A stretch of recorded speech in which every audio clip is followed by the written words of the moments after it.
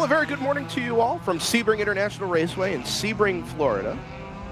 This is the World Racing League on DriversEye Live. We are set to wrap up the 2024 Eastern Region Championship, and we'll do it over 7 hours of motor racing from the spiritual home of North American sports car racing, this 3.7-mile old airfield circuit layout, conveniently located 2 hours from everywhere in Florida. Happy to have everybody's company this morning, as always. My name is Brendan Kazmarek, joined today by JT Tammy. Good morning, JT. Good morning. By Ryan West. Good morning, Ryan. Good morning. By Jordan Worth on production, who will likely chime in throughout the course of the day. Good morning. As well. Yeah, good morning. If you're here trackside, very good morning to you all as well.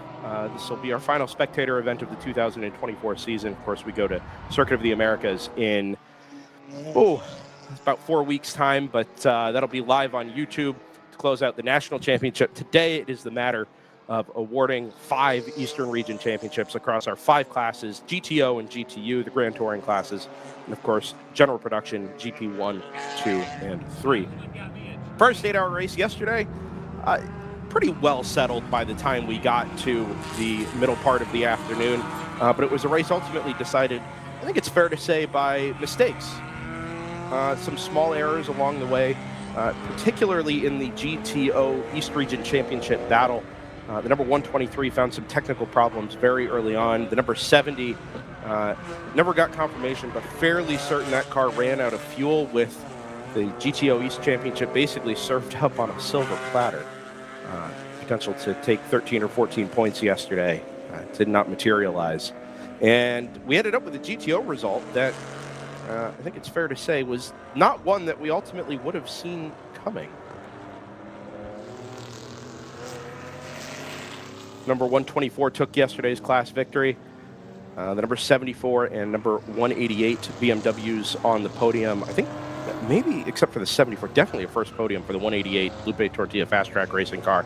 4th place result for the 909 of Automatic Racing, that much older Aston Martin V8 Vantage chassis, picking up a fantastic top 5 result yesterday. JT, general production classes, fairly well decided by the time we got to yesterday afternoon as well. Yeah, for sure.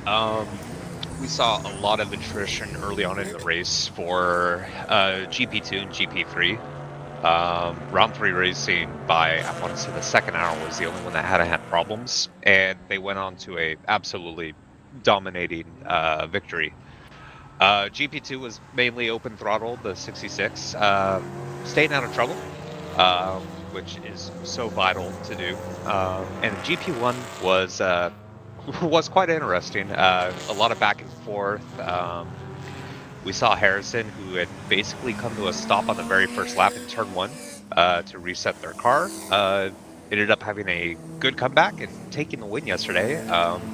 BSR Racing had some issues through their day, but they managed to salvage 2nd place. And then we got to see Blaze Racing.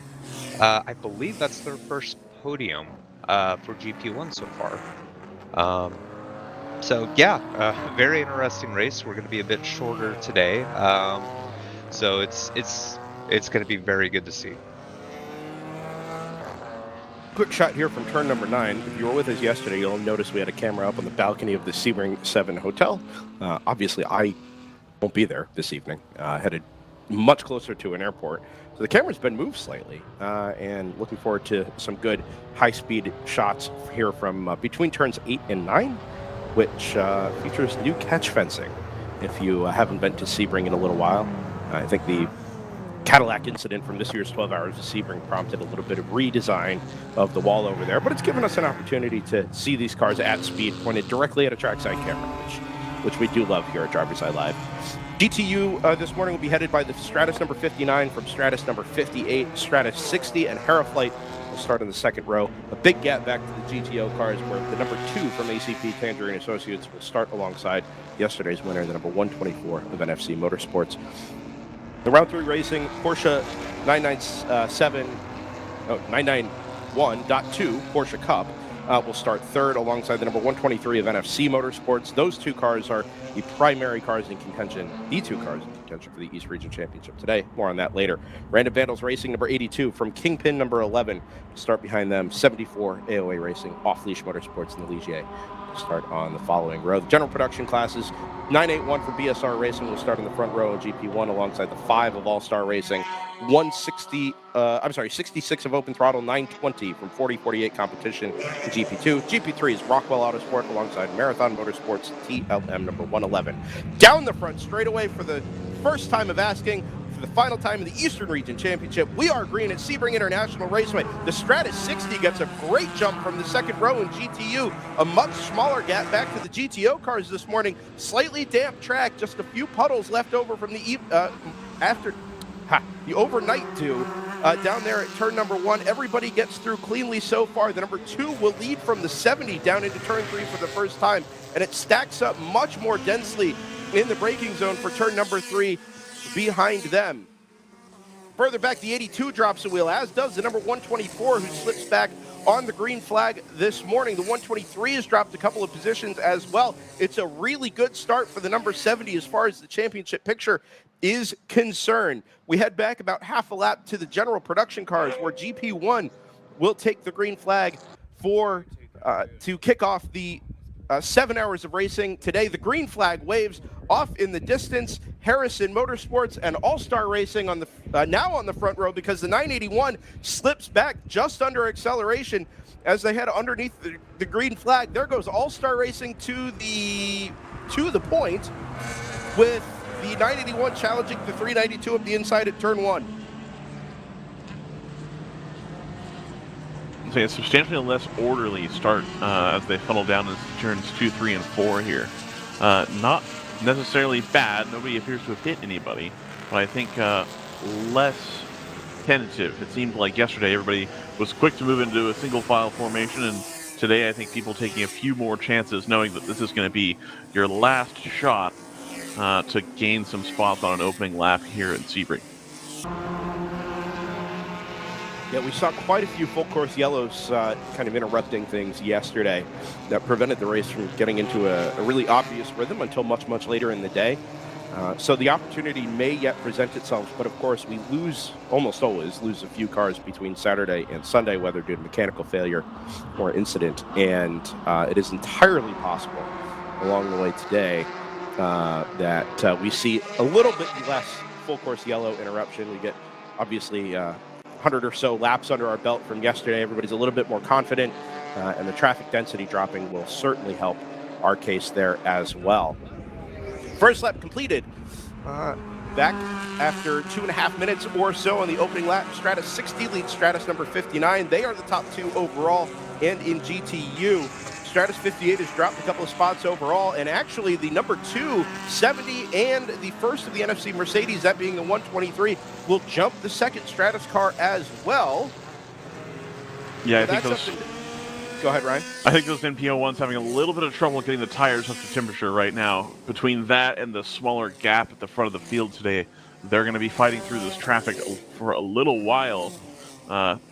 They do race together pretty effectively, so once they're side by side, I think it's a little bit more difficult for those NPO1s to eke out an advantage, just given the vast difference in how they make their lap time versus the GTO field. So this might be a headache for them that they have to deal with for the next 20 minutes or so.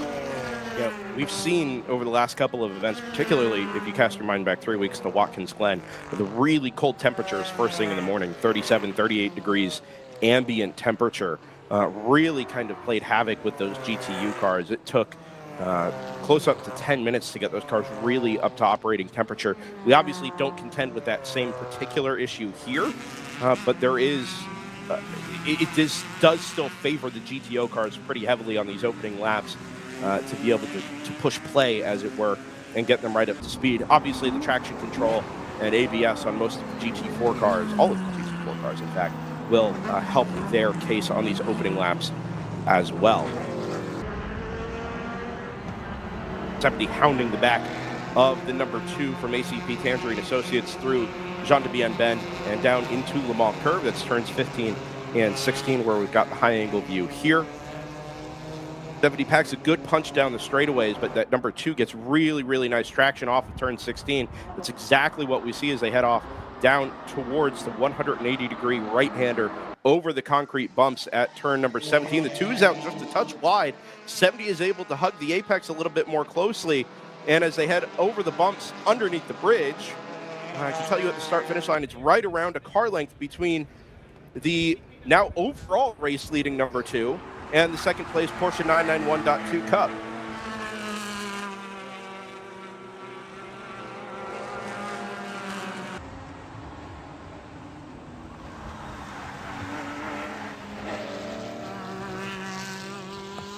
We discussed this morning, just before we came on air, some of the cars that we happen to be missing from this morning's grid as a result of some issues yesterday. I think the most obvious one is going to be the 333 from Bruce Innovations, that BMW M4 I noted on my setup lap this morning. Not only did that car get into the wall yesterday, it actually missed the tire barrier entirely and caught the Armco at the inside of turn number 1. That car has not been repaired, but the Bruce Innovations team has brought out the GP1 entry, the number 444, to get the drivers some seat time and give us another little extra fight down there in the GP1 category, which looking forward to immensely as well. Would love to have them up in GTO, but the GP1 car is a well-sorted piece of kit as well. 70 just losing touch at the back of that number 2 as they head through Tower Turn and down the straightaway that leads back towards the south end of the circuit. Actually falling into the clutches of the number 123 NFC Mercedes. Remember, that car did not finish yesterday. Despite the sister car having taken the class win and maximum points, it really meant nothing in terms of the GTO East Region Championship battle. Not a team championship as such. It is a car-specific championship. So 123 versus 70 is the fight you would have been looking for throughout yesterday. And so have we done the math on what position they need to come in order to overhaul the 123? What the situation is there? I believe it's a straight fight, Ryan. They're level on points? Yeah, national championship was celebrated by 5. They were tied going into yesterday in the GTO East Region Championship. Yeah, it was very, very close. Should get all of those things pulled up this morning now that we're off and running. Yes.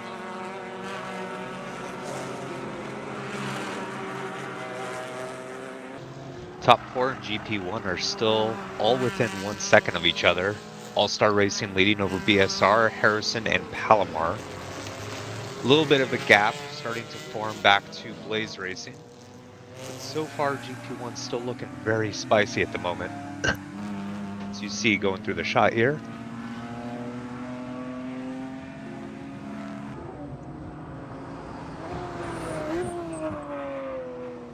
Yeah, that is a gaggle, and you've got 3 different cars there. 3 different chassis as well in GP1. We often joke how the GP classes are a spec E46 class, if you will, where just about everybody uses that same chassis, but you've got all 3 generations of BMW that are most commonly campaigned in WRL. There, in the battle for the lead of GP1, of course, the heavier, more powerful Harrison Motorsports car versus the lighter Palomar Racing car. And of course, the All-Star car coming somewhere in the middle there. It's actually leading, yeah. No, I meant in terms of the weight. pace. Gotcha. Okay, but yeah, the Cayman from BSR Racing was able to get through that and is opening up a nice gap there. They are indeed. And so, of course, coming down the front straightaway, both of those cars are able to hold off the Palomar Racing car, but I would imagine the Palomar car is going to stay nice and tight here in the twisty stuff. They can brake a lot later. The Harrison car is going to defend on the inside, but the All-Star car staying too wide ends up opening the door and letting the Palomar car through. So that's the Palomar car back up into second in line here, and they are right on the rear bumper of that big, powerful Harrison Motorsports V8 BMW.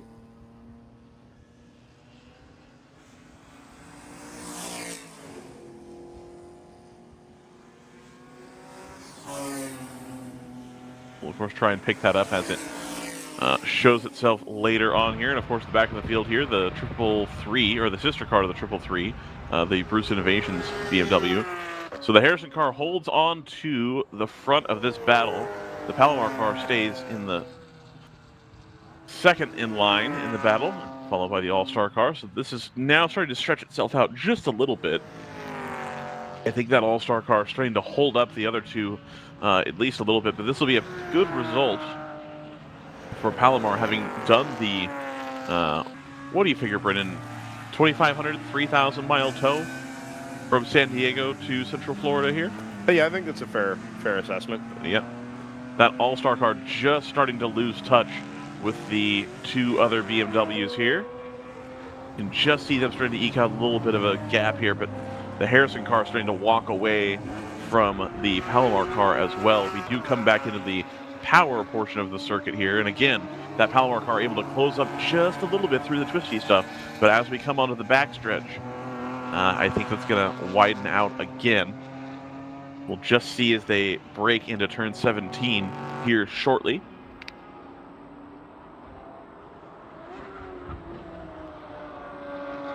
And indeed, they've lost about a car length.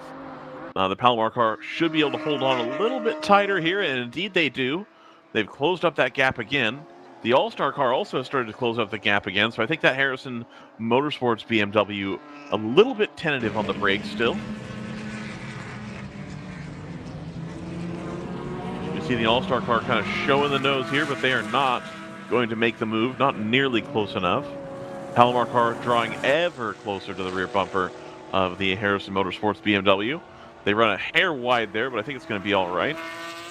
Palomar car probably not going to be able to get close enough to make a move here. That's a tough spot to make a move down into turn 3. Just not a whole lot of space to make it happen, and you have to commit quite far back given the shape of the corner. That Palomar car still all over the rear bumper of the Harrison Motorsports BMW. Now that Palomar car being able to tuck into the draft here, that big V8 BMW from Harrison punches quite the hole in the air, so you're able to get a little bit more straight line speed than you'd have otherwise, but you then have to pull out to make sure that you have the same grip level that you'd have given all the aero and suspension tuning work that's been done on that Palomar car. So the draft helps you on the straights, but once you're in the corners, you really got to find your way to the either side. That way you get the grip that you really are looking for here. Jordan briefly showed us the battle for the front of GTO as we were waiting for the GP1 field to come back into the sightline of our camera, and indeed we're back showing that here. So the two just dicing through the field. We got the 70 and the 123, the 123 and the 124 now catching up to the back bumper of the 70 Porsche. And as Brendan mentioned, that is a straight fight for one of the championships here. So that 123 car really does need to keep the 70 in its sights. Yeah, so actually the 70 was able to pick up 3 points yesterday. So a move is needed. In the end. Yeah, so it actually does. We'll sort out all the drops and everything because we kind of need to figure this out in real time. There's no automation for us like you might see on a television broadcast that shows points as they run up the inside there.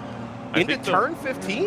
I think the 123 is going to try to show the nose here. We'll see how it's come out. They haven't been able to get it done quite then. No. That was gutsy. Indeed.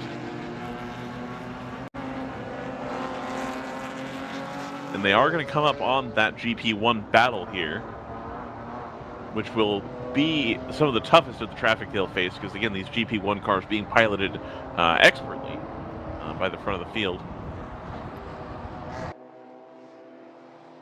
There's the 2, and then you have the 70 and the 123, and then here is the 124 taking a pretty wide line to try and get around the lap traffic.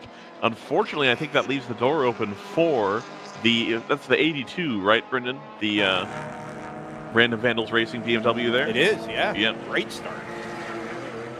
They've had a pretty good day these last couple of days. A car I think that they would tell you wasn't performing up to its full potential through most of the season, now showing itself to be a front runner here as the 124 takes another look. They're going to stay closed right up on the back of the BMW there. We have a spin. It looks like exit turn or middle turn 1. Looks like possibly a GP1 car. Oh yeah, you see it in Facing the background there. backwards, yeah. Yep, just got gets itself turned around. We have a number on that yet? It's about to come into turn 3 here. Oh, that's Lupe Tortilla. Yeah. M4. Another fiasco again. Not going to get me this time.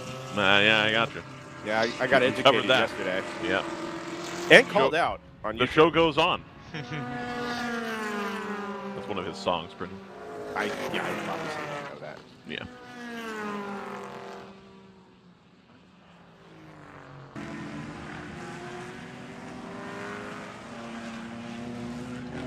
Down in GP3, currently we have 3 cars out on track as both the 75 and the 55 AOA MX-5s come onto pit road. The 85 sister car is currently leading 3/4 of a second over the 605 from round 3 racing, our winners yesterday. The 10 from Rockwell Autosport has moved down into GP3 today. So leaving GP2 just open throttle cars today. The 66 leading the newly entered 160.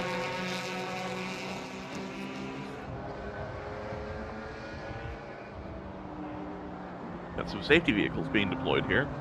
Yeah, car stopped on the back straightaway. 55, 55. yeah.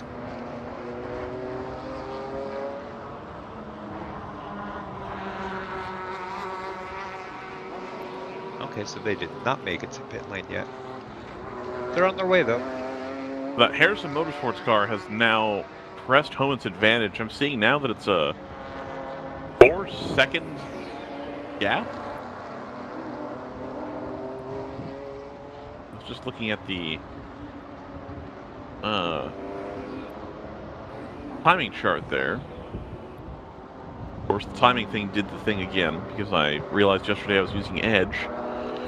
But currently have Firefox installed. It does not work on Chrome either. Ooh, Palomar pits. That's number 38 in GP1. So that would explain why that gap grew so quickly with Palomar diving to the pit lane. That has to be an unplanned pit stop with only 18 minutes into the race here.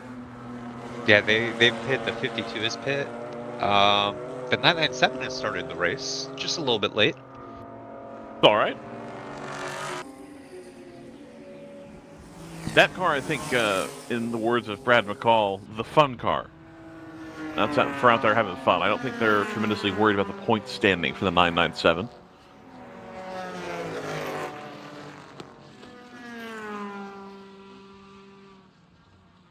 No, okay, so that's that Harrison car 6 seconds from the lead, the BSR, and then 3 seconds ahead of the All-Star Racing BMW, with Palomar having made that pit stop early.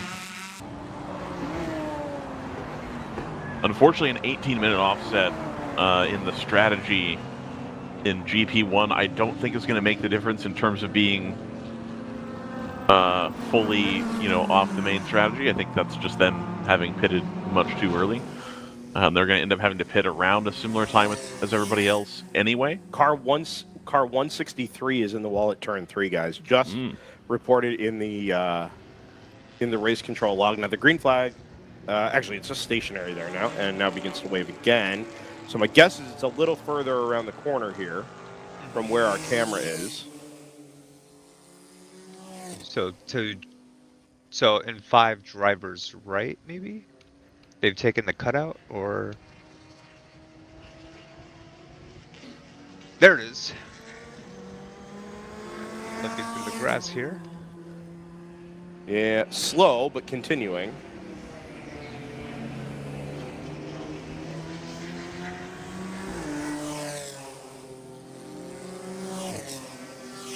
I mean, that's a relief for those looking to avoid any yellow flags, which is everybody, I would imagine.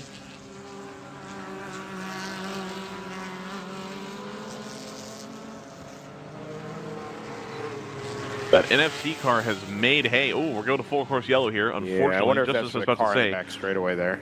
NFC had passed the 70 and closed up to within 7/10 of the number 2 on the back of their 2:17.2, which is the fastest lap of the race by far in GTO.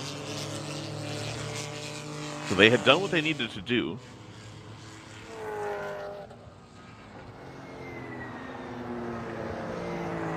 So this is both good news for the 188 Fast Track Racing and Palomar, the 38 GP1, who are already on pit road for unscheduled service.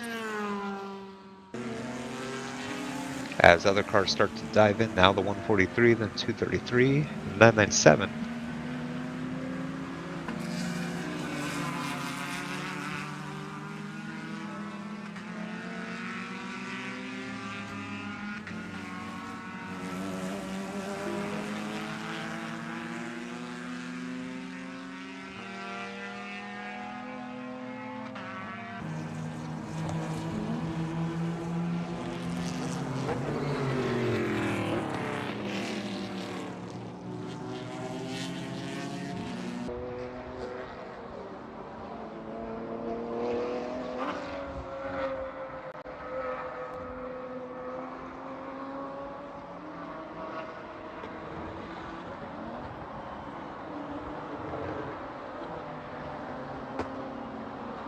So we're going to get the safety car to come out here, and it's going to pick up the lead number 2 ACP Tangerine BMW.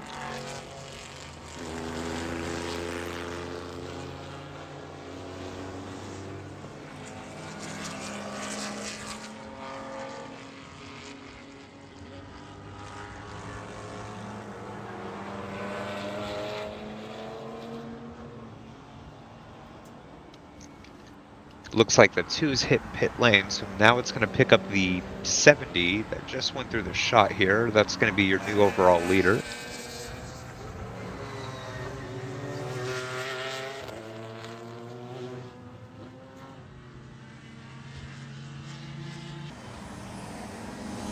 So it's looking like half the front runners have decided to pit right now for fuel. Top off. That's going to be number 2, 123, and the 124. Looks like all 3 of the Stratus NB01s in GTU are on a pit lane.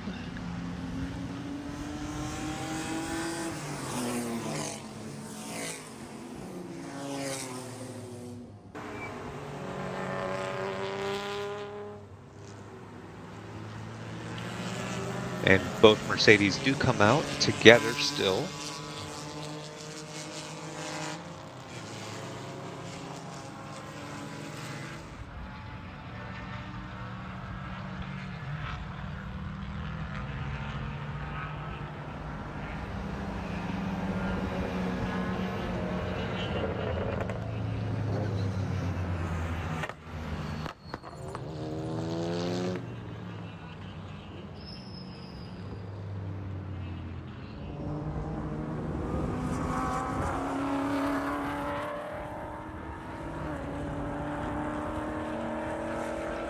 Trying to see here if the 981 may have been split from the 5 by the safety car. That would be big. Extremely unfortunate. Yes. For us. I guess if you're in the 981, it's about as good as it gets. Yeah, I think that's about where we were in the traffic, honestly, because they had just started to catch the Harrison car.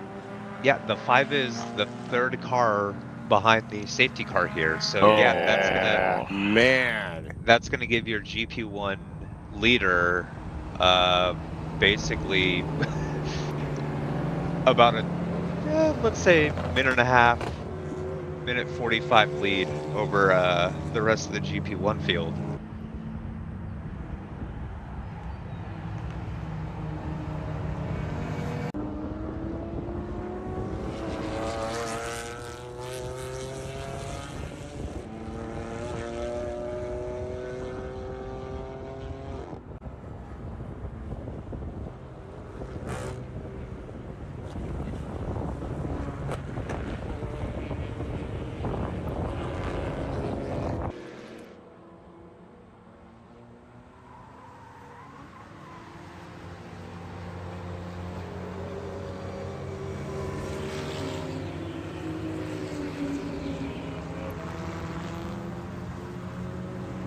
We're about to hit 30 minutes in to the race here from Sebring. We're hoping again to keep these yellows to an absolute minimum wherever possible. Of course, sometimes that can't be avoided. As we were just mentioning, the timing of this yellow really disrupts the what was a pretty close battle in GP1.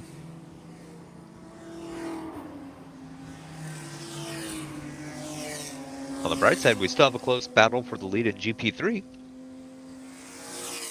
That is true. And of course, GTO and GTU. Unfortunately, as we went to full course yellow, the fight in GP2 between the sister cars from Open Throttle expanded just a bit over 20 seconds. That one going to the favor of the 66, which was your winning car yesterday in GP2. And then you've also got the 160, which I believe is the 5 Series. I think I saw that at the tail end of the field as we were coming to green. Yeah, unfortunately, the 4048 BMW, Connolly's BMW, and the 41 Rockwell just not taking the green today.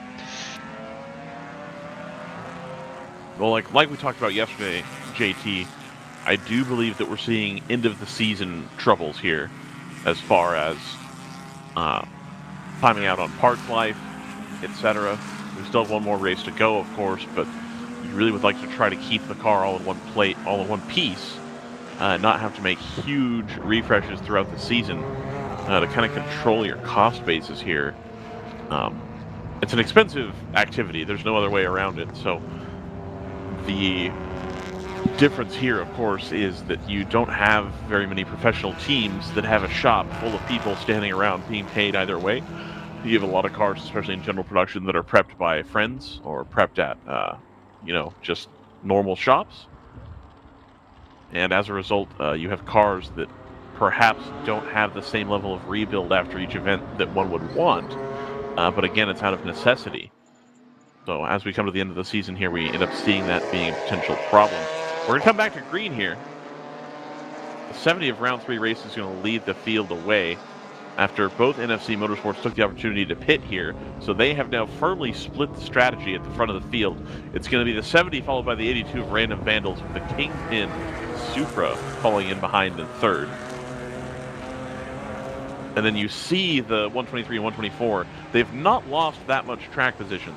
They have lost the ultimate track position by no longer being at the front, but they are still well within the reaches of the sort of GTO peloton here. Yeah, so they topped off. They have a lot more fuel now, whereas they only surrendered a handful of positions. So those cars came out 9th and 10th overall.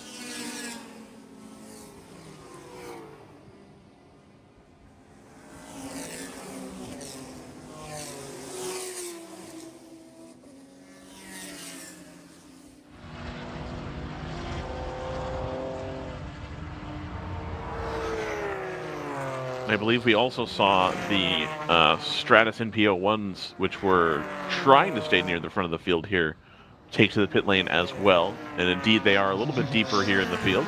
But all three are literally nose to tail. Yep. So indeed, this yellow isn't going to help them in their quest to get back to the front of the...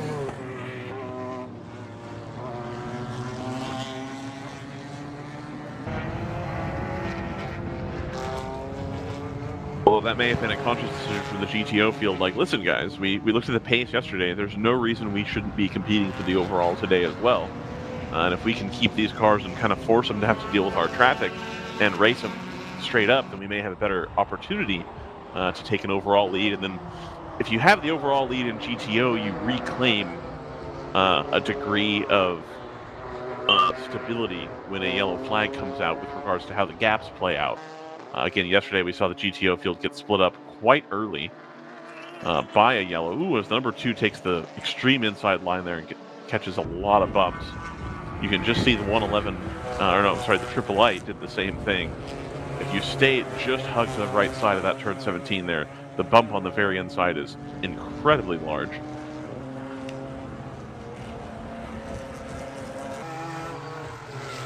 The 70 able to click off a 2:16.8 there at the front of the field. I believe that's the fastest lap they've set this weekend. Puts about a 7/10 gap on the number 82. And they're going to try to continue to eke away here at the front of the field. Although the 123 and 124 already starting to make quick work of the traffic, having been back in 10th position. They're coming up on one of the TLM cars here. I think they'll be able to dispatch it relatively quickly. And here comes the All-Star. We were just seeing at the back end of that frame the All-Star number 5, which was involved in that deep battle at the front of GP1. Again, now separated substantially from the leading Porsche Cayman in the slower class.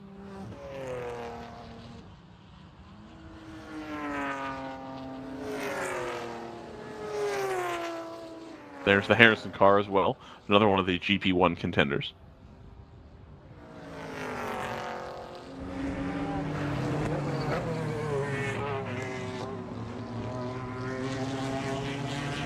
So after that yellow, we see the importance of trying to stay up with your lead battle in class, especially when you're not the top class. It's easy to have something like this happen. I'm referring to the GP1 situation here. Easy to have something happen when you let the leader kind of check out from the battle for second, third, and fourth. If you end up with a safety car like this, it does split the battle a little bit. So as much as you'd like to say, well, it's a 7-hour race, we don't need to hurry, we can let the race come back to us by just being consistent, saving fuel, etc. Unfortunately, not a lot to be done when you leave a big gap like that and the safety car happens to come out while you're interacting with the sort of overall race leader. When that's among your battle, you start to be a little bit concerned by that.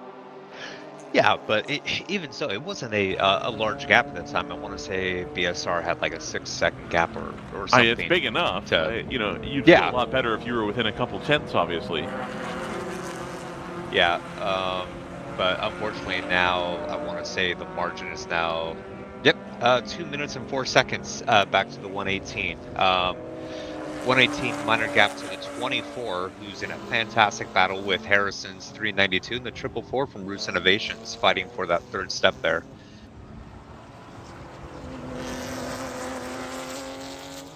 That Bruce Innovations car, of course, no doubt pressed into service after the 333 impacted a wall and broke at least one of the many heat exchangers on the front of one of those GT4 BMWs.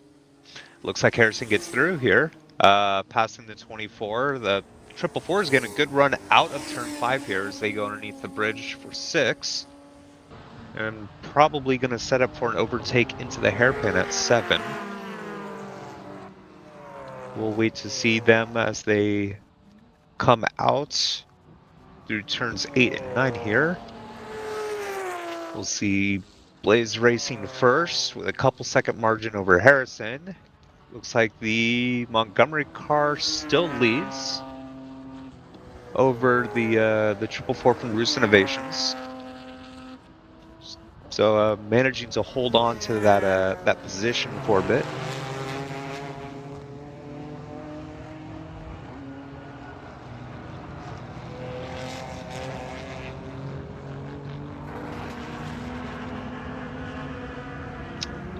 In GP3, meanwhile, looks like the Porsche of Round 3 Racing, the 605, has gotten past the 85 of AOA.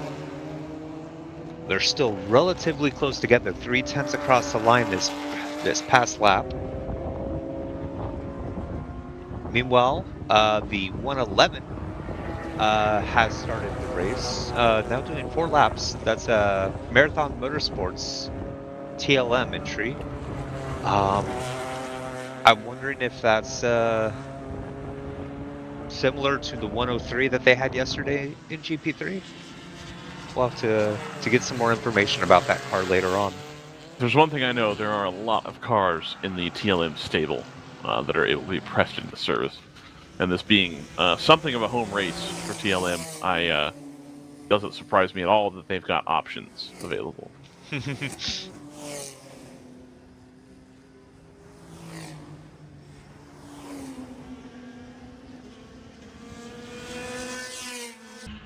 Brendan, of course, steps away here.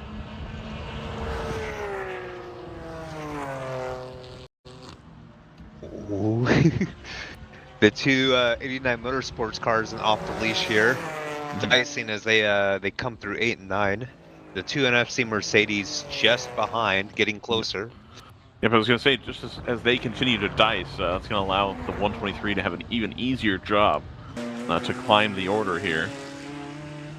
And that's going to put them, you know, the 89X and off leash, that's the battle for third right there. So if the two Mercedes can get through this battle, that puts them more or less right where they were just before the yellow came out. They had worked their way into the lead, of course, but they had been in that kind of third, fourth position right up until the yellow had come, and they had kept the lead for some time.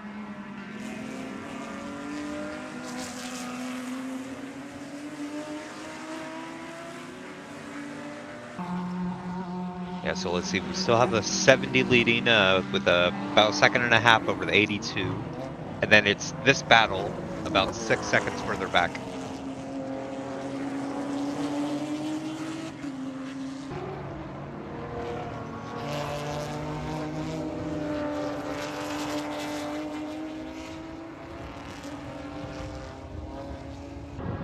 Fastest lap of the race for the 82, a 2:16.7.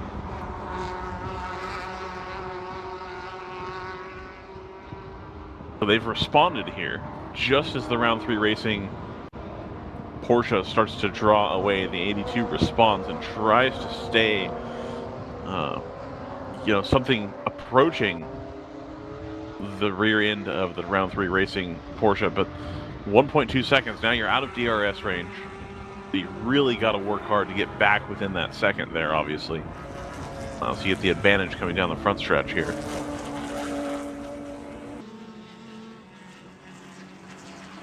Uh, 85 has got back around the 605 in GP3 for the lead of that class.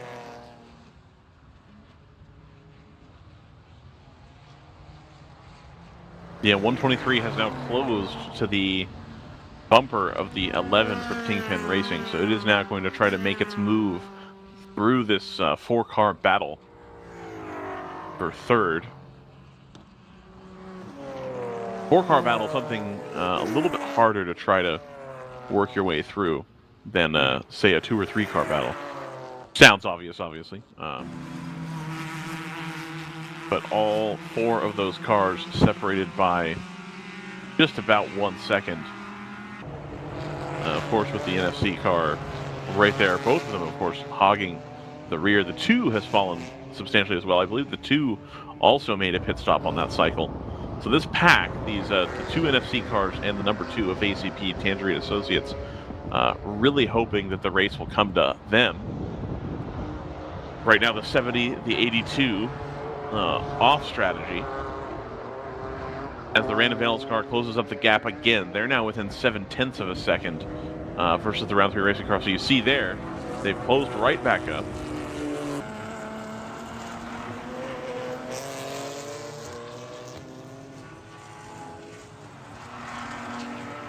I don't think they'll be close enough to make any meaningful moves here in the first half of the lap, but as we come around to the back end, I think they will be close enough to get a good drag on the 70. The 70 just able to launch out of the corners a little bit better here. You would expect that, given that the engine in a Porsche 911 sits right over the rear axle versus a BMW where the engine sits over the front axle. So they're able to put down the power a little bit earlier on corner exit. But the car, of course, a little bit sharper on turn-ins. So you have to be a little bit more careful on, whereas that BMW has a more neutral, more stable corner entry and mid-corner attitude. Which is better, of course, as a matter of driving preference, both, although it's generally thought of, JT, that the Porsche is a harder car to drive, but perhaps ultimately faster, especially in mixed conditions or in places where the surfaces are not consistent, like at Sebring, for example. Yeah, and the characteristics of the Porsche is going to be a bit more amplified because of the tires that they are running in WRL. Indeed.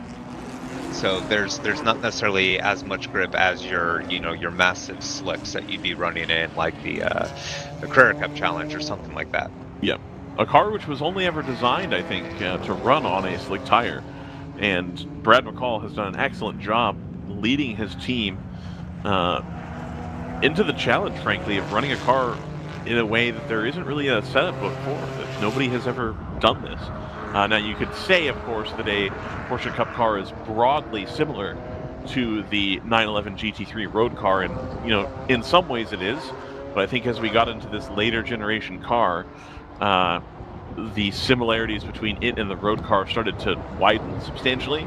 Whereas I think the 997 Cup car, which is the number 997 here, is slightly more similar to the road car in that regard. So there's a little bit more info and knowledge on how to make it really work on a street tire. But the 70, as I mentioned, more of a hardcore race car than the other.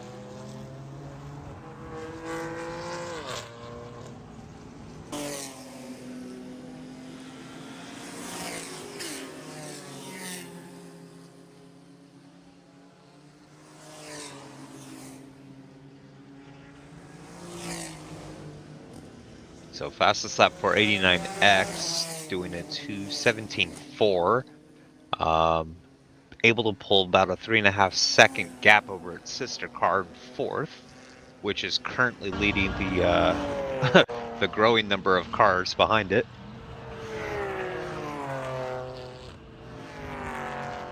That's not exactly what you want to see if you're in the 123. You want that car at the front there to continue to slow down and gum up the works here, so you can try to get around a little bit easier. And indeed, they're going to. That number 2 was closed right up on the rear bumper of the 123. The 123 might have to be playing a little bit of defense here,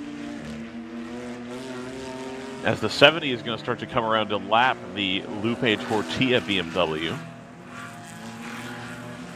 We're just going to see that battle come onto frame here shortly.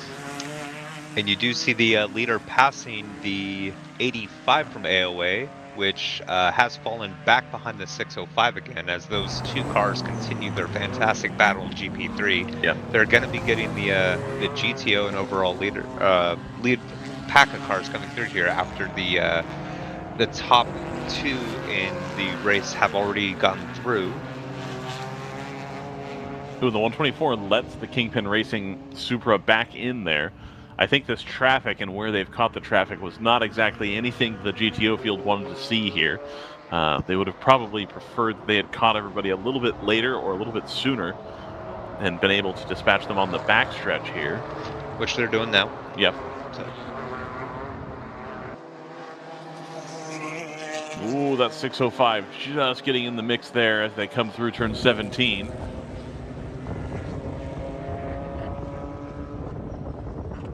So we've still got both Aston Martins as well as the off-leash motorsports car leading the 123. That 89 of 89X has sort of increased its advantage here. They're about 3 seconds ahead of this battle, now the battle for fourth, and it's the battle to see the 123 fight its way back through the field after having taken an early pit stop under full course yellow. Yeah. So the 2 has gone around.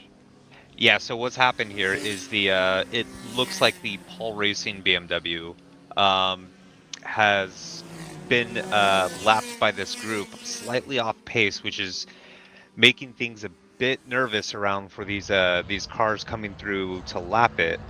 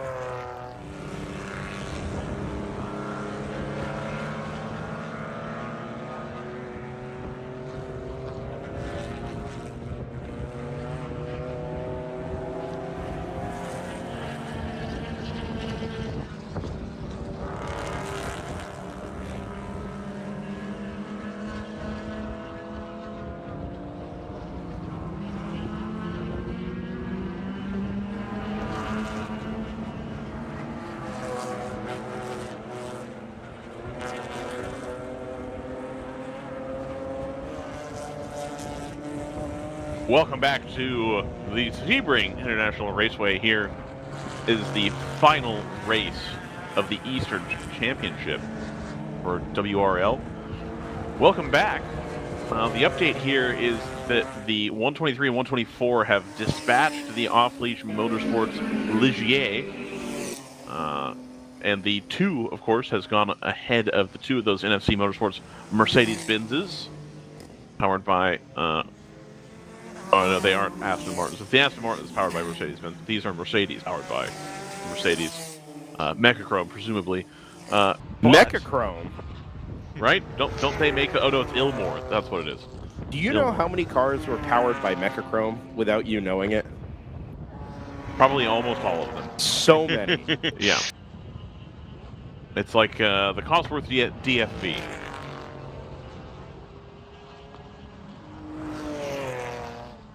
No? Anyway.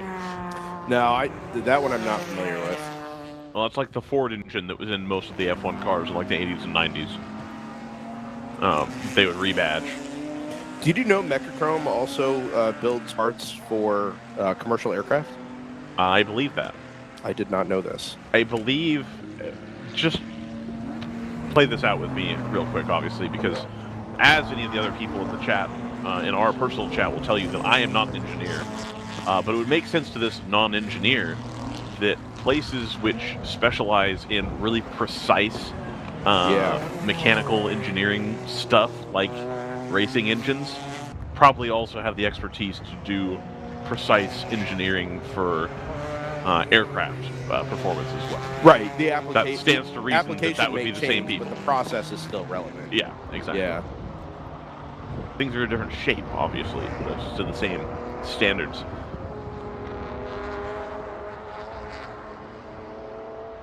You know they built all of Renault's Formula One engines as well? Everything That's what Renault I was thinking. Was all Mechachrome. Yeah. Oh boy. Welcome to the World Racing League, powered by Mechachrome. Powered by Airbus.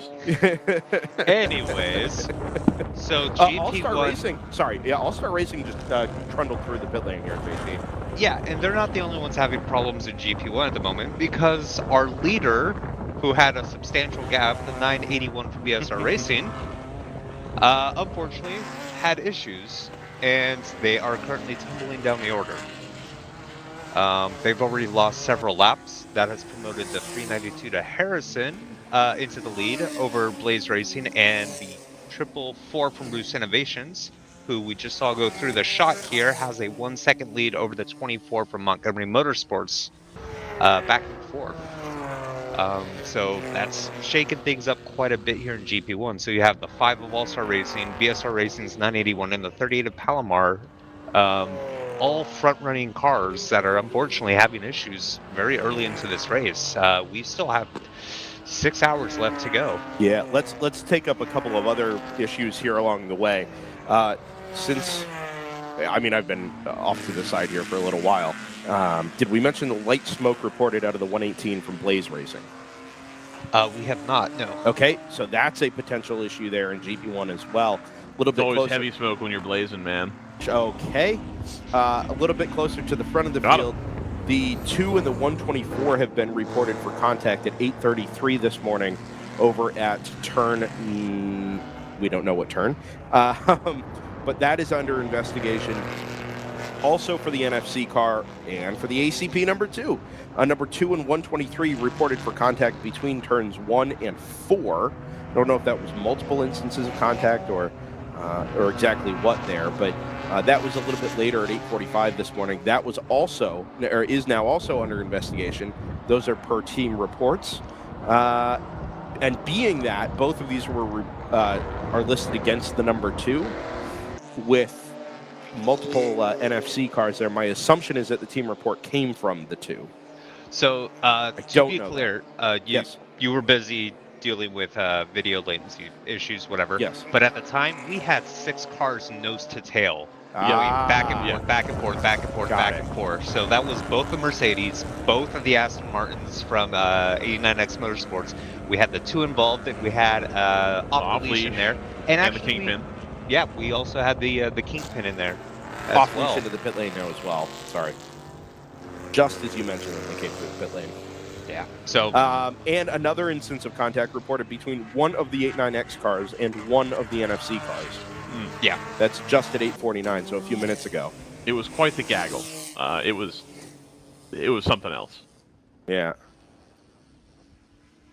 That's now, of course, fizzled out somewhat. The gap's now starting to be normalized. A little bit more space for everybody. Yeah. 82 is in the pit lane now as well. They had closed up to within 0.6 again of the 70. I don't want to be that guy, but I feel like if you're at the 70, you should probably think about hitting for some fuel right about now. Yeah, I mean, essentially the 70 got bailed out yesterday. Well, there's two ways to look at it. You could say, well, you had the opportunity to make maximum points while the 123 was, down the order, 20 laps behind, and you failed to capitalize on the opportunity. The other way you can put that is, well, if you were going to make the mistake and run the car out of fuel anyway, you got bailed out by the 123's bad day in terms of the GTO championship, right? Correct. However you want to look at that is up to you. The reality or the end result is still the same. Round 3 Racing only picked up 3 points, and they cannot afford to not have basically a perfect day today. The NFC has nothing to lose, right? That 123 needs to go for broke and win the race, right? Or be very, very close to the top of it. That 70 car can't afford to lose 3, 4, 5 laps from basically what amounts to an unforced error. Any type of unforced error. So,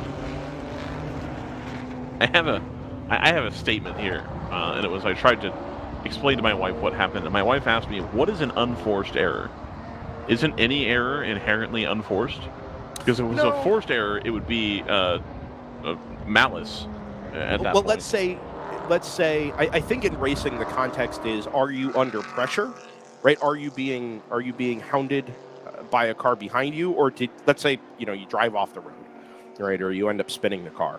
Is it because you've been put under pressure from a car behind you, or because you're trying to catch a car ahead, or are you cruising and you ended up 3 feet wide and out in the marbles? Yeah. Sure. I get the sentiment, but I think context matters in motorsports. I agree. Right? Did the 70 run out of fuel trying to cut out a pit stop and stretch because that was their only chance of winning the race? The answer is yes. You'd call that an error in judgment. If the answer is no, and you're not under pressure, you're just out there cruising around leading the race, I would call that very much an unforced error. All right. IMO. But I get the point. And it is a fair one.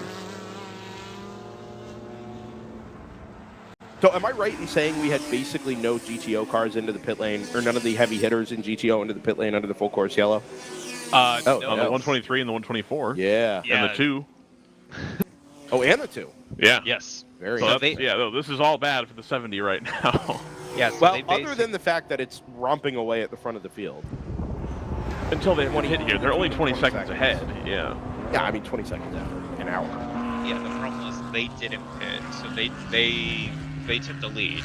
Yeah. But the issue is the cars pitting only fell back to 9th. And they stayed close. Yeah, okay, that's fair enough. They've worked their way back up to basically where they were before. Yeah. I believe the 123 had been in the lead for about a lap, maybe 2.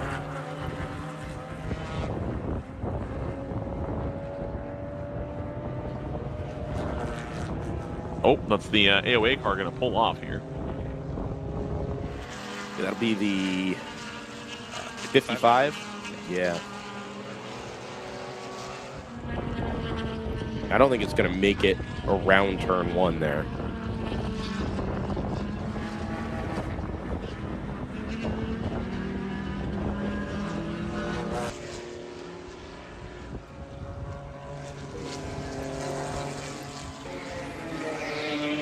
Hopefully they're gonna use the cutout there if needed, otherwise get going again.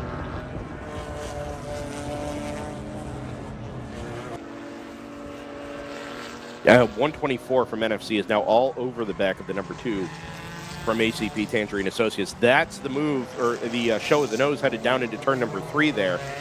Get them as they make the right and then left into turn number 5.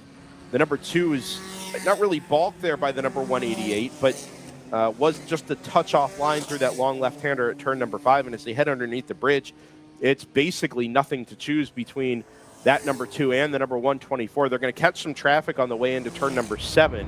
Shot has gone down just apparently at the moment. We'll catch them out at turn number 8 and into 9. Banging up through the gears through the Fangio chicane. 2 goes to driver's left, up the inside of the number 188. Some M4 action there, and then the 2 Mercedes directly behind.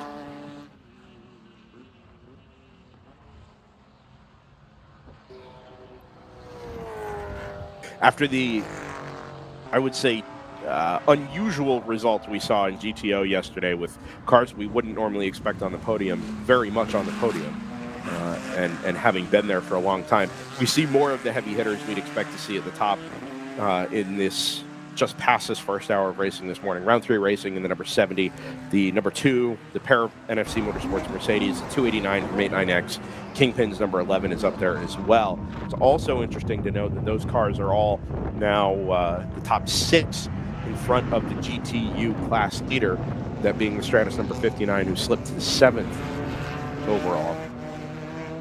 Currently 17 cars on the lead lap. I'm sorry, 19 cars on the lead lap, all the way down to the chrono competition number 30, BMW M4. White flag is out here at the start line, stationary white being the signal for a safety vehicle or otherwise slow-moving vehicle, and my assumption is that they are out on course to recover the stopped number 55 AOA Racing Mazda MX-5 down there at the outside of turn number 1. Okay.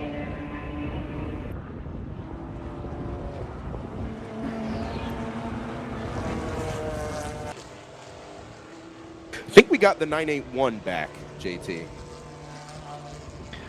That would be very good. Actually, no. It's so it was a 16-minute lap, which would have been its lap through the paddock and stationary in the paddock as well. It came past start-finish, and then it doesn't look like it's come back around. So either they sent it down the pit lane just to test it, or it came to its pit stall past start-finish and hasn't continued from there. I just can't see quite far enough down the pit lane to be able to tell. Yeah, it's a bit worrisome to see a significant amount of cars in GP1, unfortunately, not out on track 1 hour into this race. Yeah, and I mean, all of the quickest cars are Harrison and Blaze from yesterday, right? The 5, the 981, the 38, the 45 were all inside the top 3 at one point or another and going very, very rapidly, and they're all stationary. Yeah, and we're not seeing today PC racing either. Unfortunately, they've not taken the start. Yeah. Worth noting, the 70 has been into the pit lane now, so after an hour and 5 minutes, including a full course yellow, they've cleared the safety vehicles, but that was a little bit of an awkward moment. They're headed out of the pit lane.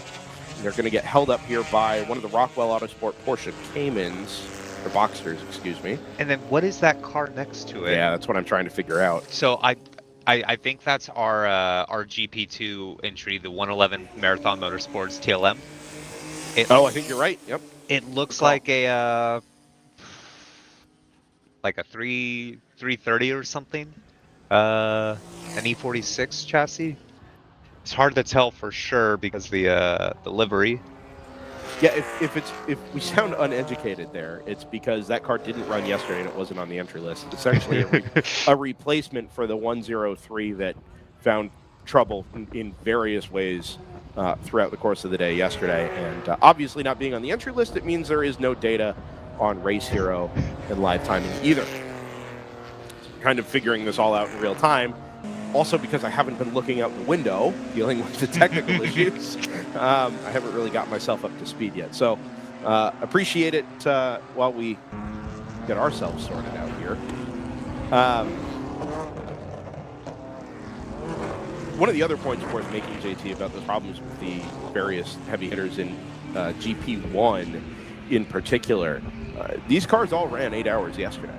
I mean, we talk about the 12 hours of Sebring as being, tougher than Le Mans or Daytona in terms of what it does to cars mechanically. First off, whenever IMSA or other top-level series run here at Sebring, they're not doing 2 enduros back-to-back.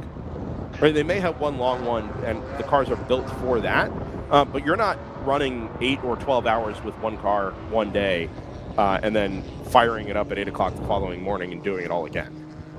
Right? Yeah. It's not being asked of those teams, cars, and drivers. The second part of that is that even if they were, we're not dealing with anything like the same budgets that you would in that level of motorsports, right? So there's no opportunity, not no opportunity, there is reduced opportunity to tear a car down, replace all of the consumables, tighten everything back up, give the car a good, thorough check before you send it around arguably the world's most mechanically demanding circuit. You may take time. Obviously, you'll do brakes, and you'll, if you need to make any setup tweaks, you'll make sure everything's tight again. But there's really only so much you can accomplish in a night at a racetrack away from a shop, and you're still otherwise asking these cars to do 15 hours without a rebuild. Again, around I think what would widely be considered the most mechanically demanding circuit you'll find in the world.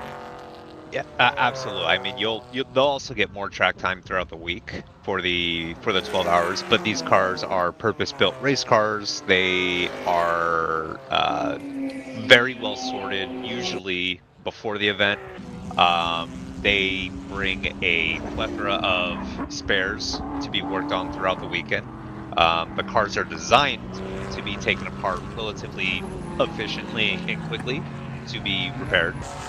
Whereas, these production-based cars that we see in WRL, a lot of them, with the exception of like your GT4s, are customer-built cars. Yeah. And, they'll be prepped before the event, but once you come here, you definitely are a lot more limited in terms of what you can do that is time efficient. Yeah, I mean, we kind of had that discussion with Scott Mann yesterday, right, where they didn't anticipate having to do brakes at all yesterday. Ended up choosing to do one out of the two fronts, choosing to do the left front and save the time on the right front, believing that it was going to make it to the end of the race. And those are just the consumable parts, right, that you anticipate having to change in between, two pretty grueling enduros.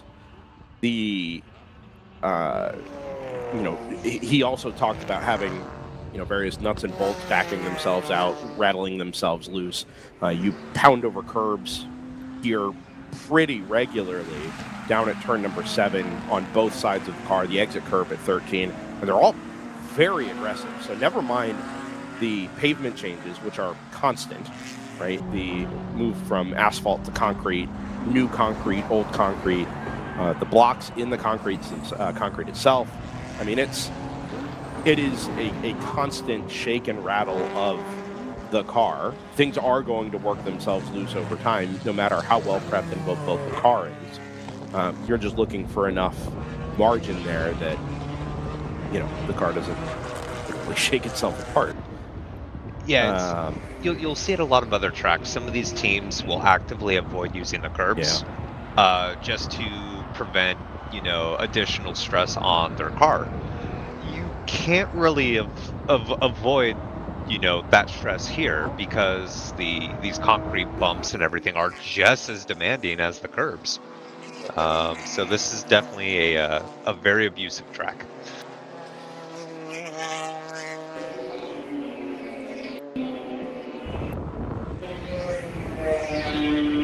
And front of the field, still the two ACP Tangerine Associates leading over the pair of Mercedes, the 123 and the 124.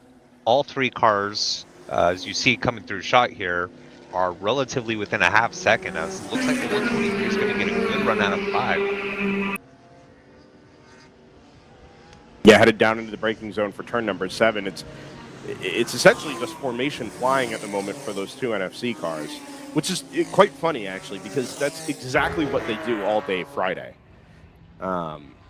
We obviously don't live stream our qualifying and practice sessions on the Friday, but in particular the extra HPDE sessions, you'll see those two NFC cars running around basically nose to tail, either looking for tips or for guidance, or with a coach in one car and the customer, let's say, in the other, the car owner in the other, provides an opportunity to do some live coaching, like out on circuit. Never mind poring over data, sitting in the trailer or underneath the canopy. But to actually see the dynamics of the car, see the braking points, and to be able to kind of lead the second car around if you are the coach, and show just what the car is capable of.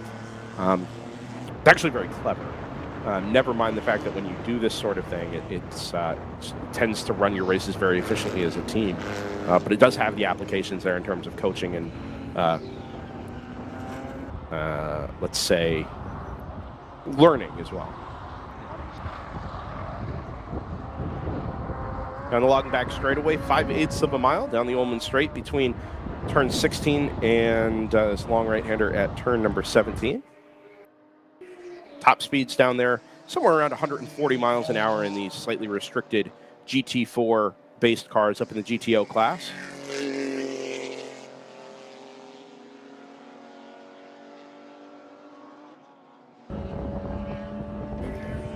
One of my favorite corners in American motorsports. Turn 17.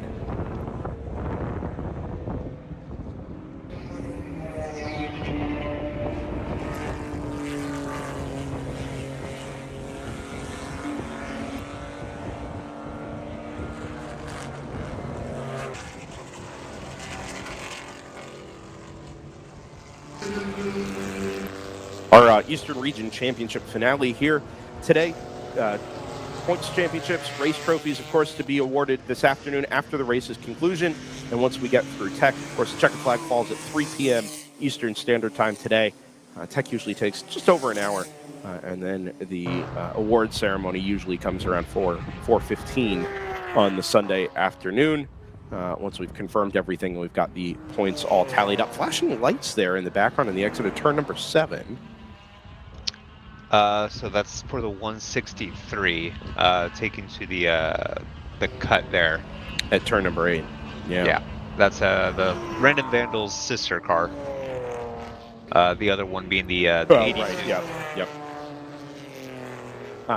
The Eastern Region Championships being awarded today. Obviously the most significant racing championships awarded on this fine Sunday. I think it's fair to say.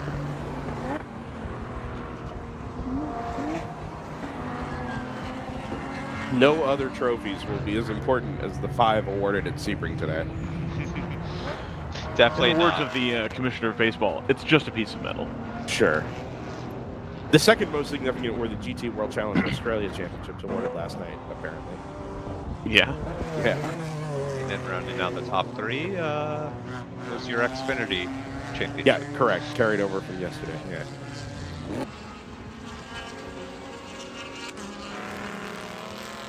Yeah, a lot of the drivers will use the Xfinity Series or the Cup Series to prepare themselves. WRL Exactly for the final race of the WRL calendar at Circuit of the Americas. We've seen several of these stock car drivers come to WRL, preparing all season long for the event. Yeah, I mean, remember back, we got Austin Dillon, Kyle Busch. Well, he's banned, of course. Well, we're not. That's not a thing we're discussing here. I'm not sure that that's true. I am sure that it's true. Okay. Yeah, famously threw a temper tantrum at the end of last year's WRL at Coda race. Not out of character. His most widely known bit. Daniel Suarez has also run the Cup Series there at Coda to help prepare for his various appearances in the World Racing League. Yeah, not on the entry list this year. Those Austin Dillon Motorsports. That was awkward. Down into turn number 3. Those Austin Dillon entries. I think, in some ways, the extra boost is nice, right? It felt very sort of Thunderhill adjacent, where it turned the last event of the season into not quite an all-star race, but you got little extra flashes along the way of, hey, this is still something pretty cool, it's unique, and racing drivers are going to be racing drivers and come out and play if they get the opportunity. The other side of that is, well, it does detract a little bit from, the teams who have been present all the way through the championships. The 70 goes up the inside of the 909. building back up towards the front of the field, having completed its first pit stop. Now, a minute and 23 seconds off of the race-leading team, ACP Tangerine Associates number 2.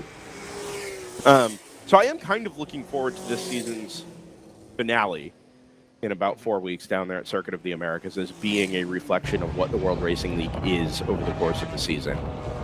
Nothing says it has to be or it's better if it is or isn't, but it is a little bit of a departure from what we've seen in the past. Still have expected 90 cars on the grid based on the entry list as it stands. And yeah, very, very much looking forward to awarding the national championships down there in a way that is, you know, exactly what we've seen in the World Racing League all season long. It is the premier December amateur level endurance race championship race. I think it's now the only. Indeed. Yeah, They've I killed. don't think there's any more competition there. They killed the 25 Hours of Thunder Hill. Yeah. Rightfully so. We were just ahead of our time, really. We were. Apparently, we're the kingmakers. Some have said they haven't. What's a lot of people actually are saying it. I don't know about that. What's actually happened with us here at DriversEye Live is if you haven't been along for the ride of the World Racing League, we were first invited to come be a part of the then U.S. Endurance Championship event. Oh, doors open there on the open throttle BMW out of turn number 17. Yeah, it is. Is that the 160? No, that's either the 63 or the 64. 64 as it comes across start-finish line here, so that's your 4th place in GP1. Another one in GP1. Oh, green flag's out here. This car spun in the background. Oh my god, yeah. We have that. Hey, there's 2 of them there. Cars. Is that the 6? That might be the We have that camera, 63 and the Okay. and a GT4 BMW by the looks of it. I think that's either. Well, it could be any number of cars. Could be the 30. Could be the 82. It is the 82. Ooh. Wow. Now reported as the Random Vandals Racing number 82 BMW. That car was top 5, top 6 yesterday in GTO. Full course yellow immediately. Yeah, yeah, and no surprise there. 66 was the other open throttle car. Oh no, that was your GP2 leader. It's all come a bit unstuck here. An hour and 20 minutes into the race. Full course yellow is out. We'll go retrieve the race leader with the safety car. Car's into the pit lane already. Go ahead, Ryan. Might this be a good time for an ad? It will, but let's let this kind of sort itself out. Oh, we haven't got... That's very interesting. Okay, now we're back to full course yellow. Yeah. That was very odd. Weird timing thing. Yeah, I was going to say, I didn't see... The start-finish line was still showing a green flag, which is quite right after the incident, but as soon as we go full course yellow, that station should obviously display the double yellow. There's no green flag to be displayed there. And even though we got yellow on timing, we didn't get it at start-finish. Now all is correct, and it all reflects the neutralized condition of the full 3.7-mile layout here.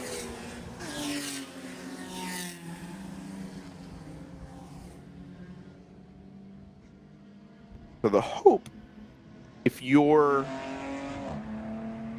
Let's ask some questions here. Everybody should be in, I think, particularly in GTO. Actually, I think everybody should be in. Even the production cars are nearing the end of a full stint, whether they pitted under the first full course yellow or not. If you're the 70, do you pit here as well, or do you try and get the track position back? I would pit. Right now, I would pit because they're coming through 17 now. No, I think they need to wait, actually. I think they need to wait till the pack queues up so that they don't lose the lap. So I believe the pack is queuing up at the moment because the safety car's already left pit lane. So right now, you would have your leaders coming behind the safety car. They're having to slow down. Have we picked up the leader? And they're going to have to come in. Whereas if the 70 was able to come in splash before the safety car came out, I don't think we've picked up the leader. I think the ACP car, along with the pair of NFC Motorsports Mercedes, just came through shot here, headed into 15. Oh, did they get by? Yeah, they did. Yeah, that's so right. that's what I was saying there. I think if the 70 were to have pitted there, under the first, at the would've. first passing, Yeah, you're right. The chance was there that they were going to lose the lap. So you're going to end up at the back of the queue basically anyway. There goes the safety car through shot here. Yeah. Okay, interesting. So yeah, they're what's gonna happen here? So the twos hit pit lane. We're waiting to see if the Mercedes are gonna come into pit lane here. Otherwise, it's gonna be possibly an FC to be picked up. Yep, both Mercedes down pit road. So this is gonna be a bit confusing in terms of who the safety car is gonna pick up. Just for those who are wondering, driver is out of the number 82. We actually had an onboard for them over on YouTube, thanks to their Sentinel encoder. It's private link, so we can't use it in the broadcast, but essentially tried to scoot it up the inside of the open throttle car after the bridge and move up to as far to the inside as he could get. The 66 kind of diamond the corner off and caught the 82 in the left rear and sent them both at some velocity into the tire wall there at the exit of turn 17A. Driver's out of the car and appears to be all fine. Also cleared the circuit, so we really shouldn't have much to do there at 17A other than to repair the tire wall and get the conveyor buttoned back up because it did tear the conveyor away from the tire bundles themselves. So we'll have a little bit of work to do there otherwise. Meanwhile, we've got pit stops from basically everybody in GTO. The top 7 have all been to the pit lane this time around. 70 will be catching the queue at some speed. 70 comes through again. out. Yeah. I don't know about that. Then it's only been 8 laps, but I think if you're the 70, because you're already kind of in championship position there, you just mirror whatever the NFC car does, right? You put yourself in the same strategy as the 123, you know the pace is there. As long as you can keep yourself within 2 or 3 positions of that car, you're going to be in a favorable East Region Championship position at the end of the day. I don't really think they have much to lose. Yeah, no, it just, unless you're counting on more yellows, it's a very quick pit stop to get in a couple gallons. And I mean, chances of more yellows are high, I would say. It's not an unreasonable expectation. The question is, do you get a yellow within the next 40 minutes, 45 or so minutes? I just don't see much reason to risk having to make another green flag stop. I mean, it only takes something going wrong, you know, that costs you 20 or 30 seconds before you're on the wrong side of the lead lap. Well, I'm not the engineer.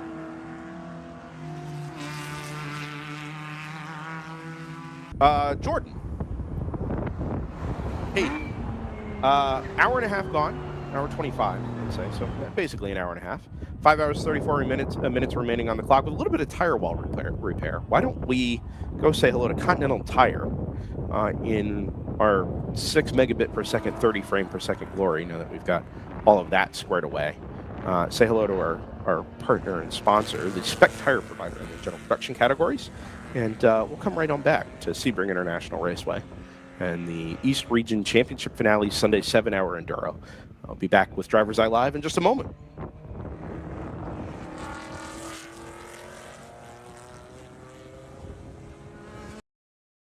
You can feel confident Continental is the smart choice in tires. Can they handle extremes? Yep. Tested from the Texas desert to near the Arctic Circle. Really? Really.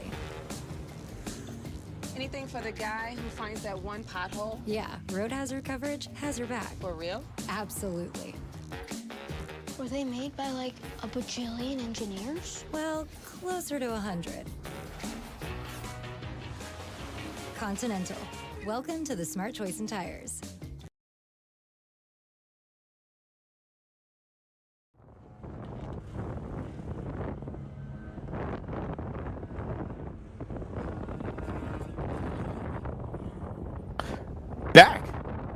in Sebring, Florida, at Sebring International Raceway. Mostly clear skies this morning. Pretty violent departure from what we had around this time yesterday, where we clouded up fairly quickly and then ended up with some rain showers before we really even got to noon. I would say overall a much prettier day. Headed for 85 degrees. Fine Central Florida sunshine. I don't know, is this still Central Florida down here, Jordan? Yeah. All right. Not really sure once you leave the metro, you know, the I-4 corridor there. The end of Central Florida. This is the southern terminus of it. So are we approaching the Everglades here, or is this like its own sort of thing? The Well, Highlands? this pretty much used to be the Everglades, yeah. Yeah, okay. Fair. Yeah, I've just never really known how to refer to this particular area. Extreme southern Central Florida. Okay. Nice. Yeah. Isn't that a university? Extreme southern Central Florida? UESCF? Yeah. The University of Extreme Southern Central Florida? I think so. Anyway. My name's Brendan Kazmarek, and we're joined this morning. I'm joined this morning by Ryan West, JT Tammy, Jordan Worth, the voice of our producer, the professor. This is a DriversEye live production. Happy to have everybody's company along for the ride this morning. Hope you're enjoying your Sunday morning. A little bit of coffee, breakfast. If you're trackside here with us, the sunshine, the warmth, decreasing humidity. Does it get any better? On board with Craig Lowndes here. Triple I? Yep. Yeah. Did we ever explain that joke to David or no? Because they had sent because they had sent an email at one point, like explaining what the 888 car was, and the sponsor, and then he made some comment about, but you guys always call it the 888, like they didn't get it, and like I don't know. It also strikes me as the thing that if we explained it to David, he wouldn't think it was that funny. I don't think it came from David, did it? I thought it did. I think it came from the O'Shaughnessy family. Oh. Yeah. Well, I don't know if I mean, with a name my like assumption that, of the car they should owners, know. but I don't know. Yeah, no, fair. In fairness, the bit really isn't that good. It's just like a compulsion, you know? It's hard to not do. If you're wondering why, we might as well just say it. Like, if you're wondering why, it's 888 engineering is still, I think, the forefront or the forerunner in car preparation and team management in the Australian Supercars Championship. And in the era where Brendan and I had ample time to watch racing, they were the dominant team with two of the most dominant drivers.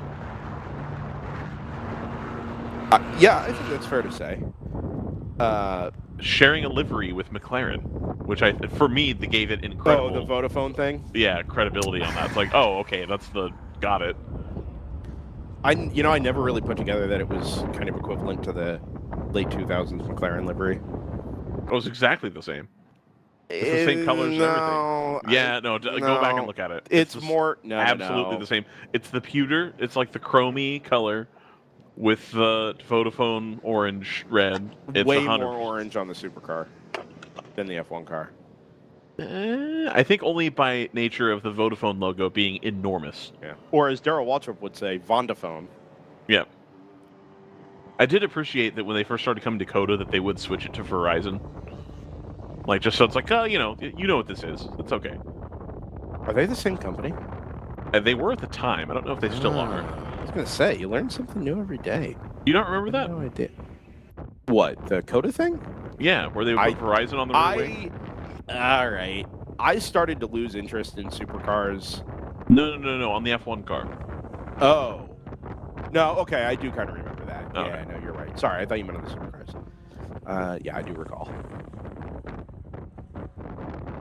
That would be a good die-cast. I would buy a die-cast of a 2012 McLaren MP4 26 or whatever it is, but in the U.S. Grand Prix livery that says Verizon. Just had a DriversEye moment. Why are we not running old supercar chassis in WRL? So I've thought about that, and the conclusion I came to was I'm sure the fuel tank is not the right size.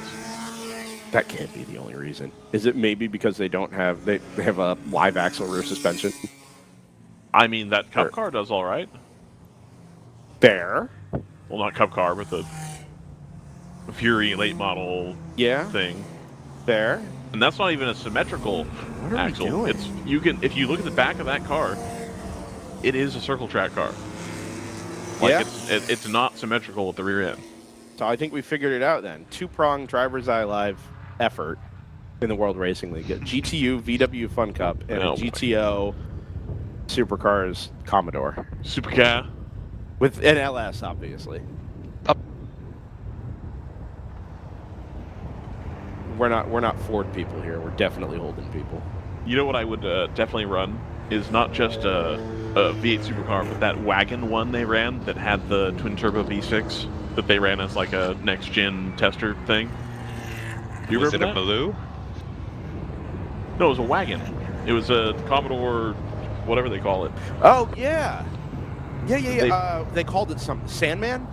Yeah, something like that. But it was supposed to be like Yeah. their next gen like tester Yeah. thing to show the that would be Looks cool. looks shockingly like the EV NASCAR demo thing that came out a couple months ago. Yeah, Here, let me see if I can I find. do remember that. Yeah, that was only a couple years ago they did that. Yeah. They did the demo lap at Bathurst. Project Sandman. Yeah, Yeah. Yeah, it's a Maloo, isn't it?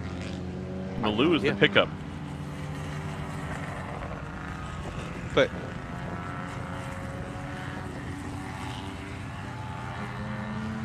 Jason Marks, where are you? Yeah, I'm kidding.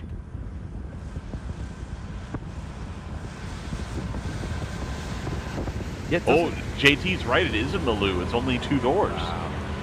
Wow. yes, they basically just Australia's ultimate surf wagon. it's basically Wow. We need to get that thing here. it's a shooting brake Maloo basically. I mean, that would make an incredible WRL car. I would absolutely do that.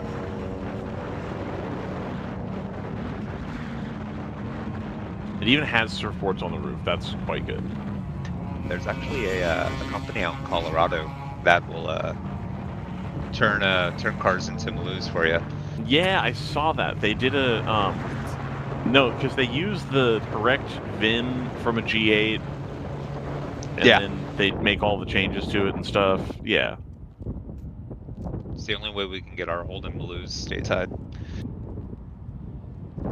So wasn't the GTO built off of the Commodore? Yes. Yeah. So we did technically have a Commodore, kind of, Kinda, yeah. in that it was a tube frame chassis with you heard Americanized the Commodore story about that. bodywork over the top. You heard the story about that, right? I don't know what particular. So GM, I don't know if it was Mary Barra or it was before her, but the U.S. executives and like VPs and such went to Australia for some meeting thing, and they got picked up in like Monaro like sedans, Yeah. and they got in. They're like, "What's this?" They're like, "Oh, well, we make these here. This is like our thing." And they got driven around. They're like, "This is a really nice car. This is a nicer car than anything we make. Yeah. We should do these." Yeah.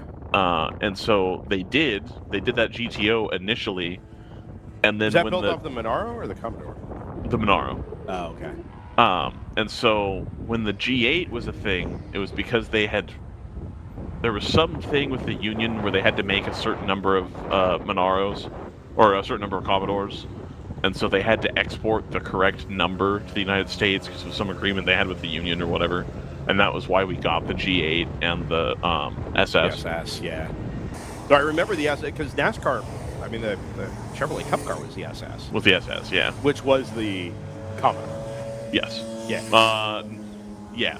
Yeah. Because the Monaro's the 2-door. Yeah. Right. Yeah. Yeah. Greg Ginsburg in the chat confirmed. Yeah, Chevy SS, Pontiac G8.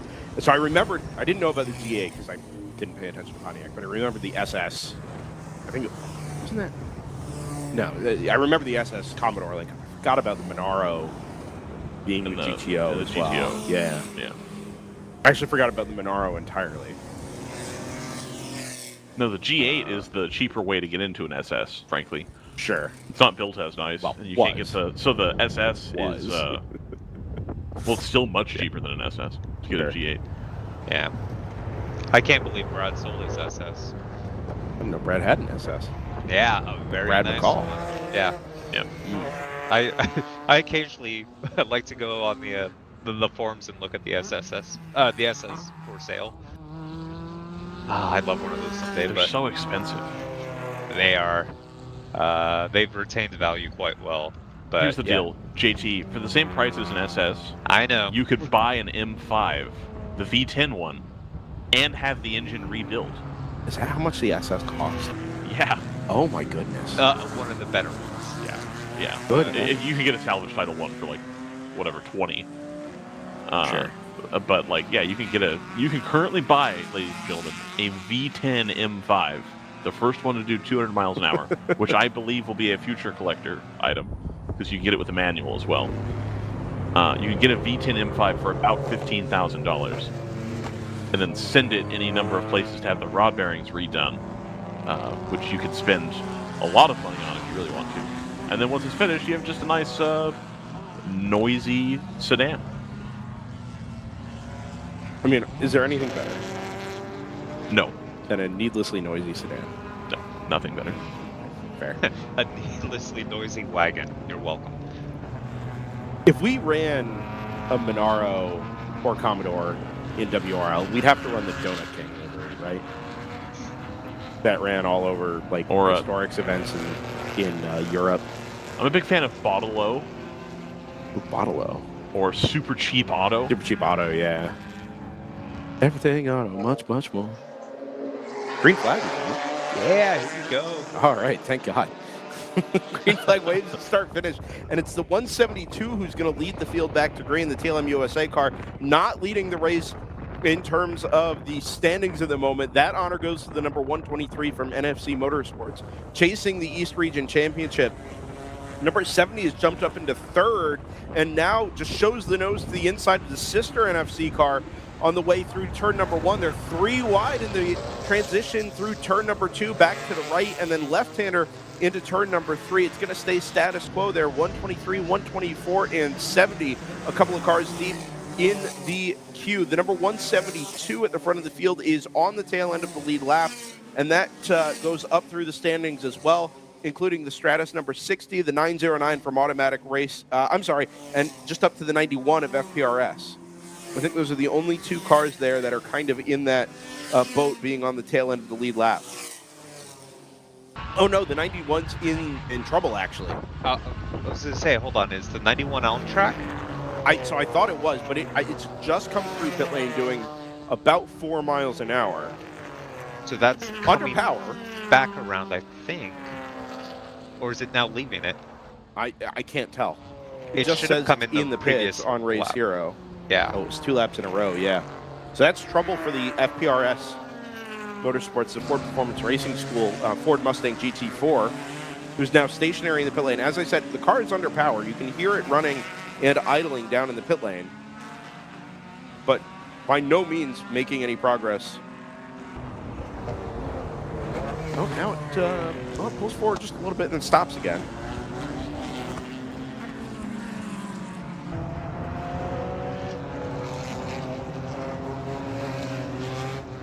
Next year we're doing pit lane cameras.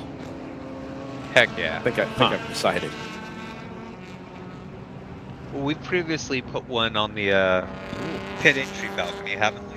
We did, back when we had some bonus cameras from a different organization. Yeah. Quite a few of those, but I think next year we're just going to do the thing. Formula Grift. Truer than you think.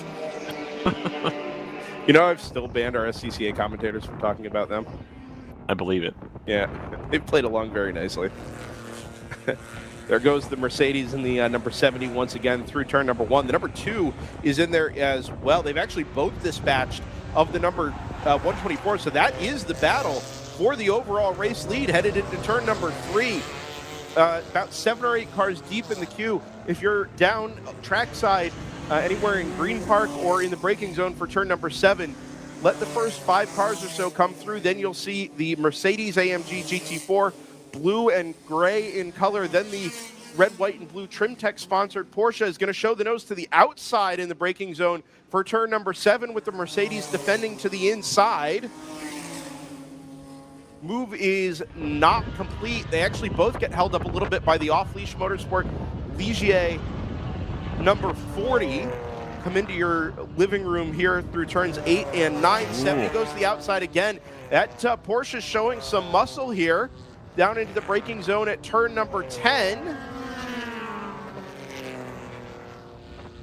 Kind of needs to make a little bit of hay here. They ended up choosing not to pit under that extended full course yellow, which again, we can debate the merits of that decision throughout the course of the day, because hard to imagine it won't have consequences. In any case, the move is complete, and the Porsche now leads the Sebring Sunday 7 hour. The East Region Championship finale, at least for the moment, belongs to Round 3 Racing, looking to put a gap on that number 123 Mercedes. The number 2 also all over the back of the Merc down in through 14 and 15. 70 jumps up the inside of the Ligier. That Ligier is going to cut back to the apex and just hold up the number 123 at the inside curb. Will try and get the launch onto the back straightaway, but that 2 has really, really good traction even over the exit curb down this long back straight and into turn number 17 as they reappear. Move done.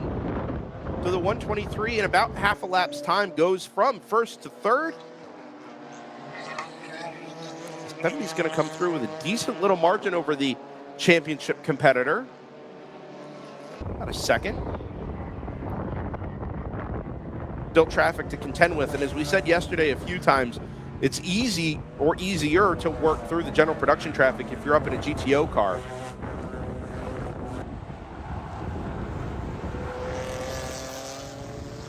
A little bit harder to clear this traffic if you're in or passing a car that is in a similar category at a similar performance level, just because you're making your speed in such similar ways. You're relying on you doing the things that you do well, whether it's acceleration, braking, whatever it happens to be, and having enough of a margin over the car you're trying to pass to actually get it done cleanly without just sending it up the inside on the brakes or something like that. GTU led by the Stratus number 59 from Stratus number 58. Brendan, do you have a car directly below you? Is By it any the chance 60 on pit? Are you asking about the 605? I am. It seems like it's been so on pit lane for a bit. It's not a bit, maybe a lap, half a lap. They've got the left side up in the air looking at the left front corner of that Porsche Boxster. I think they came into the pits. Were they in second at the time? Or were they in the class lead? I'm not sure, but they had been battling throughout the race with the 85. They have the car up in the air. They have the jack stand out looking at the left front. Didn't really seem to see much. And now they're going to do the same thing on the right-hand side. I wonder if this is a vibration somebody was feeling there. They're looking for something in the front end. They take the right front tire off. Again, GP3 yesterday was basically that 605 running away at the front of the field. Already finding some issues after what seemed to be a pretty solid run all day yesterday. Oh, absolutely. They didn't even have a pit lane infraction at all. Yeah. It was just about a perfect Sunday for that 605, or perfect Saturday for that 605. Yeah, perfect Saturday. Yeah. They didn't actually take the tire off the 605. They're just kind of... We've got one crew member just looking inside the wheel. Did they not get the tire off?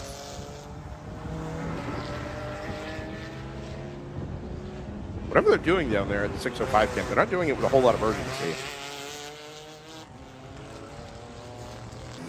Paul Hoffman, good morning, says go Kingpin. Greg Ginsburg says, you're not the boss of us. Technically.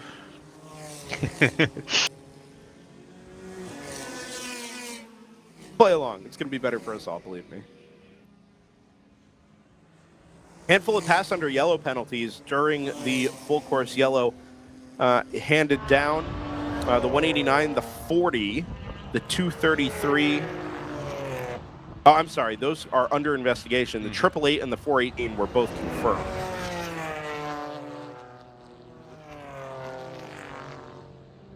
Still got, remember, back to the opening hour of the race, we've still got a multitude of contact reports that are under investigation involving the number 123 and or number 124 Mercedes.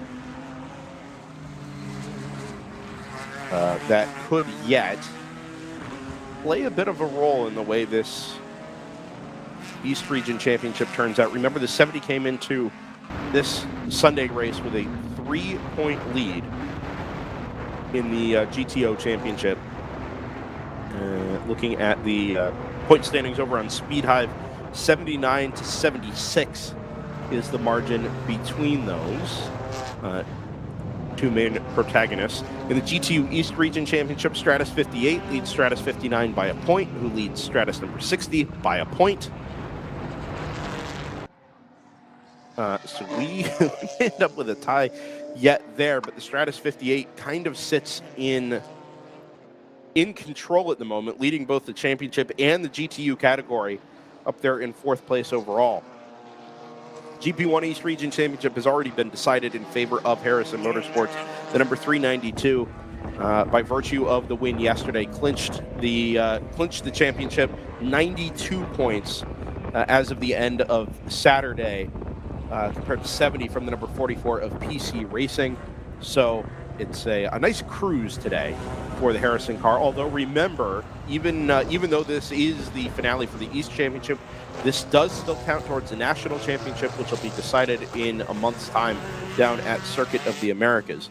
In GP2, 66 from Open Throttle Racing, 90 points to the 66 points of Chattanooga Tourenwagen Meisterschaft, number 369. That car is not here this weekend, and I fear we may not see that chassis again after a pretty sizable incident in Friday testing back at Watkins Glen 3 weeks ago.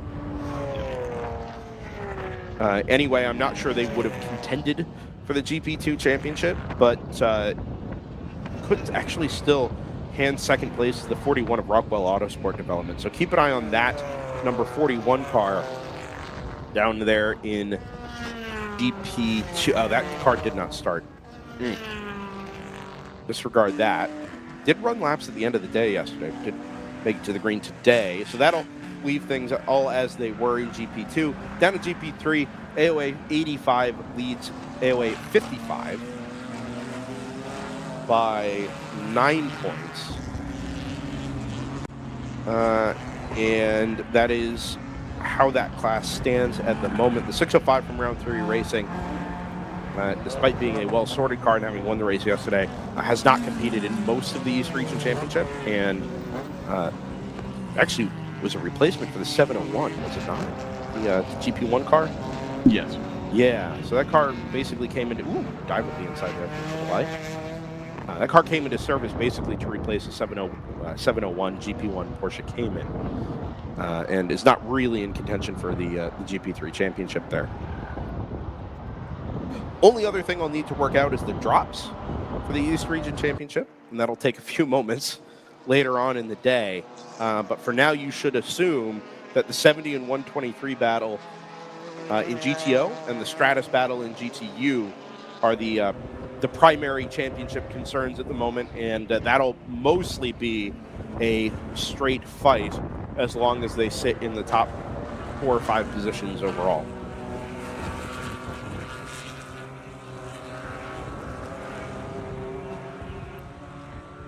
We need a statistician.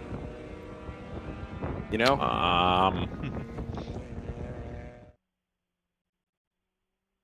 Yeah, it's not going to be my bailiwick, unfortunately. I've brought that back. I've brought back the word bailiwick. Yeah, I hear I've that. been using that at work. I mean, I've been tracking penalties all season, so I can give you those, but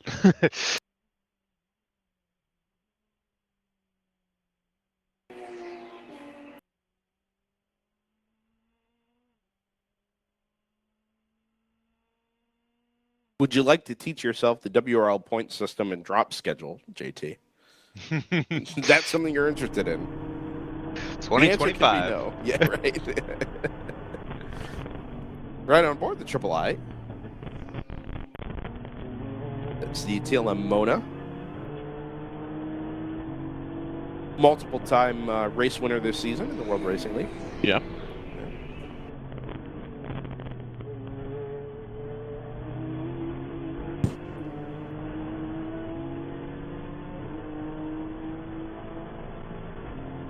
I feel like we should know. Give me 1 second. Who do you think the current drivers of the 888 and the 88 are? In supercars? Yeah. Oh boy. Oh boy. Because it's not currently Jaime Whincup. No. Although he did run Bathurst, didn't he? Yeah. I think he runs for 888 in their GT3 car. Right. Yeah, I'm gonna say it's. Oh boy. I watched like 20 laps of Bathurst too, and I still don't. I have no idea. This is the Red Bull Racing Australia car, right? I believe so. Will Brown. And? Oh, got one. All right. Is it one of the Kostekis? No, it's Brock Feeney. Brock Feeney, of course it is. Ooh, the 997's out. Back out. Yeah. Yes. Will Brown replaced Garth Tanda. Did he? Yeah. Oh, Garth Tanda retired that recently. So a bit of bad news to report here. That's going to be a 4-off. The 5 Series Open Throttle, which is currently leading the GP2 class. At least it's a nice smooth ride out there on the dirt. Yeah. Anyways, GTO news. The number 2 has been docked a lap. For passing under yellow during the full course caution. So they had been second place, just behind the 70 from round 3 racing. This has now dropped them back to 10th. Now just 3/10 behind the 74 of AOA racing. That was barely under the full course yellow, and actually, if you told me that came prior to the full course yellow, but under the local yellow there at 17, I would believe it.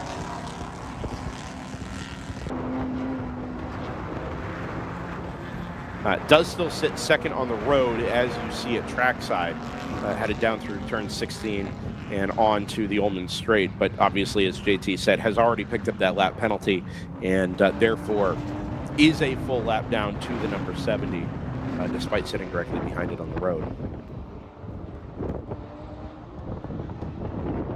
Good news for the,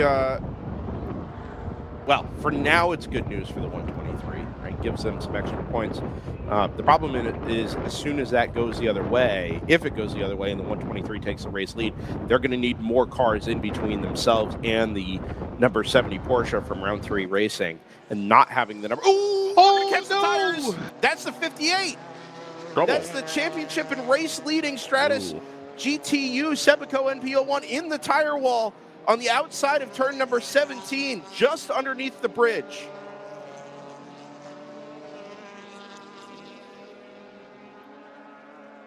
That tire wall there being so far offset from the concrete on the backside does tend to absorb a lot of the energy. The concern could have been there that it was going to get buried in the tire wall. That very frequently happens down there at 17. You can tell, though, it's done some pretty significant damage to the left side, in particular the left front of that NP01. Never mind the bodywork. Look at the angle of the steering wheel as he comes down the pit lane. On the bright side, fantastic ruggedness of the Stratus car, this NP01. For such a heavy hit, driver was able to get it going again and bring it down pit lane.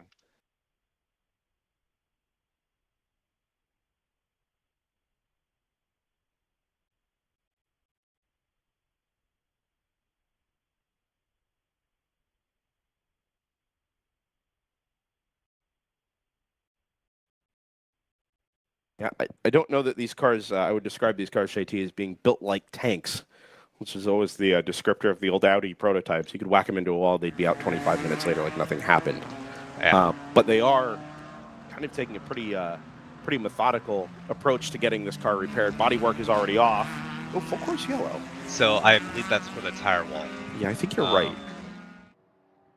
I assume you're right. I don't see any other reports in the race control log there. Yeah, even though the car did continue to pit lane, Yeah. it looks like they will need to inspect that. As you see, a truck does stop directly overhead on the bridge. Yeah. Let's take this time to welcome our first guest this fine Sunday morning to the booth. Oh, I got the wrong one? I don't know. Yeah, I got the wrong one. Okay. I would say we've been kind of devoid of some Dennis Neal content. Yeah, This it's been a little bit. It has been. Welcome to the booth, Dennis Neal out of the 605 from Round 3 Racing. Good to have you. Yeah, Be up here. It's definitely a crazy morning so far. Less cars, but still the same level of excitement and aggression out there. We talked about that first thing this morning, kind of anticipating maybe a calmer race. These Sunday races tend to go that way. Oh, it was not calm. I was out for the first 90 minutes. It was not calm at all.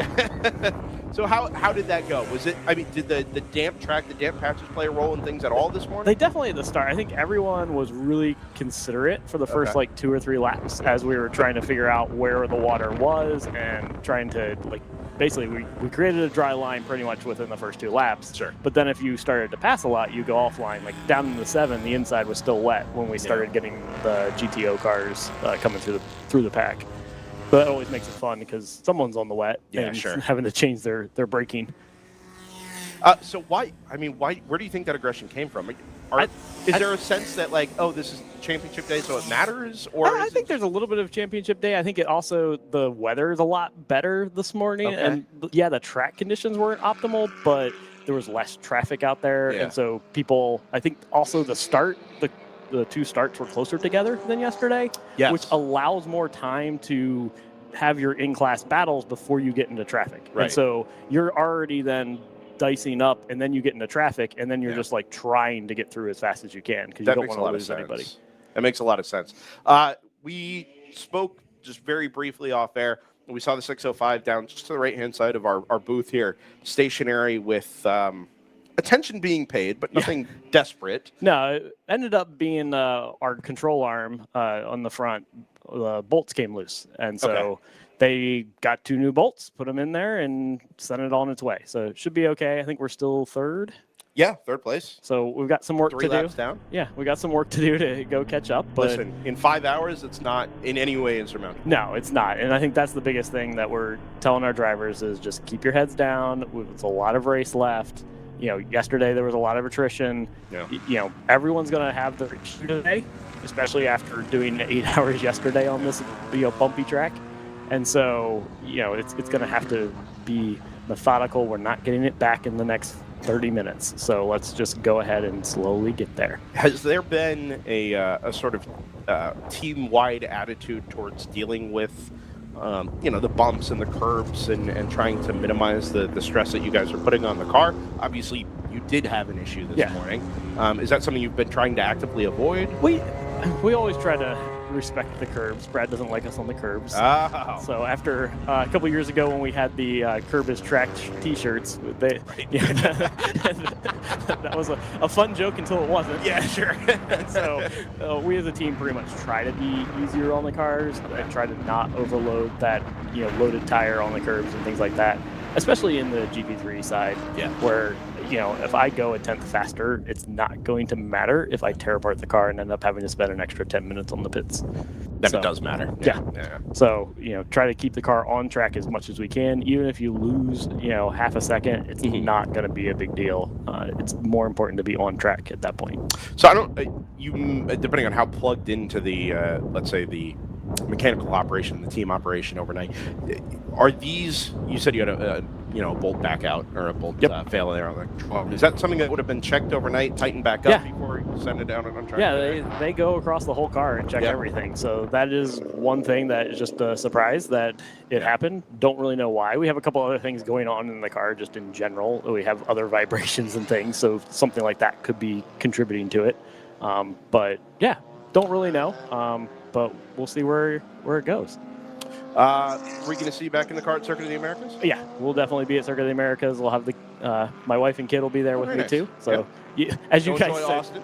as you guys said yesterday, this track is 2 hours from everything, and Yep. so that is just a pain in the butt to get to. Are you Florida based? I am Chicago based. Oh, now. Chicago based. I'm all over. So Okay. basically, you've known me when I was California based. Now I'm Chicago based. Gotcha. So Okay. I move around every so often. I got you. So nobody from home in a big rush to drive 2 hours from Palm No, Beach or Fort no. Myers. If we were Yeah, more sure. local, then we probably would drive the 2 hours. Yeah, But sure. it's an airplane ride and then a 2 hour drive. It's like going to VIR, of course. Yeah, Yeah, right. exactly. So Not as picturesque. I also agree with that. So you're in the 605 now. You started the season in the 701. I genuinely don't remember the last time I saw you. So it probably was the last. I don't know. Probably Road America. Maybe I wasn't at Road America. It would have been Ryan. Yeah. Then it was probably Yeah. Ryan that I saw at Road America. So Oh, yeah. 701 has just been a rough in general. The car just doesn't like its motor, and its motor doesn't like the car. And so they've agreed to disagree with each other, Yeah, and sure. Is that end of the road for 701? it's definitely not coming back for Coda. Okay. And I think they've got their plans for 2024 or 2025 all They set being up. round 3 racing? Yeah. And so I don't think they include 701 at this point. Yeah, So 701 understood. is pretty much not coming back out in the near term. Okay. So You have your plans for I do not. Oh. I have to go figure that out. So Okay. yeah. What does go figure that out mean? That means right now I do not have any planned Gotcha. races for next year. Gotcha. So I I'm haven't gonna had that discussion with anybody. Well, I had the discussion, but it has, I've got to go work out financials and all that fun Yeah, stuff. sure. So it's all the fun. So right now, doesn't look like I will definitely not be running full time with round 3. Okay. So I'm definitely looking for other opportunities. Very cool. And you are sponsored. Yes. Right? This is all financially supported. Yep. So those sorts of things matter. But you've been a part of the WRL paddock for at least as long as we've been a part of the WRL Yeah, it's been like paddock. 4 years, Yeah. something like that. Yeah, since So- 2021 for me at least. Yeah, and I mean, obviously this is like the racing this morning was just incredible. A lot of fun, a lot of evenly matched drivers in cars. So I had a blast. Got to run wheel to wheel with a bunch of different people. Yeah, I was gonna say, how big was your smile fighting that 85 like your entire stint? So they got on the radio to me and they're like, "Wow, you just turned your fastest lap of the weekend." I'm like, "Yes, I did."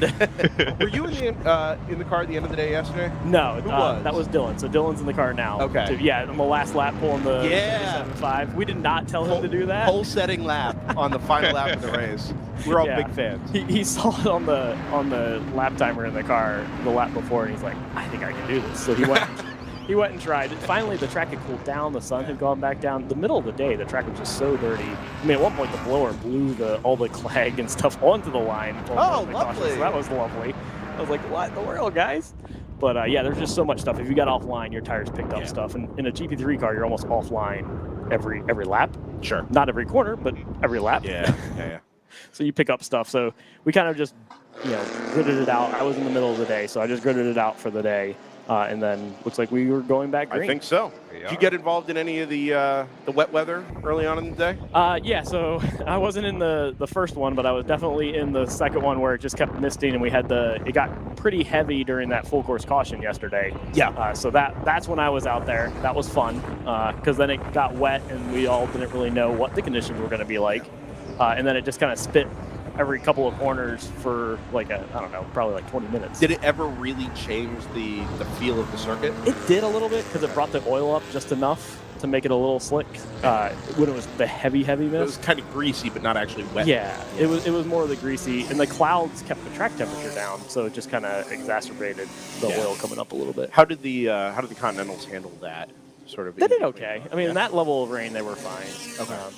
It's just they're harder, so harder than what we used to run. Okay. And so they don't grip as well as what we've had in the past. But everybody's on the same tire, so everyone has the same problems. Yeah. Which makes it really nice because nobody has that tire advantage that you're seeing in the GTO side of, I'm going to stay out through these conditions. I can weather these conditions better than you can because my tires will make it through. Is there a wet weather Continental? Yes. Okay. Have you run it? I have not. Okay. We almost did it Road America, but then they had the. Oh, it was wet. It was wet. Wow. We didn't run it because we were trying to get track position back, and we thought it was going to last shorter, and then that red flag came out, and they kind of just screwed up us getting through that. So that was a little bit of a challenging time. Yeah.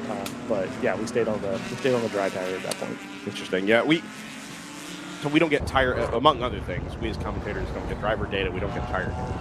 And so the move to the spec tire for 2024 has simplified things a little bit in GP 1, 2, and 3. But we also don't really get any. There's no comparative information there. Right? Yeah. It's just all kind of anecdotal. Yep. On how it behaves and what you can expect as the conditions change, or how different cars utilize the tire, whether better off in a heavier car, a lighter car, or whatever. Yeah, and it's been different too for me because I went from a GP1 to a GP3 car on the Continental, and so one of the things I can do in 605 that I've never been able to do is I can spin my tires. Oh. I used to be able to just smash the gas because my tires had enough grip that they held onto the track. These will actually spin, so I have to change my style just that little bit of how I apply throttle out of some of these corners, especially here where you can hit a bump, lighten up the rear end, and then I will actually spin. So I've had to adjust a little bit of my driving style there to make that work. Are you guys getting coaching in the 605? Like I assume Josh, Cole, whoever happens to be running the 70. Carter in the 997? Carter's in the 997. Yeah. Is any of that trickling down to the 701, 605? Yeah, we always talk and we always go through data every night. We pull video cards and data cards from the cars and talk through different things. From the standpoint of 605 and 997, we're back in the pits again. Oh, boy. It's not a good sign. We'll see. Yeah. Whatever's happening is not happening urgently. No, and we're not supposed to be here, and they don't look like they're ready to, or have the solution ready at hand. So we'll see what happens. If you need to bolt, by all means. No, I mean, we've got a good team. Over there. That's what they do. That's their job. They're the best. I mean, I'm not going to offer any help there. Do you have any interest in running the NPO1 stuff? I do. Yeah? Brad and I have been talking about, there's a couple races that I might jump in there. Oh, cool. And run that. I was actually they did a practice day recently, so I got to go watch. Up at Audubon? Yeah. Yeah, I saw Brad's onboard video there. Yeah, so that was pretty cool. So I got to watch that. I got to see the car and stuff like that. And my son got to go sit in the car. Oh, very cool. Then he didn't want to leave. He was the one that wanted to keep watching it. So that was kind of interesting. I'm like, buddy, we're supposed to at lunchtime. We're still here at 2 o'clock. Hey, race cars. Yeah. Yeah, it's hard to pull yourself away. I get it. I mean, so you've been in the world racing for a long time, right? Like I said, you've been kind of in the paddock the last 4 years. We are pretty limited in what we can do at DriverSeye. Racing is a big sport. There's a lot of different avenues to get involved, to be involved.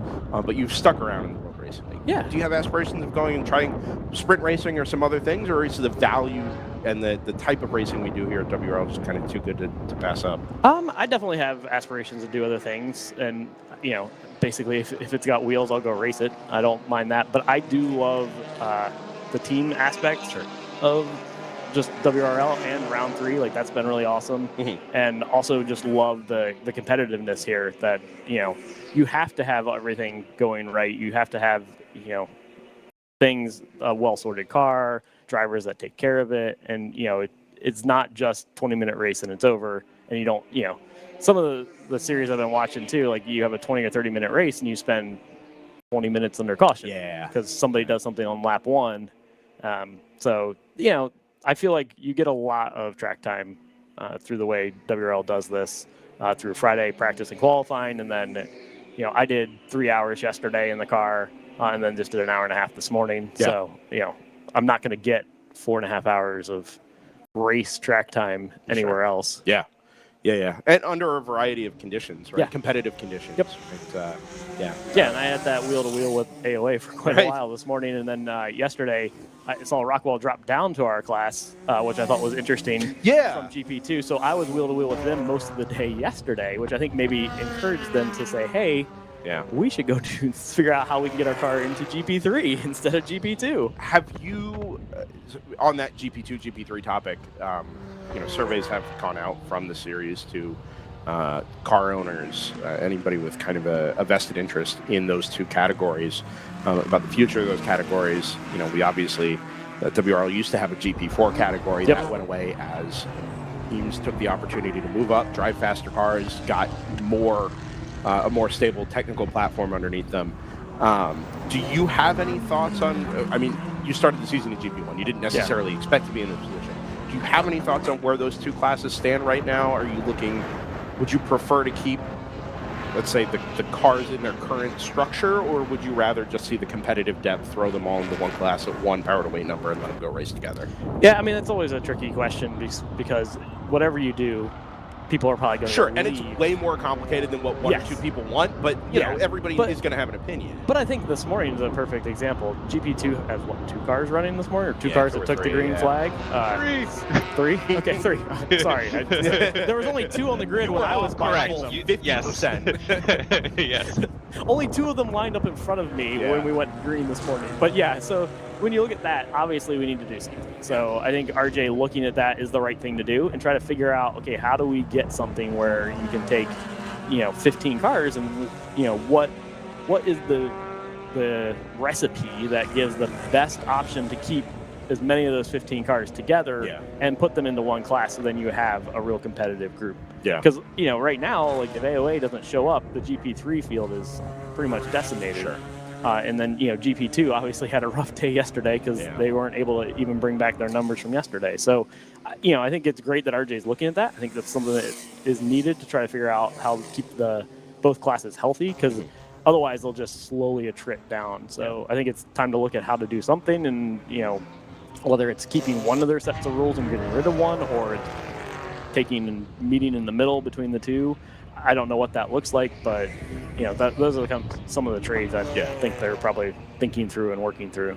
For sure. And I think it's great that they asked the people that are running in those classes, hey, what would you like to see? Because those are going to be the people that show up week in and week out. So if you want them to keep showing up, you got to figure out what they're willing to do. There's no obviously right answer.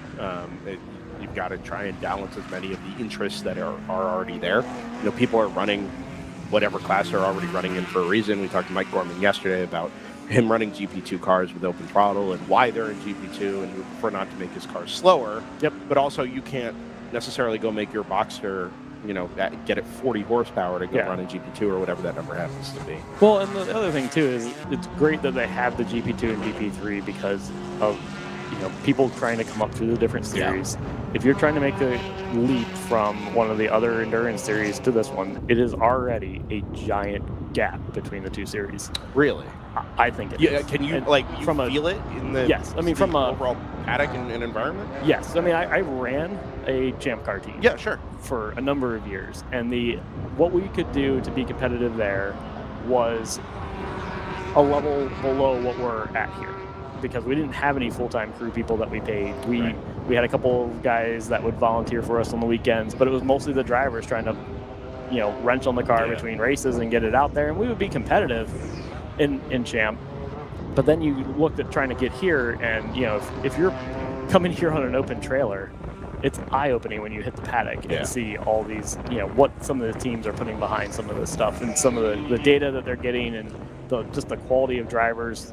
One of the things that I love about our team is we don't have any drop-off between the 3 drivers. Like, every one of our 3 drivers in the 605 can turn the same lap time. Same thing in the 70. So, that's why you can sit here and run at the pointy end of the field, and you have the crew that stays here till 1 or 2 o'clock in the morning, making sure that the cars are ready so the drivers go to sleep. Otherwise, you're sitting there working on the car till 1 or 2 in the morning, and you're probably not as good as full-time mechanics. Yeah, for sure. And you're going to take a little longer to do that, and then you got to go get in the car the next morning. And so, just the recipe for success changes drastically from the other series to coming to here. It's interesting. And having talked to Mike yesterday with Open Throttle, you don't need a super team necessarily, right? But having that sort of conglomeration of cars, teams, driver structure, and crew structure that you can pull from to do whatever needs to be done, wrench on a car, get it back up to, get it ready for the Sunday race, whatever it happens to be. That gets a lot easier when you can assign 15 people to 3, 5 cars, whatever, than trying to have find a handful of people to take care of one car. Yeah. Right? As you say, you're never going to be able to pay them full time.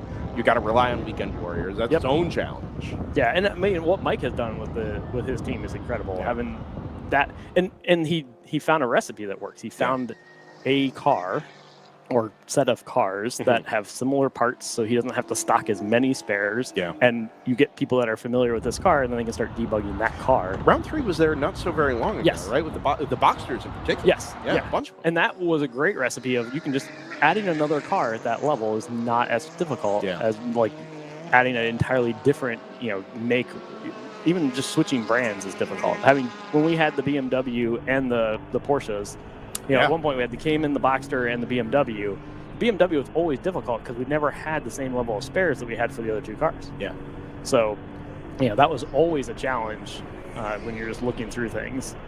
Sorry, the Kingpin number 11 has come down the midway on the driver's left side of the front straightaway, going the opposite direction at 60 miles an hour, maybe faster.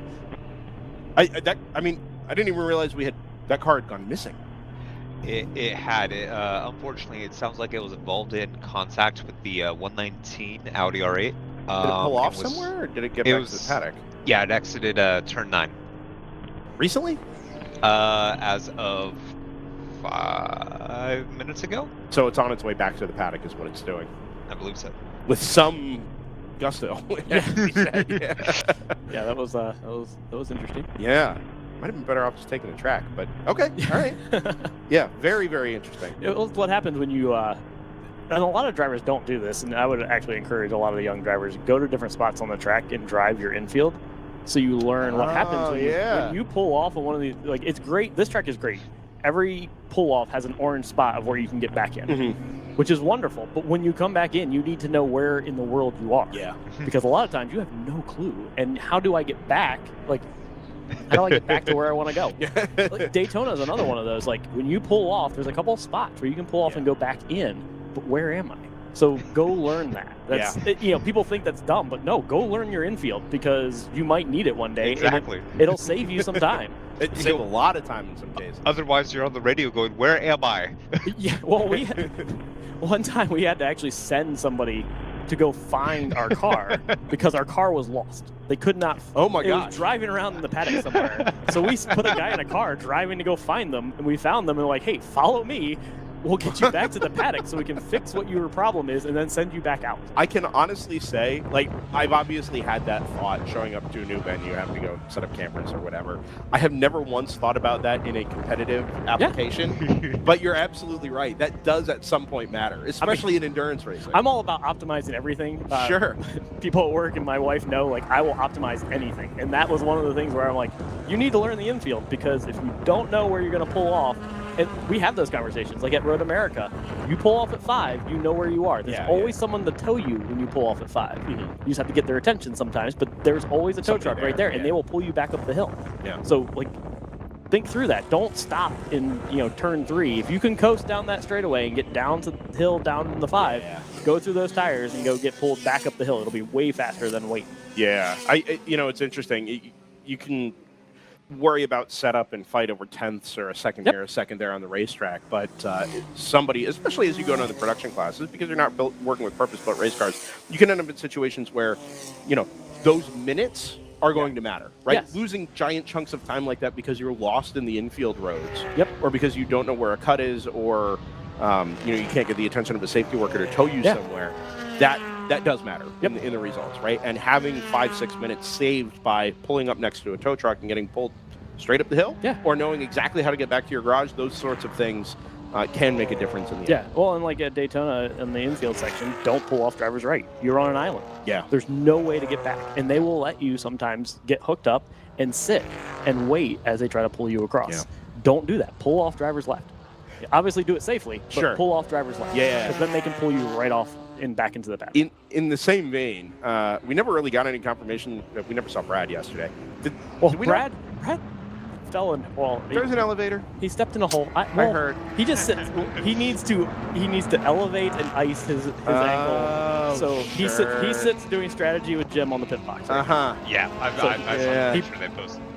He probably can hear me right now. So yes, he's sitting there doing strategy. Classic Brad, just sitting on the pit box. Unbelievable. I'm going to leave that alone. No, hey, he said he was coming. He said he was going to be here, and Well, we maybe did he see will. him. Yeah. Anyway,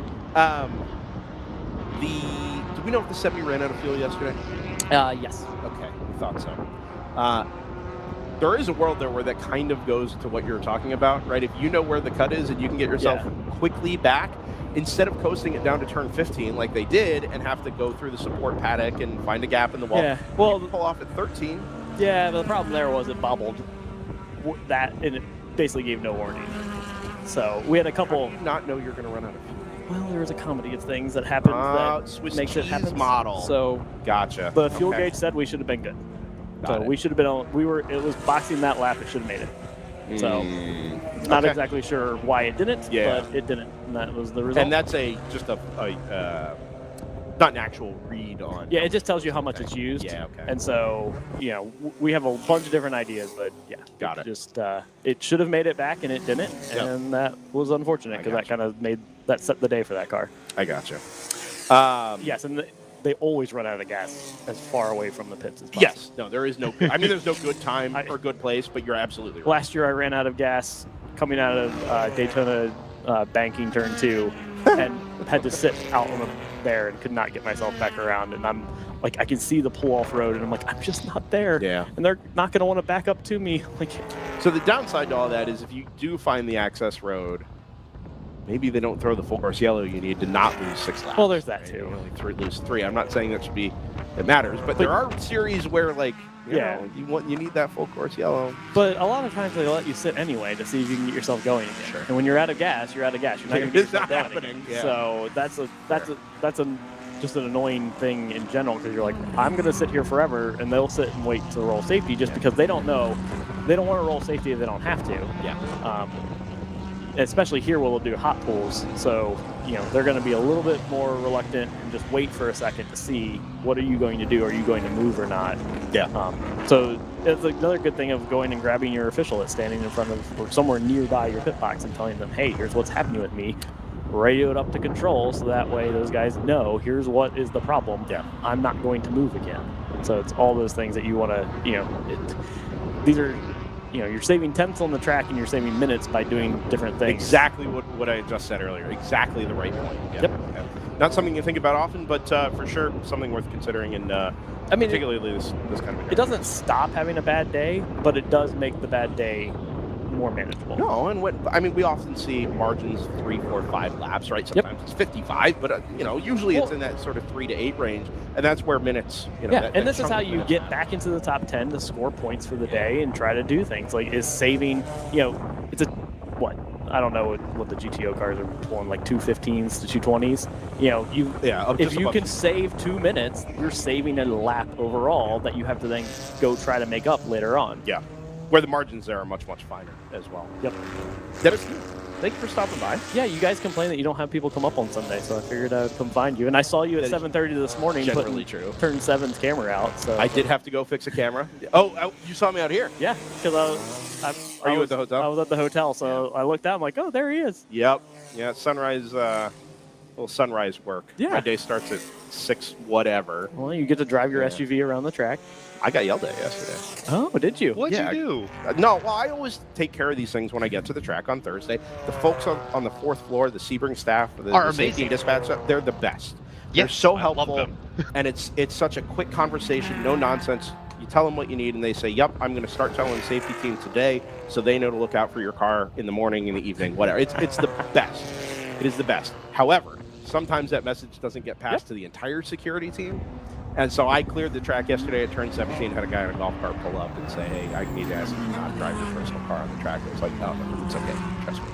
And I explained the whole situation. It's like, no, I had no idea. I really appreciate it. Have a great day. A lot of the times it's just, taking a minute to have that conversation. It makes it all better, but they're doing their job too. And there are some places where you can't go do that. Like Coda, it's basically Coda's like, chance. Yeah, Coda, you're just trying to figure out, okay, where can I get as close with a photographer vest and Right. stick a camera? And like we've built this much like you say, drive the perimeter roads, drive the infield, drive the circuit roads, and get an understanding. Like that's when we go to a new track. That's Thursday and most of Friday is understanding how to get where you need to go, so that Saturday morning you can put all the cameras out in an hour and a half. Yeah. Right? But you guys here, do a really good job of finding spots, by the way. You were having a conversation yesterday about stationary moving cameras. I liked the fact where you found spots because you can almost follow a car all the way around, and once you've learned who's doing I don't remember who does your camera switching, but the man Jordan Worth. So Jordan does a really good job of timing after about an hour or two. He's able to follow a car all the way around. It's pretty cool. Yeah, I mean, we've refined it over the years to get the positioning right, try and get a good balance of covering a lot of ground versus getting a nice kind of close-up sweep shot. Like that's a good shot right there. Right on the grandstand. Yeah. Did have somebody nab one of our camera mounts the other day from over there, which wasn't nice, but you know, it happens. Dropped a wheel there on the exit 5. That's from the bridge. 7's up on the TV stand. That one's not working at the moment. We did add a new one at. Can you go over to turn 8 and 9? I don't know if you saw this one. So they had to rebuild the wall over here after the accident during the 12-hour. Yeah. They put up a bunch like a catch fence, and it gave us something to clip a mount to. Oh. So now we got this nice pointed right at the camera shot, 5th gear doing 110 miles an hour. Yeah, that's, you see us come out, and then basically as we make that left-hand turn, a lot of the GTO cars on the GP cars will start to come out on the driver's right. They go any number of directions at turn 8 and 9, it turns out. We saw that yesterday. I try to point them to the right because that's where I want them physically to go. point. Yes. Yeah. Oh, yeah. So I will spend a lot of time pointing, especially in the GP3 car, because I'm driving their car then. They're not. We had a go ahead. I was gonna say, so coming out the hairpin, is it your prerogative to stay left, so you're gonna be on the racing line for 10, or it depends. It depends how close they are. If we come out of 7 and they are right on me, I will stay driver's right after and push them to the outside, so that way I know where they are. If they come out of 7 and they start catching me after 8, I will get driver's left as quickly as possible, put them to the right, because what I can do is I can then control if they're I watch them and any of their buddies, because if you don't do that, you could end up, if you go driver's right, someone else could go driver's right of you. That happened yesterday. Yes, and so then you get 3 wide. And that's a nightmare from a little GP car. And you're not, it's not like you're holding your line there 3 wide, right? You're moving out and then back into 8. Yeah, so the goal is to figure out how patient they're going to be behind you and where they're going to go. So, yes, I try to put them somewhere I can see them and that I have an escape route already pre-planned. Yeah, and it's great 98, 99% of the time. And then there's that 1% where things go a little haywire. And that's one of the things on the practice day that if you're in a GP car, another thing, go drive offline in some of these corners where you know you're going to get past. See what the car feels like, what is going to happen there. Like if you go in the 7, there's sometimes I will grab 2nd gear because I'm going to get bogged down. It's not my normal. I'm usually 3rd there. Like if you're out in the marbles or something, getting past the inside. Yeah, that makes a lot of sense. Yeah. And especially if we go 3 wide in the 7, which does happen, and so then you're trying to figure out, okay, what I don't like where I am, but sometimes when the GTO cars come as a gaggle, and so especially this morning they were coming as a group, and as they group through, there's like 6 of them, and you will be 3 wide with 2 more right behind you, and so you can't really just back out of that. You have to hang out and try to figure out a way to manage through it. And then these guys, they pass on the outside at 17 and do all sorts of crazy things. So I mean, you guys, they're incredible. They are. They're fast. They're small. Yep. The Buckster isn't a big car either, but I mean, no, we're small too. But those things are low. Yeah. And, I mean, they do some amazing things with being able to go on the outside of 17. They use their aero really well. They can outbrake almost anybody into 17, and then they can rim shot 17 no problem. Like he's gonna stick his nose, make sure nobody's gonna miss him. That is sketchy. But because that's what he did. He stuck his nose, made sure he's gonna have space, and then finished the pass. Otherwise, he could have backed out. And so then he'll do the same thing here. So see what he does going down the back. It's tricky as a driver in these cars too, because you make your time up on the brakes and in the medium to high speed corners. Yep. Right, you have no advantage down a straight. You have no advantage in a low-speed corner. So that Mercedes is pulling them. Yeah. But watch how much it'll close up as we go into here. And that is a prototype braking point. So there you go. Like, look how much he's pulled back in on the Mercedes, and now the Mercedes will pull him again down the front straightaway. Full throttle before he got back to the bridge. Yep. But I mean, that's how those cars do that. And he took half the gap away just in 17, just by braking later, getting back to the gas sooner. So yeah, just incredible. So I used to marshal 12 hours of Sebring every year. I lived up in Daytona Beach, so it was a quick trip, down here. 2 hours. Yeah. Well, maybe 2.5. Depending on what time of day. Sometimes it was 3.5. But usually average like 2.5 to 3. But every year I was posted down at turn 17, and it was number one. It's not really a spectator-heavy corner. They didn't have the mound on the outside that you could watch from. There was nothing on the inside, no spectator fences or spectator grandstands or anything like that.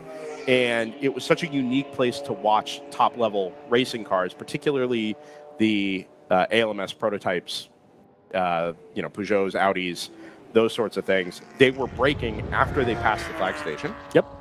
And it was a quick dab of the brakes. With the hybrid, it was even less than that because the slowing down on the braking. regen. Yeah.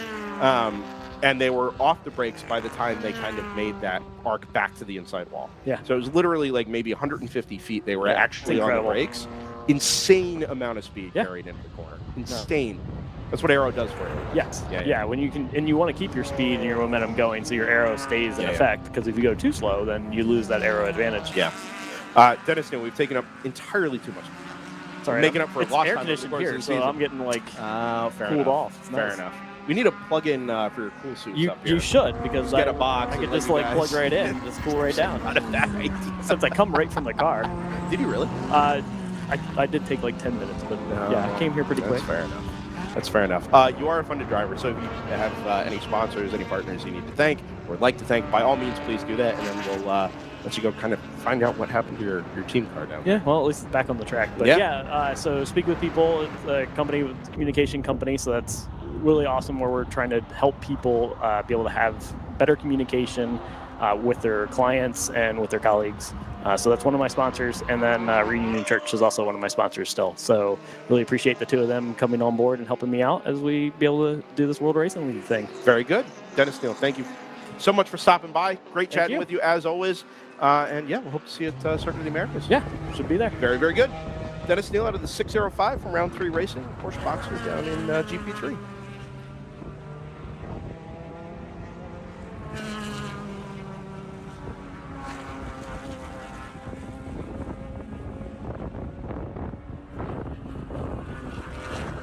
I always forget to ask, but I'm pretty sure Dennis Neal operates in similar circles to my wife, business-wise.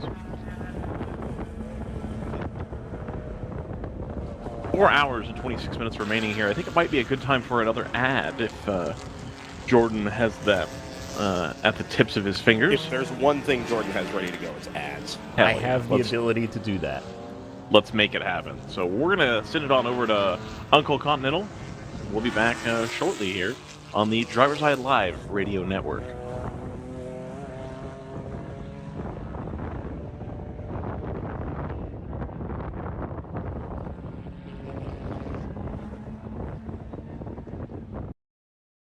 You can feel confident Continental is the smart choice in tires. Can they handle extremes? Yep. Tested from the Texas desert to near the Arctic Circle. Really? Really.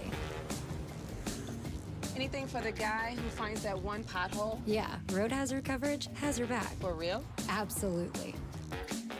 Were they made by like a bajillion engineers? Well, closer to 100. Continental. Welcome to the smart choice in tires.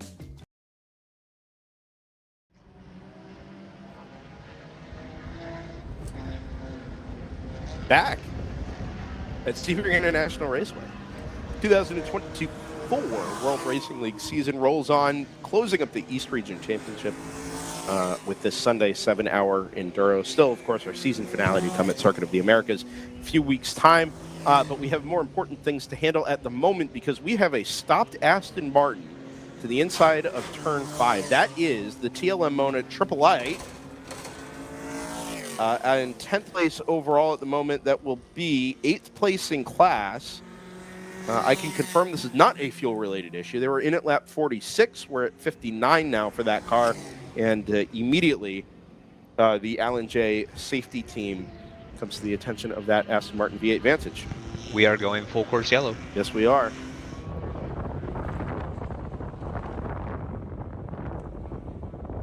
The 2 is already in. That's the ACP Tangerine Associates BMW. That car had, remember, lost a lap as a result of a pass under yellow, but was otherwise second on the road for a long time. Mm-hmm.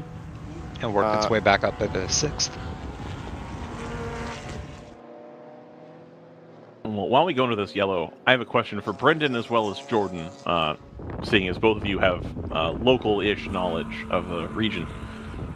How far outside of Sebring do you have to be before the Sebring 12-hour disappears from, like, the consciousness of the people? Because, like, my assumption is everybody in the town knows about the 12-hour because it impacts a significant portion of your life, in February or March. But how far from Sebring do you go before it's just like any other sports car racing thing and people don't actually know anything about it? Probably not that far. All right. As in, like, probably once you get out of the town limits. Maybe Avon Park? Yeah. Chicane's restaurant, up about halfway through town. I mean, it's the same Fair thing here enough. in Daytona. Once you get immediately out of Daytona, I don't even think people really know there's a racetrack here. Right, but I mean, if you say to somebody Daytona 500 in Orlando, they know what that is. Right. If you say to somebody Sebring 12 hours in Northern California, they're like, what? The what? Well, yeah, but you're taking the extremes there, where you're taking the less popular race and the further.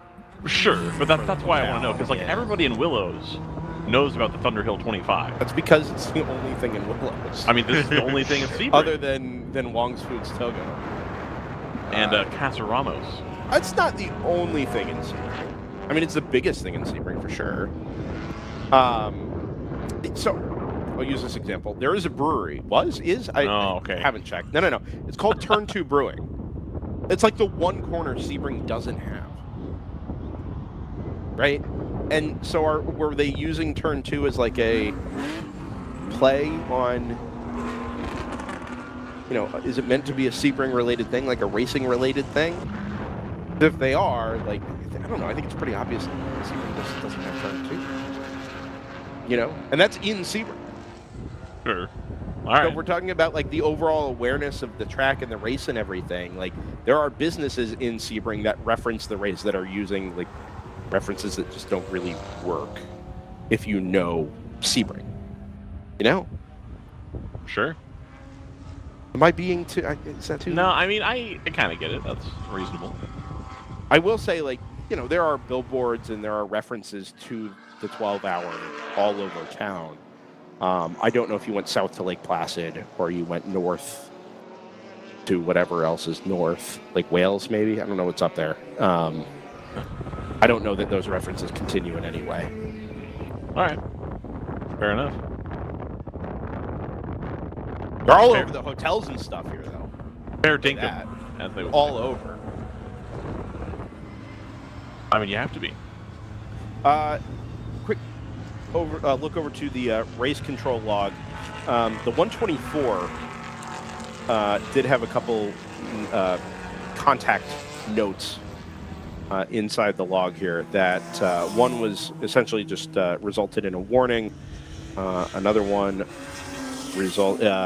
is contact incidental, a team report there. That's in the second of the NFC Motorsports cars. The 123, which had a couple of reports earlier, still listed as under investigation for those inside the first hour of racing today. So we still kind of have that question mark hanging over our heads as to what the outcome of those are going to be and whether or not it's going to have an impact on both the race and the Eastern Championship. Everybody into the pit lane, so we now have the 123 and the 70, our championship protagonists, on the same pit stop strategy once again. Although I think that happened under the last, of course, yellow as well. That is, I think, in this commentator's opinion, all as it should be if you're down in that round 3 racing camp.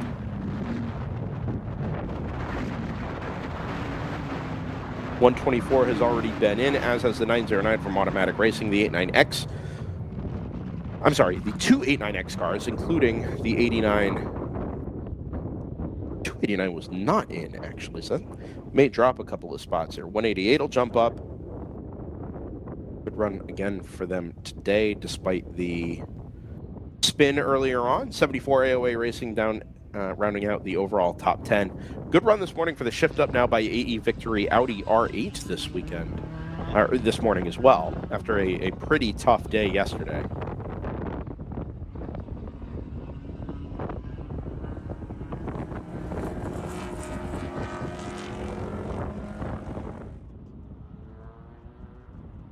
The issue for that 888 TLM monocar down there at turn 5 is an interesting one. We don't tend to see big mechanical issues really out of any of these newer gen GT4 cars.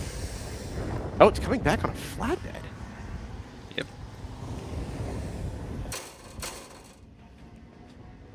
Very interesting. Thought they would have just flat towed it home, but they've actually got it up on the tilt bed. Huh. Whatever's happened there is significant enough.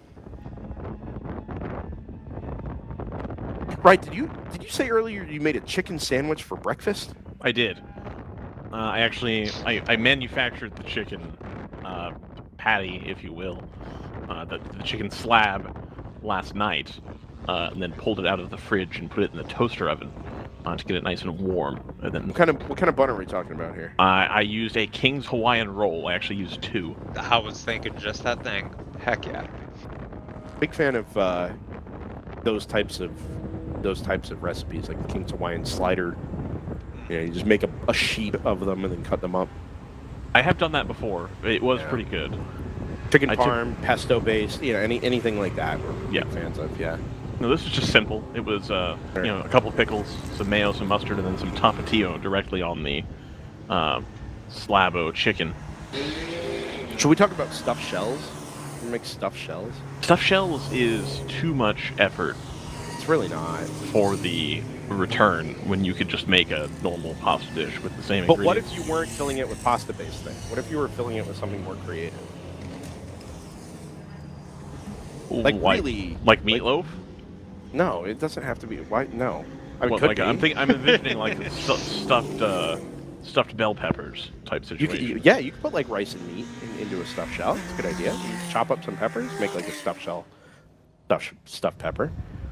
You could, but I don't know. You could put like buffalo chicken in there, right? Put a lot of things. So unfortunately, there's some dietary restrictions in my household which limits my ability to do buffalo chicken, as well as anything with tomato broadly. Sure. I put like kielbasa and sauerkraut in a stuffed shell. Really, all you're doing that doesn't sound like the best vehicle for kielbasa and sauerkraut. What you're doing is you're just turning any food into finger food, right? You can just pick the shell up and eat it. Sure, but that's still a lot of work. You have to, it's a tremendous amount of work. And that's what I'm saying. Like, it's too much work relative to what you're... Great for parties, though. Gaining. I don't have a lot of parties. Here in California, you go out a lot. There's not a lot of house parties. Sure. House parties are alright. Tough shells, though. I mean, Sure. You're off the investor list. It's fine. I have been for some time, as it turns out.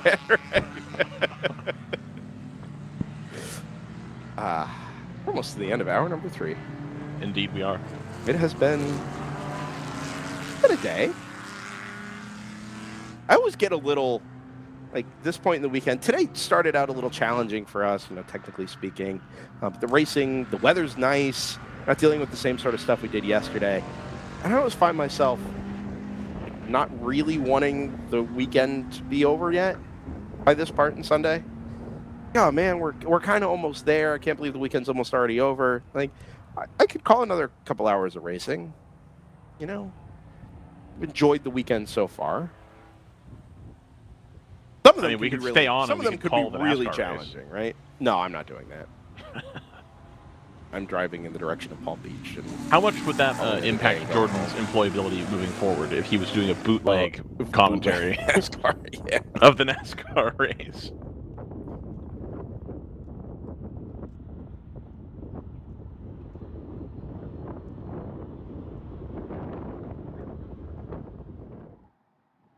Oh, I had a trivia question earlier when I was researching stuff. With what team did Shane Van Gisbergen make his Daytona 24 debut? Windward. No, and I will give you one hint. It is a team that still exists, kind of.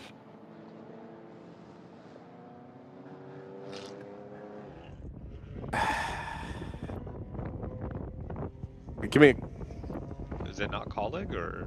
Colleague doesn't typically run the Daytona 24 JT. Oh, sorry. They're a stock car team. 24, my bad.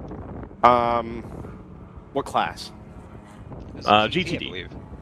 DTD? Yeah. And this would have been during the first year of the reunification, or the Was unification. it the So Genelozzi 2014. Lexus thing? No, he did race for Vassar Sullivan in 2020. Yeah, so for some reason in my head, I thought maybe he had run the whatever 3-something, whatever Genelozzi's team was. No, this was 2014 and 2015. He ran with his team at Daytona only. Level 5. No, JT. Yeah. God, what kind of car?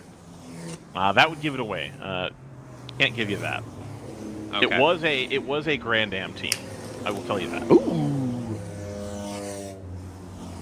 Yeah, I don't know. And it is a team in one way which still exists, but is about to enter the prototype category next season. Meyer Shank? No. About to enter prototypes. Yes. And this group of people is still a Oh my team, goodness. but it no longer does business under this team's name. Oh my goodness, I have no idea. He ran for Alex Job, Wait, what is Alex Job doing in prototypes? Heart of Racing. Is that Alex Job? Yes. No. I had no idea. I was made aware of that like a year and a half ago, that like most of Heart of Racing is just Alex Job's people. Well, yeah, leftover, because they they used to support the Heart of Racing when they first entered IMSA, running the I want to say the first car they ran was the Porsche in GTD. Yes, it was the 911 GT America. Yeah, I A remember. car that Porsche developed at great expense, only to not need it literally 6 months later.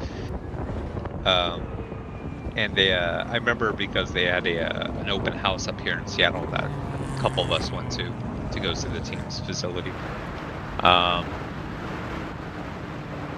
But yeah, I some of the leftover, I guess, crew once Joe basically decided to stick to, I think, just restorations. Yep. But yeah, they've been harder racing for, God, 6 years.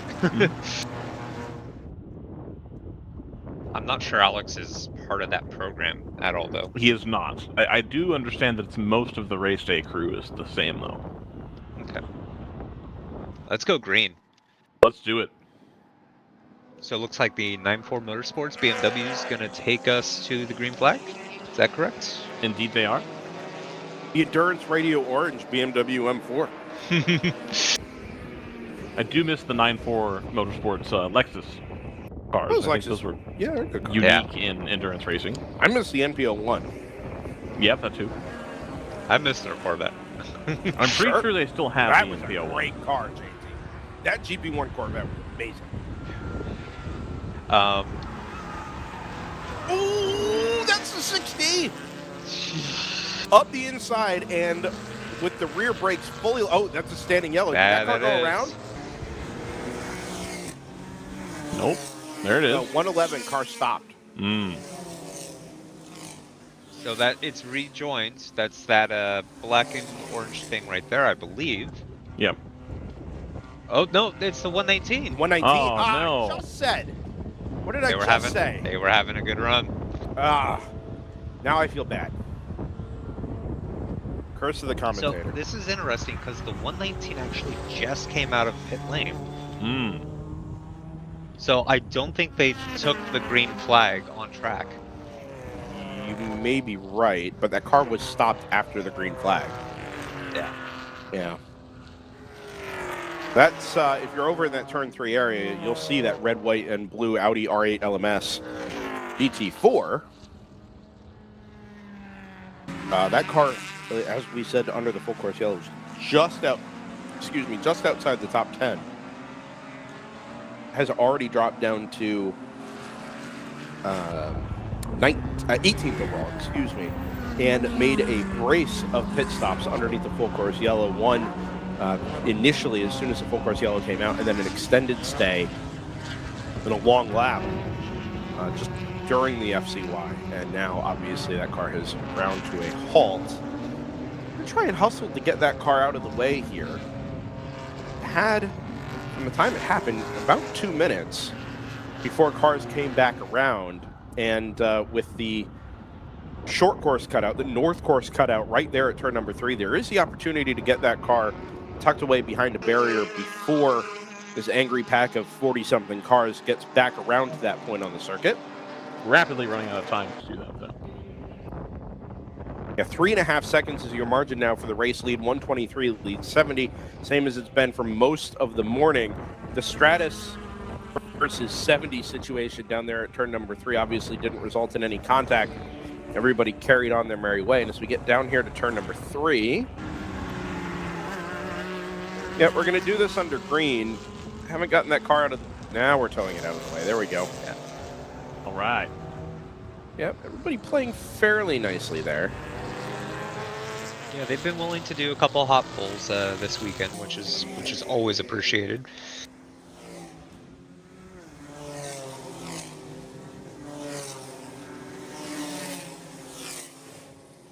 '85 had a spinning continue down at turn number 15. It's the AOA Racing Mazda MX-5. Also your leader in class, I believe. Yep. Yeah. This might be one of my new favorite camp shots at Sebring. It's not like a high action area, but seeing cars at speed pointed at the camera is rarely a bad thing.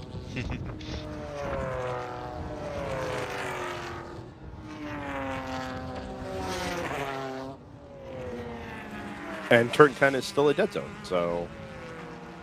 Oh, man, look at this art. Look at this.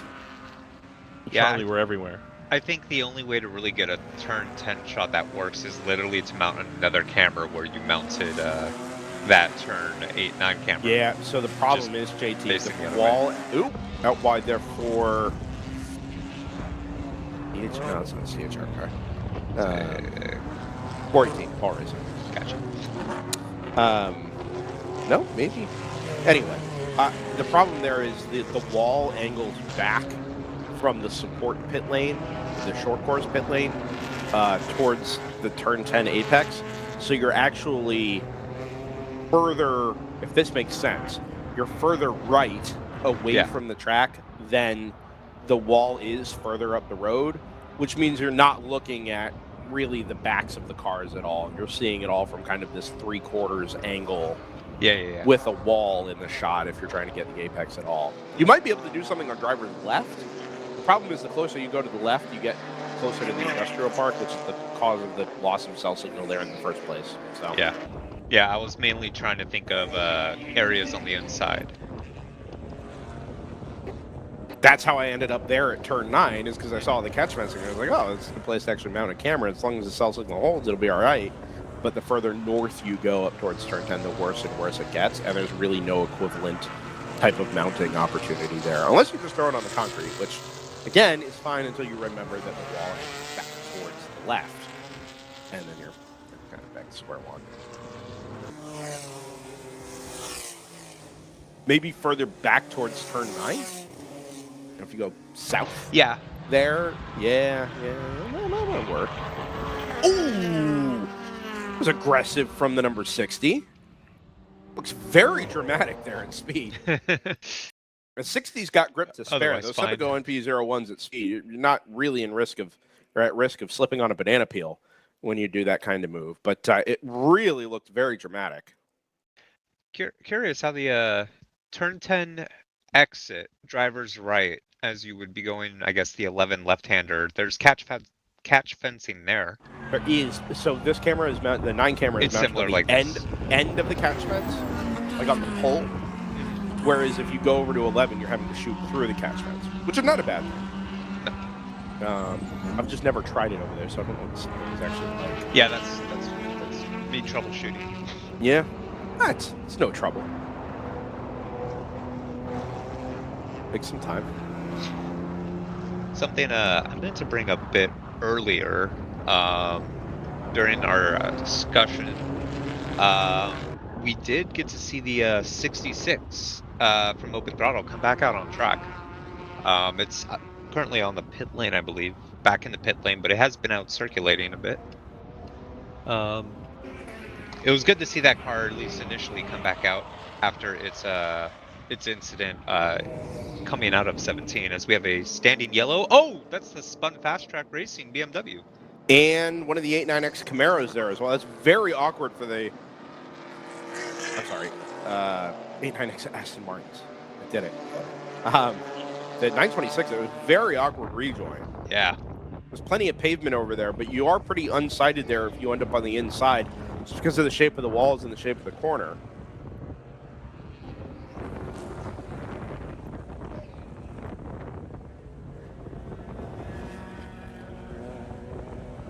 Yeah, just listed as a spinning continue there for the 926. Yeah, whatever happened with the Aston...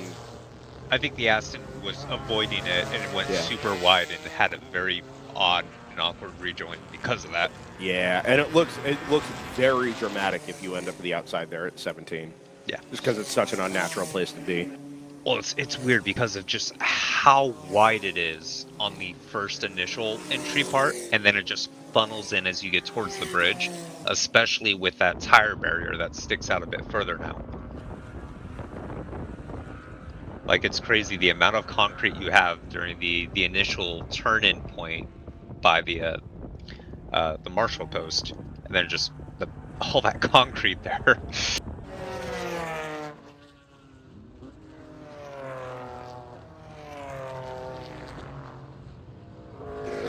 Turn 17 is kind of a choose-your-own-adventure corner, right? Because it is literally, I mean, turn 16 used to be this way as well. Before they created the 15, 16 chicane, it was literally just an open expanse of concrete, right? And between the entry point and the exit point, you were just choosing the fastest line over a giant, like, so from this picture, you go from the right side of the screen and draw a straight line to where the grass ends there. That's sort of the right third. That was just a straight line. And then the corner, like, you just had open concrete up to the back straightaway. Yeah. Right? You just, as fast as you could, clip the grass on the left-hand side and then swing it onto the back straightaway. It was a really quite a high-speed corner. But there was no obvious pathway that you were meant to choose. It wasn't like it was a 40-foot wide racetrack where you're, just picking the obvious racing line. 17 is kind of the same thing. The corner, as you say, at the Marshall's post opens up. You've got 100 plus feet of concrete pad that funnels back down by the time you get to the bridge. Otherwise, your racing line options are completely open there. You want to go way out to the left to try and pass somebody, you can try it. You want to dive to the inside, again, not recommended, but you could try it. The pavement's all there, just don't hit anything. Yeah, whatever works for your car.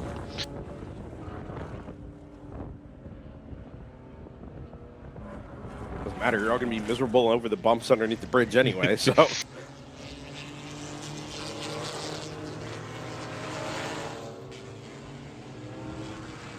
Oh, by the way, I did forget to bring this up. We had mentioned missing the 9.4 Motorsports Corvette. That is on the entry list for COTA. Oh, yes. GP1 is currently at 25. You'll love it. Well, what I also love is GP2, 13 entries so far. That's very healthy, actually. Yeah, both GP1 and GP2 is set to see a couple Honda Civics take part. From our friends at THRW? Yeah, in GP1, nice. and then GP2 Go Racing. Not sure, but with a Type R TC. Oh, very nice. Well, I think that's also a team that would run the Thunderhill 25 in recent years.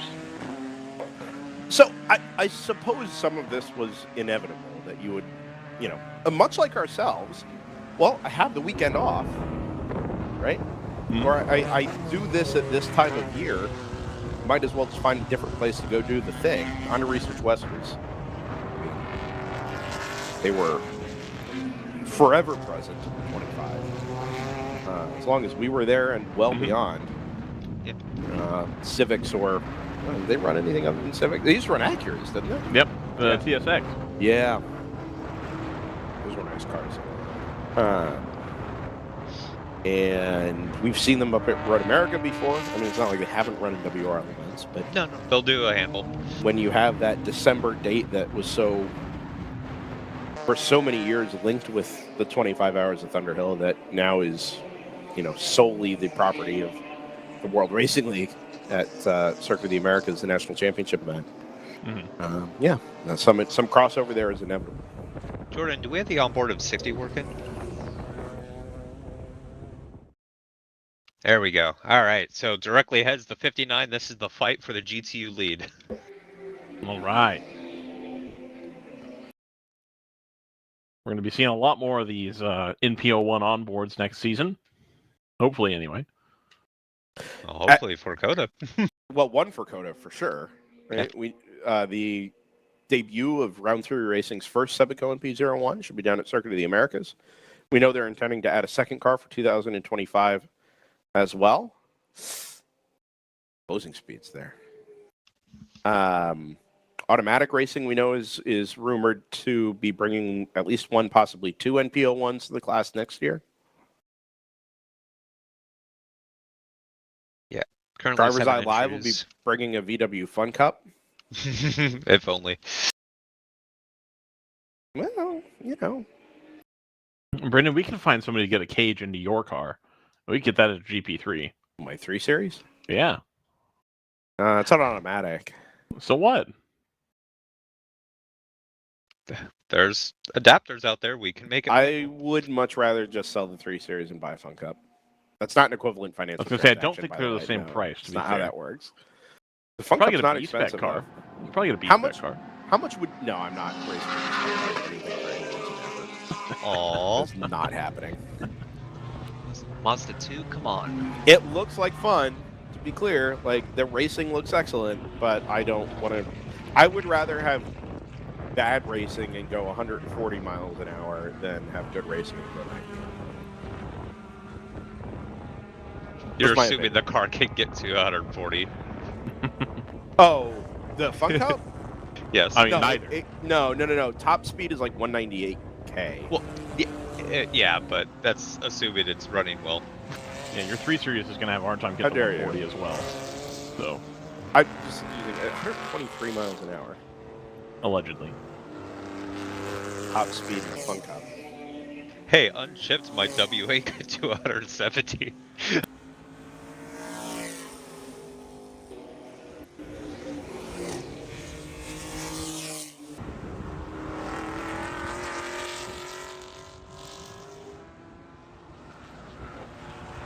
I really wish somebody would explore the all-wheel drive opportunities in WRL again.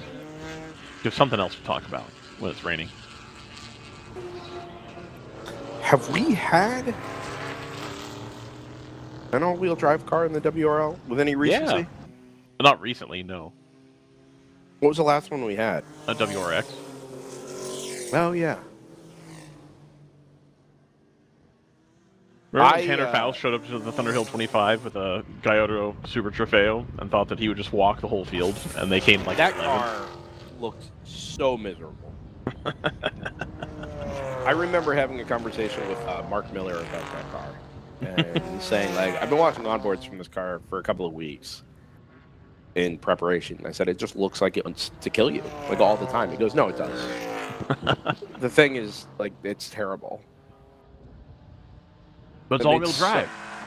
Yeah, sure. Great. What about a Mazda Speed 6? All-wheel drive? Not sturdy enough, I reckon, for Speed this. 3? What was that? Speed 3? Same problem. Yep. Mechanically started. Sorry. Yeah. Yeah. I think something in the Audi S3, S4 sort of realm would be not a terrible idea. What about going and getting one of the old tri-point Mazda 6 from Speed Touring cars? Or yeah. There Mazda is 6 from a Speed Touring car. APR is selling a Audi RS3 right now that used to be an ST car. But not the TCR car. Just correct. Yeah. Yeah.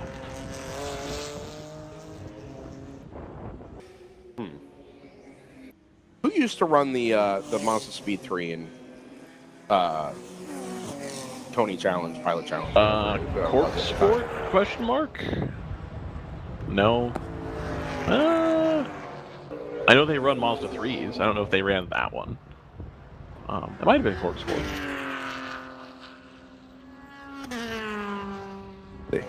Other Mazda mod houses are available. iMoto.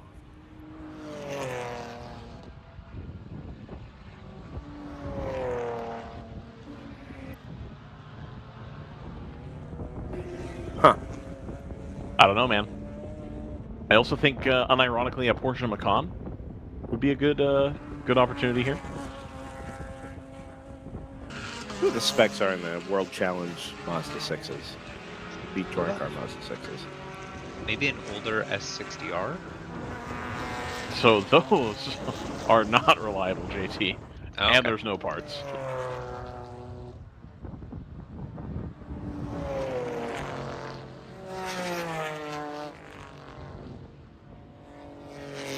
Volvo's tough.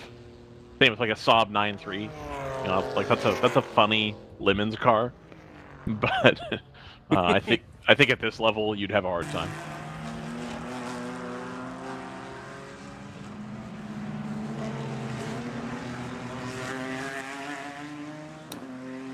Now I have to know. What about like a 325X? So, the all-wheel drive system in the E46, I know, people have tried running them at track days, and it's not a very good all-wheel drive. And you end up blowing the transfer case out, and people switch them to rear-wheel drive at that point. It's not very strong.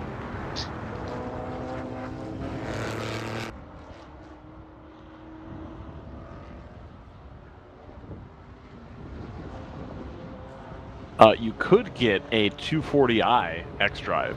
That's a thing. And that's the same transmission that's in the IR, because it's the automatic. That could be workable. I just don't know where you'd be in terms of performance at that point. Like the 228i comes in all-wheel drive as well. So that might be the move.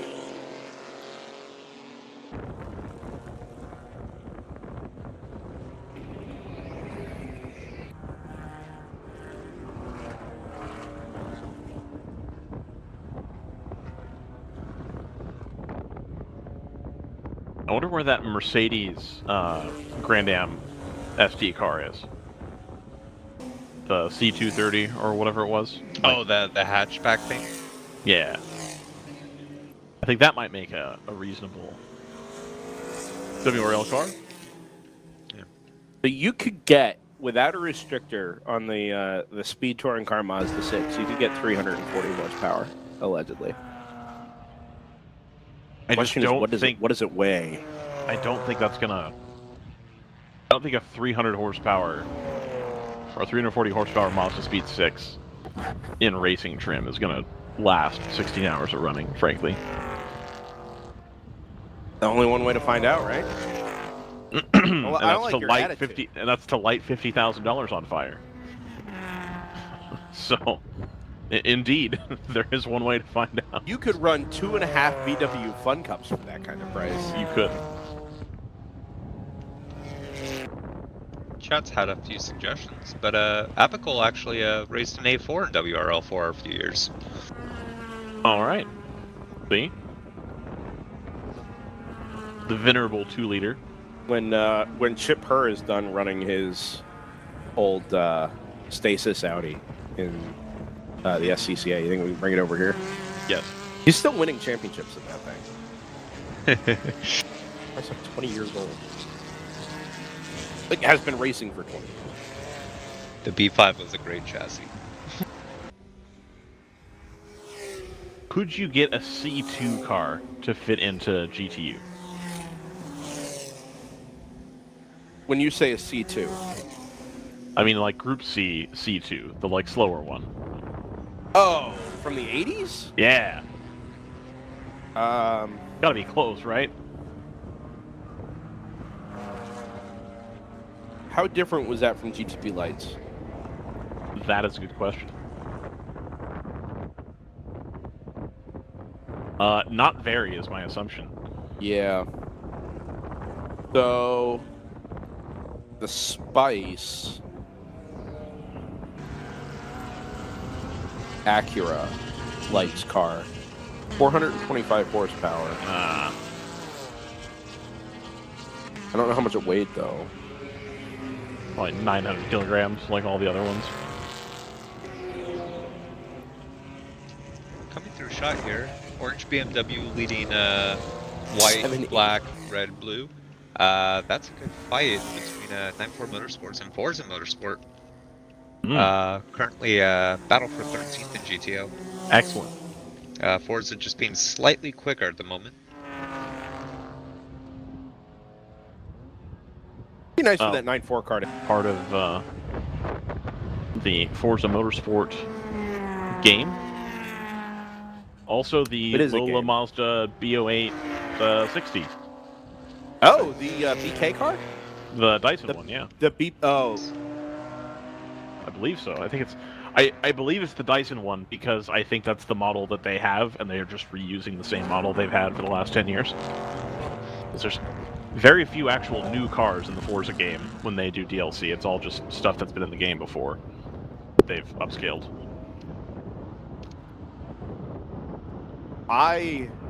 we get one of those. Ooh, and then we can take the motor out of it, and we could put a motorcycle engine in it. Why not two? I was hoping you would say that. So, just something real quick I've noticed here on the race log. We've had a couple spins a little bit earlier, about 20-some minutes ago, 16 and 17. Just I don't know if there's just a loss of grip going on as the heat soak occurs on the track surface. Yeah, I mean it is hotter, and I'm sure the track temperature will be higher than it was at any point yesterday. Right? We obviously had a fair bit of cloud cover yesterday, rain showers on and off, and really I would say we were broken to overcast for the better part of the afternoon. We're definitely a couple of degrees higher in terms of the ambient temperature today, and much more sunlight than we had yesterday as well. So I believe your theory, JT, about the track just being a little hotter, a little greasier. We're also approaching halfway, so the tires are past their prime. They're not at the end of their life. Even in the production classes, they're not anywhere near the end of their life. But yeah, definitely had some life taken out of them.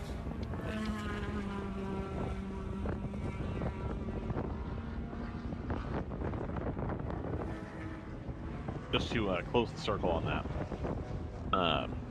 the spotlight car is the Mazda Racing B0986.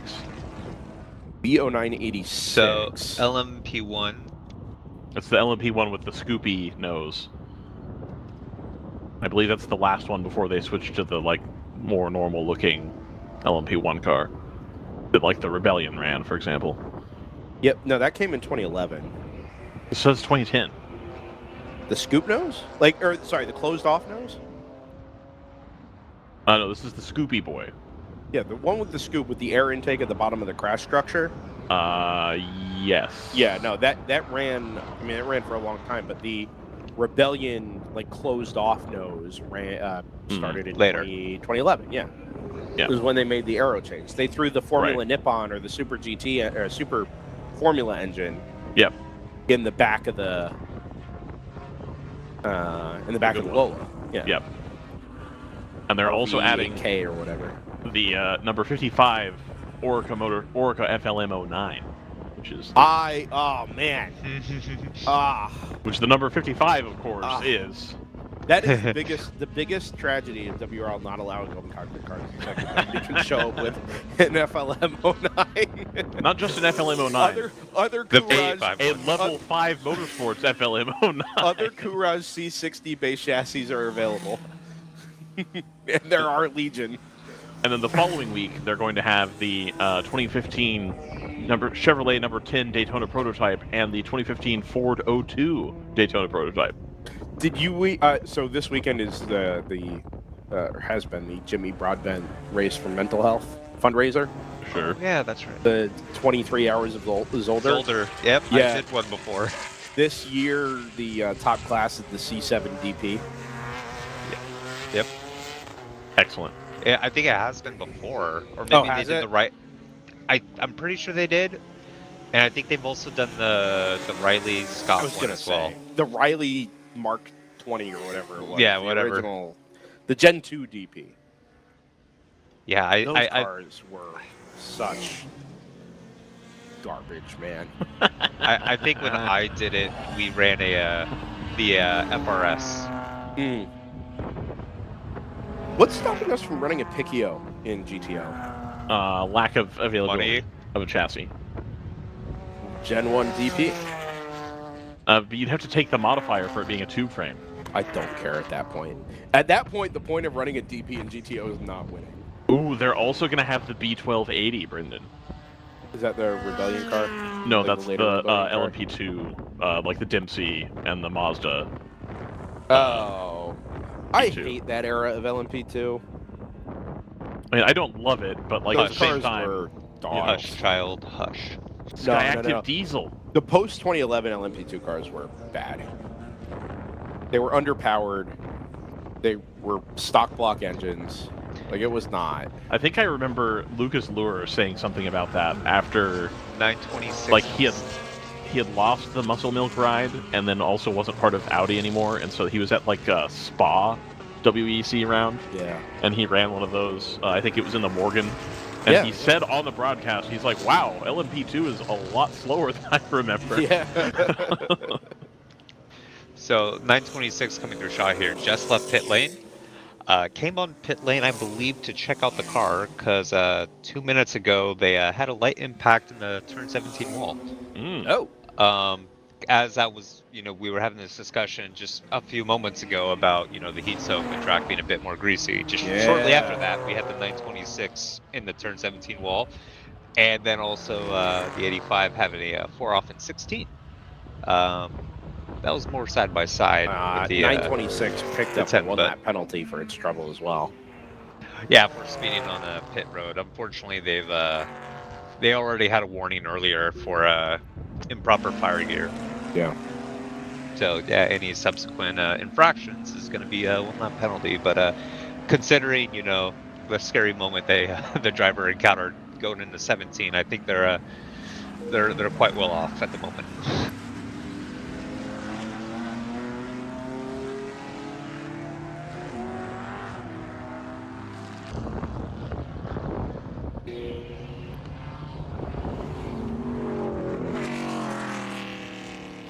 I think a Gen 2 DP might be too heavy.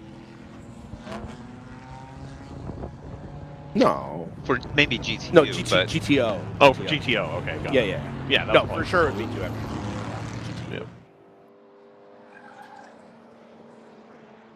Yeah. It says 2275 pounds. Oh, that's close. Yeah. That's really close. You're I don't telling know me if we you could can't take find weight out of it. 75 pounds out of a... I'm sure we could. I think the weight is Smaller in engine. the frame and not the other stuff.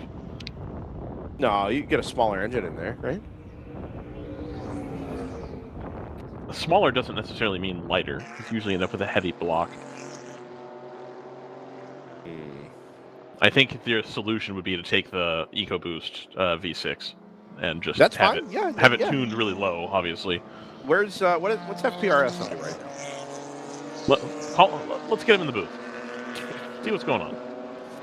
Hey, if we got you a Riley Gen 1 DP, and you got us an EcoBoost V6, Right. what can we do? This is what historics racing should be. I mean, that's basically the story of how the Shelby Cobra came to be. Sure.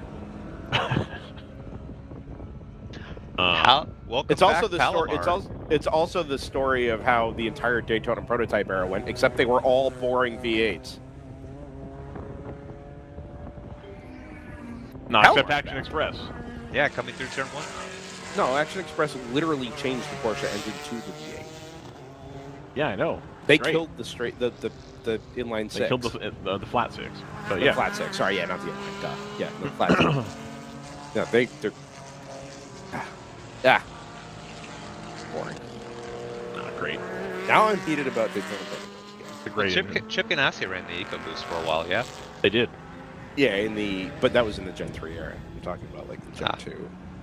Apparently, that was 100% the driver of the decision to put the V6 in the Ford GT. Is that right? Yep. I listened to a podcast about that too, where they had the designer of the Ford GT on it, and he said it was a discussion that they talked about the 5-liter, but they had had so much success in racing trim with the engine that was in the Daytona prototype that they just kind of let it fly.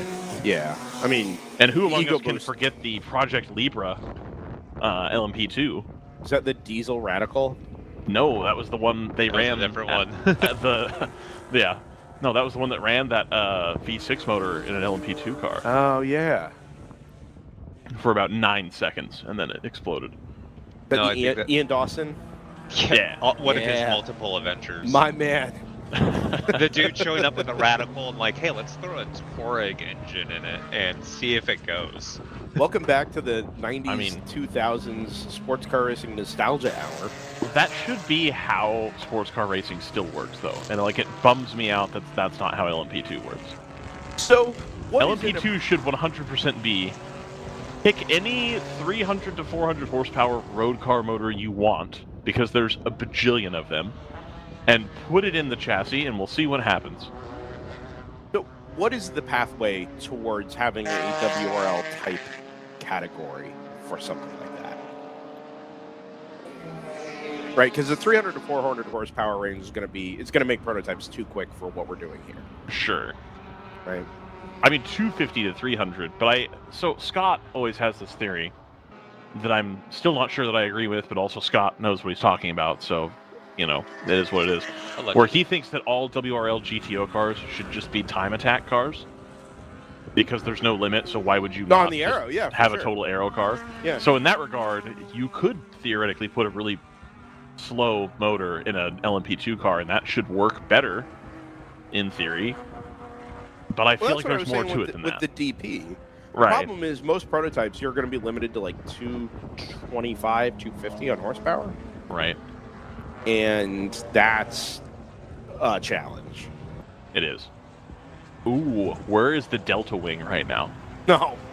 Could you run the Delta Wing in GTU? I bet it would. What about the Ziad RC? I mean, that's going to be a little bit more challenging, but yeah. It's going to be a lot more challenging. Dude, I hate Even that Nissan couldn't the figure it picture out. of what's-his-name holding the engine is, like, making its rounds on, like, social media again. Why?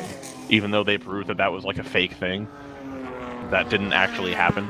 It's paper mache. I think it was Photoshopped is what I think they decided okay. it was. It was a 3-cylinder? Yeah, Yeah. What's that engine up to? nothing. I think a variant of it. Wasn't really up to anything during the Yeah. race either. Yeah, exactly. You're not missing anything at the front of the field, by the way. Since Well, the full you course kind yellow. of are. No, that's not really true. Hold on now. Let me give you an update. So the 89 has unfortunately lost a lap Right. for passenger yellow. That took them from third, I believe. That's dropped them down to ninth, where they are coming across the line just a half second in front of the 172 TLM. So that's going to promote the 124 Mercedes into the third slot. Only 46.5 seconds off the lead, which is being held by the 123, which has been managing to pull just very slightly, about a half second a lap, gap over the 70 round 3 Porsche, which now sits roughly 20 seconds behind. The only other car on that lead lap in GTO is the 909 from Automatic Racing. Should be noted, the 59 Stratus still leads over its sister car, the 60. It's about a 6-second gap. Those cars are currently sitting second and third overall. The 59 just within 4 seconds of the 123, which is currently leading. So I think that the 70 will pit whenever they can get the max drive time out of whoever their next driver is. The 3 hours. Yeah, so I think 30 minutes is a little long. Yeah, I don't see that happening. Yeah, I don't see that happening either. Because they're probably going to have to pit in the next, like, 15 minutes. Speaking of long, pit stop for the 444 Bruce Innovations out of second in GP1. That was, God, what, roughly 3 minutes on pit lane? So that's put them further away from Blaze Racing, which continues to lead GP1. It's going to be interesting to see how close the 444 is to the 24 Montgomery, currently sitting third. It had previously been about 38 seconds behind, last tripping the timing line here. We did mention Palomar has come back out. Unfortunately, way out of the contention at the moment, but can hopefully move up to 7th in relatively short order. And I think they mentioned that they came out here because there were championship implications, and that is not going to have worked out for them this weekend. Because they initially were not planning to come out at all. All right. And now they've come and done poorly for 2 days, which is not what you want to see. I mean, yeah, it's they did manage 7th yesterday, so I mean, there's some salvage. How many miles is Sebring? 3.7 And we're getting like 100 laps, right? for Roughly? the day. Yeah. No, yesterday was 160 or 180. No, for GP1 though. Yeah, let me get you a number here. Yesterday, GP1 race winner yesterday did 170. 170, and it's 3-ish miles. 3.7. 3.7. Yeah. I was trying to do a calculation for miles transported one way versus miles raced. Maybe that's the barometer. Is the miles you cover on track more or less than the one-way distance to the track from your shop? I wonder, but I bet if you did a chart of all the teams and where they're at and which races they go to, I bet it's close to that. I bet that ends up being kind of the threshold, give or take.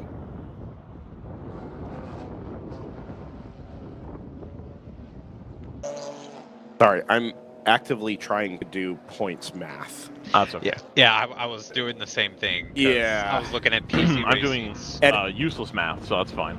It turns out you can't commentate and try and figure out the drops at the same time. I only feel have like- so many fingers. I feel like somebody who knows how to do Excel could, figure that out. That's obviously not me, but, Yeah, so Palomar finished 7th yesterday. They did finish ahead of PC Racing, but they did finish behind Harrison. Harrison's looking to have a pretty strong run today. PC Racing did not take the flag today. So that, I think, might boost Palomar to 2nd.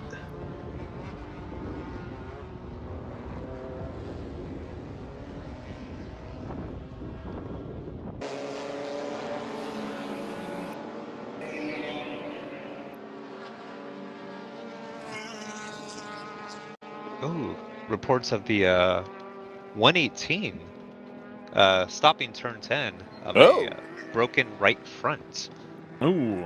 That is your GP1 class leader. Well, is your GP1 class leader. You see the stationary yellow flag out under the trees over at turn 8 and full course yellow. Yeah, that is horrible news for Blaze Racing.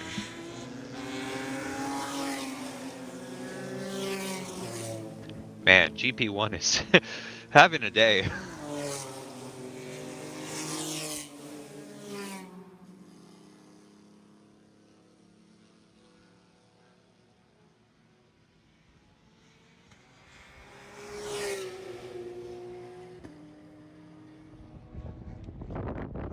So let's see, is this going to really benefit the 70 then?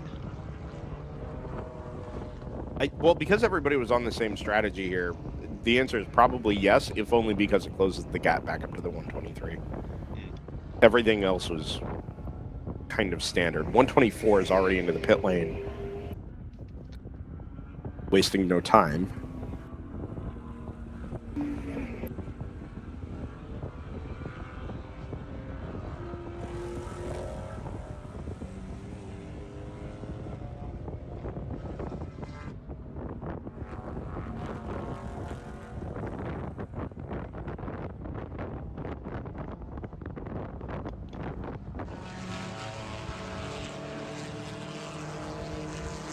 Quick reminder to the teams. Visors, fire bottles in place. Nobody over the wall when the car starts. Don't get that 1 lap penalty. So. Oh, wait, nope. I have to work on a tiebreaker. Hang on. Well, we're looking back. Counting back is what we're doing.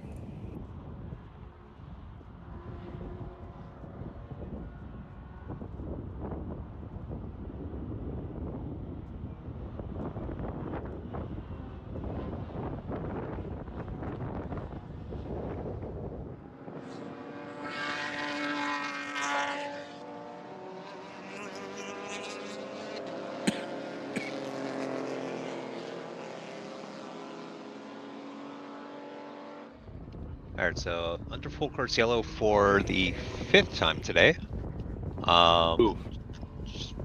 Unfortunate, but it happens. Real quick, GTU led by the 59, GTO, and overall the 123 NFC Motorsports. GP1 was the 118 Blaze Racing, which has unfortunately come to a stop in turn 10, and is the reason for this full course yellow. GP2, the 160 from Open Throttle, the car that was not out on track yesterday, taking over for the 66, which unfortunately had issues earlier on. And GP3 is being led by the 85 from AOA Racing over the 10 from Rockwell. So all 3 leaders in GTO dive into the pit lane here, which absolutely makes sense. Yeah. Well, and as we said, round 3, just mirror NFC. Whatever they do, you do. Yep. I believe that what we will see here is a Josh Bilicki / Cole Lofsgaard run to the end. Like, it'll be one and then the other. Yeah. Since we're not quite within that 3-hour window.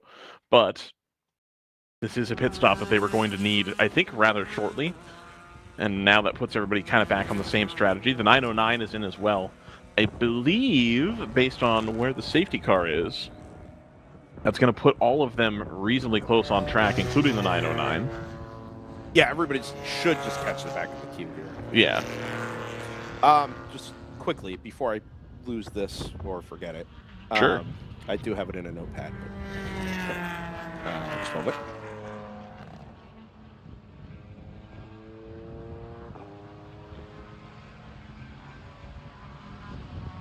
Sorry. Sneezes happen sometimes. Tease. Yeah. So the championship situation in GTO sits like this. Currently, the 70 leads on 79 points from 76 points for the 123 of NFC If the 123 were to win and take maximum points, which in this case is 14, right? 12 plus a bonus point for having more than 7 cars, plus a bonus point for it being a championship event. The maximum they can take is 14. If they take 14 points today, the 123 will drop a 2-point result because it's the top 8 results in the season. Right, so your top 8 finishes out of 14 for the East Championship. They'll drop drop 2 points and net. They'll net 12, which puts them on 88. Did the math wrong there. If the 70 finishes 3rd, it puts them on, and the 123 wins, it puts the 70 on 87. Right? They would gain 11 points, drop a 3-point result, which would net them 8, and put them on 87. That would give the championship to the number 123. So we need second or better for round 3. If the 123 wins, the round 3 car has to finish second. And that's specifically because of the dropped results rule. Got it. That's specifically because the 123 would be dropping, or the 123 would be netting more points given the result drop than the number 70. The difference between first and third is 3 points, which, when I did the math wrong the first time, gave us the result of a tie, which in the event of a tie, the 70 would win on account of having 4 GTO class victories this season to the 123's current 2. Right? So if they all don't finish up at the top, the point kind of it doesn't change in terms of the tiebreaker. It just goes down to the points. So what we're looking for there, if we don't see either car in the on the top step of the podium, the points just drop 10, 9, 7, 6, 5, 4, 3, 2, 1. Right? So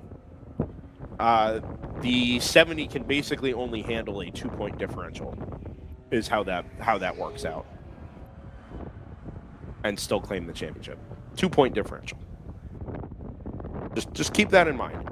Which is why I was saying earlier, the 70 just needs to mirror the 123. Do whatever they do, stay within striking distance, and you'll be fine.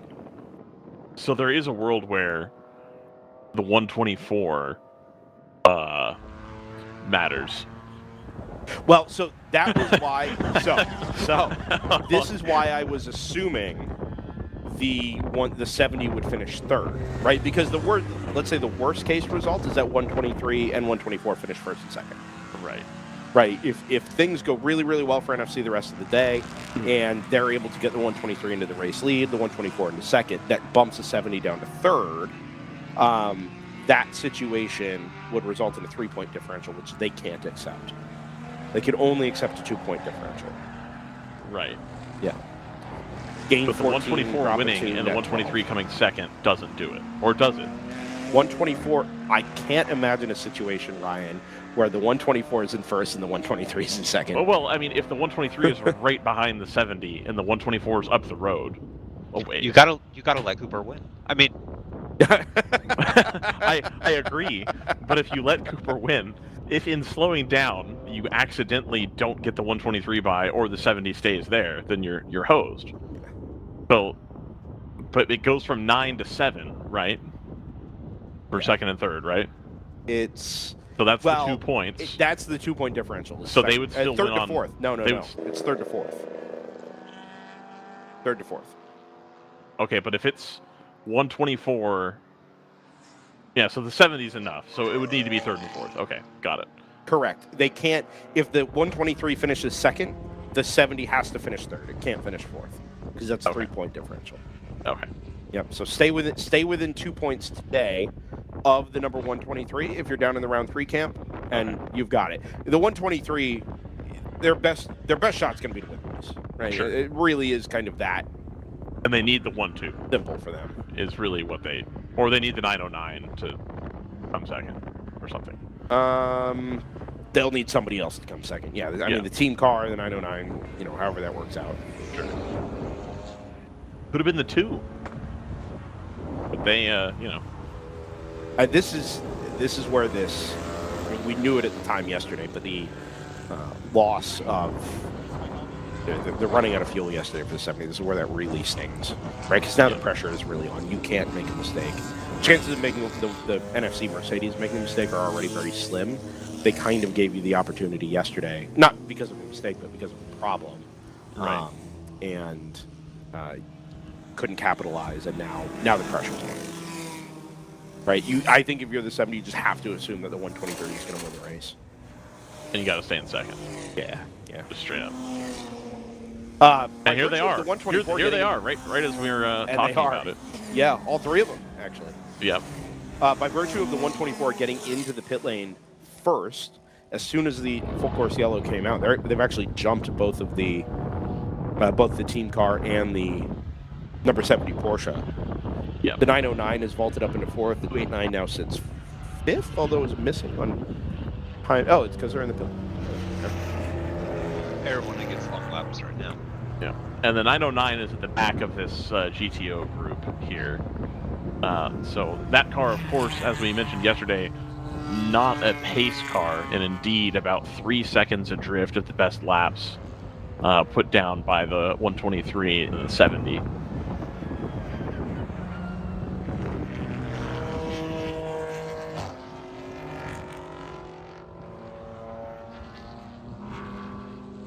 Brennan, of course, is going to go out and do a speedy service. This is also going to close up our gap for GP1 lead as well. It is.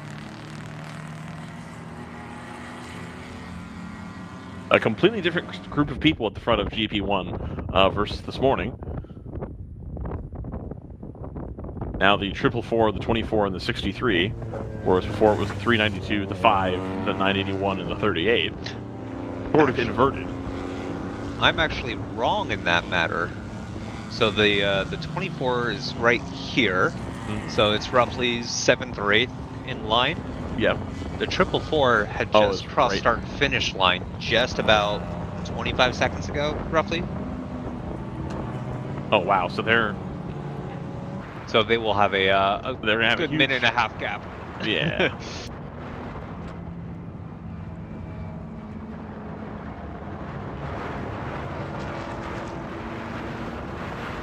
GTU, of course, currently being led by the 59 from the 60. The 58, after impacting the wall, still back in the paddock.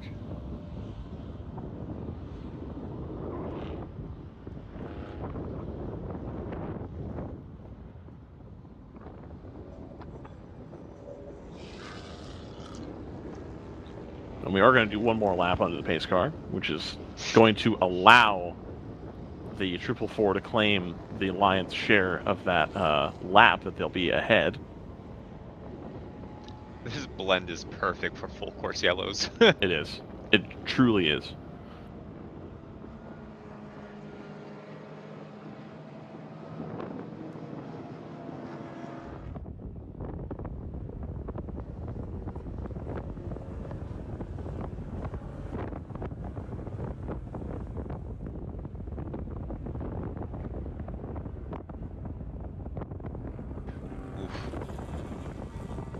Looks like the 289 is going to get an additional lap penalty for pit lane infraction. Oh. So, yeah, that drops them down to 14th. Goes from bad to worse there. We talk about how the current GP2 leader is the 160, which is like the Champ Car 5 Series. It's just outstanding. I would like more big sedans in general production classes. I will accept that. Yeah. 530i.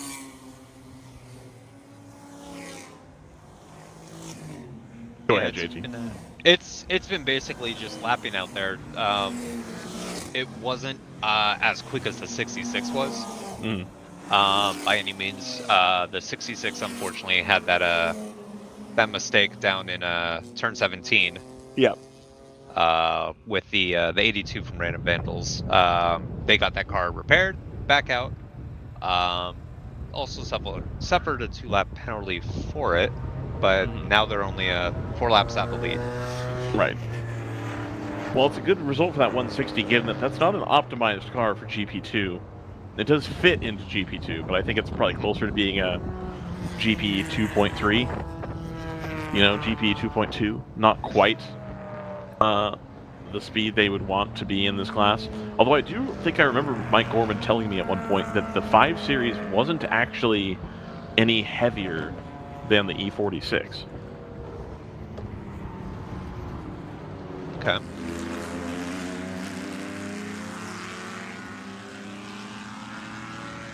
Or maybe that was all one of the BMW blank posting pages that we're on together.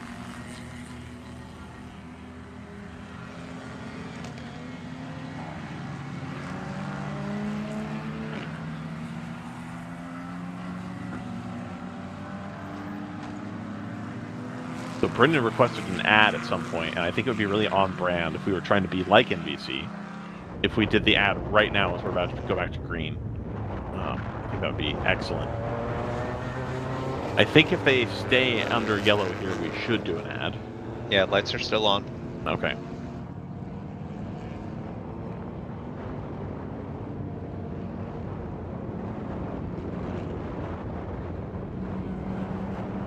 Jordan, do you have an ad button on your Steam Deck Pro? Lupe Tortillas pulled off here. Indeed they have. That might prolong the yellow situation here. Yeah, maybe they just need to do a quick Control-Delete. Yep, gets going again. There we are. They wanted to be at the back of the queue anyway. That's like me when I start to get lapped in iRacing. I just go ahead and pull into the pit lane real quick. Check the pressures. And indeed, we stay full course yellow, so we're going to go to an ad here for a moment. We're going to talk to Continental Tire, see what they have to offer. Open the wallets, spend some money on Continental Tires. Great tires for your performance road car, your regular road car, your SUV. Tons of Continental Tires on SUVs. I've noticed at my work recently. They actually have a rebate going on right now. Tire companies always have a rebate going on, JT. This is special and will save you more money than normal. Oh, all right, well, there you go. Consider your Continental Tire rebate while you consider putting Continental Tires on your car, truck, or SUV for this upcoming winter. We'll be right back on the DriversEye Live radio network.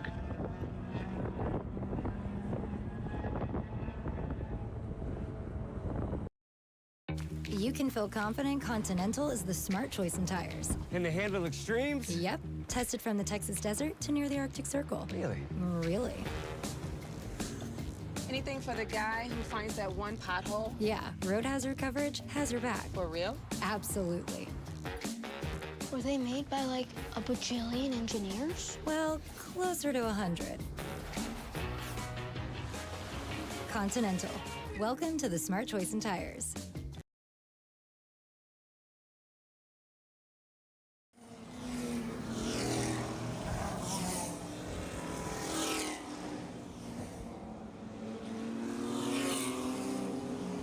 Welcome back to the Sebring International Raceway here in beautiful Sebring, Florida.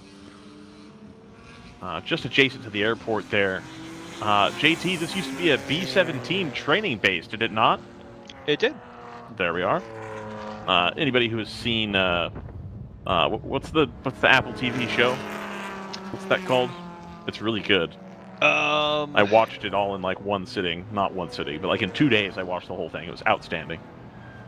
I'm trying to remember off the top of my head. It's based on the book about the 8th Air Force. Yeah.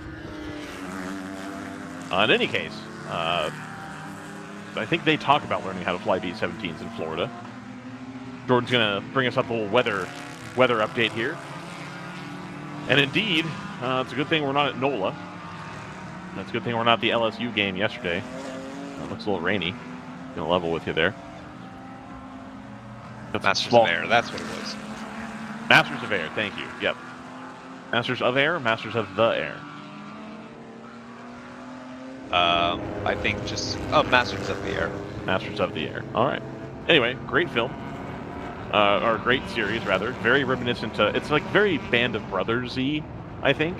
It fits into that sort of production. Yeah, so Band of Brothers in the Pacific.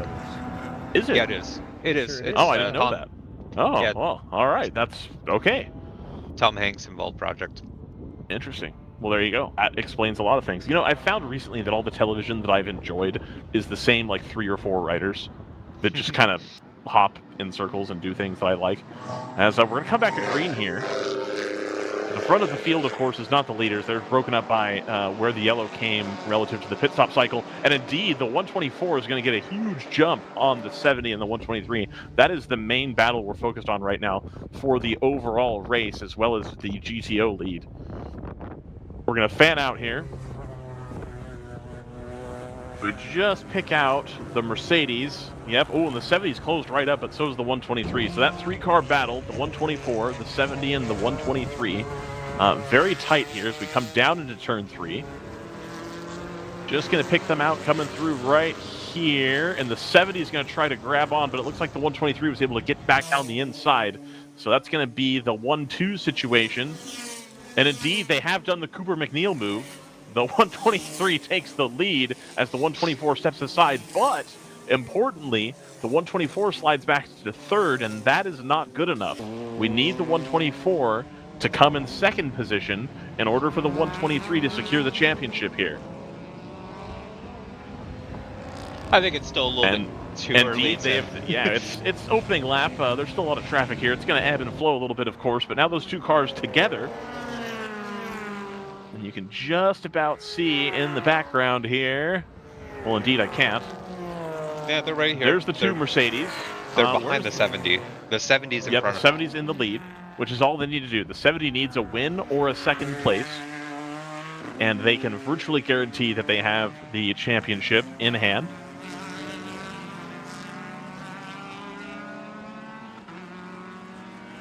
And there it is, the 70 actually starting to check out now, away from the 2 Mercedes-Benz AMG GT4 cars. Yeah, the Mercedes having to go through traffic here. Looks like being held up slightly by the 14 Forza Motorsport. As I speculated earlier, and then as well under the yellow, it would seem that the 70 has made a driver change. That car behaving in a much different fashion than it was earlier. Of course, in any situation where you have 3 drivers or 4 drivers in a car, you're bound to have some separation of talent here, and you would generally want to put your top 2 or top driver in for the end of the race. Whereas without any more detail, I believe there's potential that the 123 and the 124 are being driven by 3 or 4 people, with potentially only 1 pro driver amongst both cars.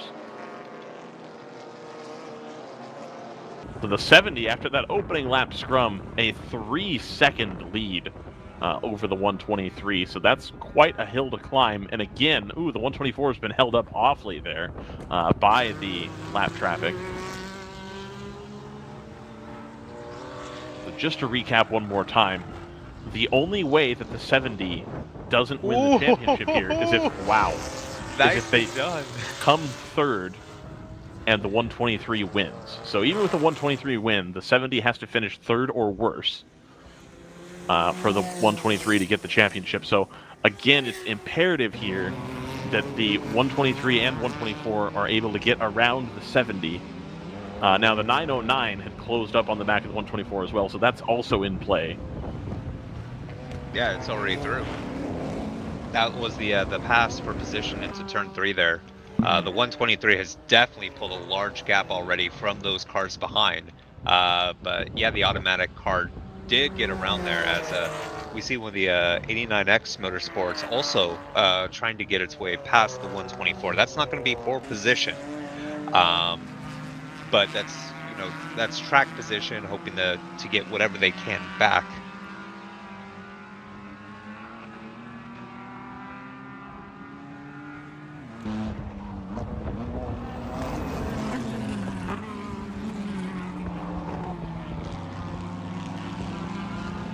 And there's the Mercedes, and then this long gap back here to your potential third place runner. The 909 doing everything they can to get through the traffic. That's allowed the 124 to catch back up. Yeah, because the new gen Aston Martin is running very quick and has forced its way through both of those cars here. Yeah. Very quickly, as the looks like the Forza Motorsports BMW going slightly off track to help facilitate some faster cars coming through. We're going to come down into 17. We'll get another update on the timing here shortly.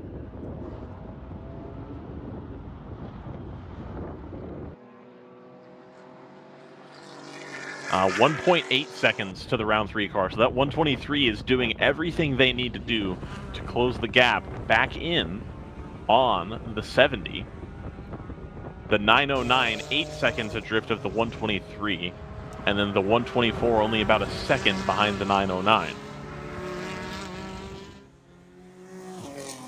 Although I think the NPO1s have regained the overall lead here. But the round 3 racing car is currently right on the back of the number 60. Now, unfortunately, being a much smaller aero-driven car, the 70 is not going to get the same aero benefit, although they have already dispatched the 60. Now, that's great traffic to put between you and another contender, because it is quite difficult to get and stay around these Stratus NPO1s, at least until you come up to the straightaway. But Mercedes-Benz should be able to motor right around the 60, and indeed they're going to do it right here. I think the 60 is going to let him go. Now the 59 leads overall. Now we're on board the 60 here, and that is indeed the 123 right in front of us. Has got around and sets off in pursuit of the 70. Jordan, do we have the 59 as well, or no? No. Okay, no on board for the 59, unfortunately. But that is the lead Stratus. That's the leader overall. And you just see the Stratus, and then that Supra, which is lap traffic, and then the 70. So again, more lap traffic that's in the same class. Can be a little bit harder to pick your way through. I think the 70 had a look there, but decided not to.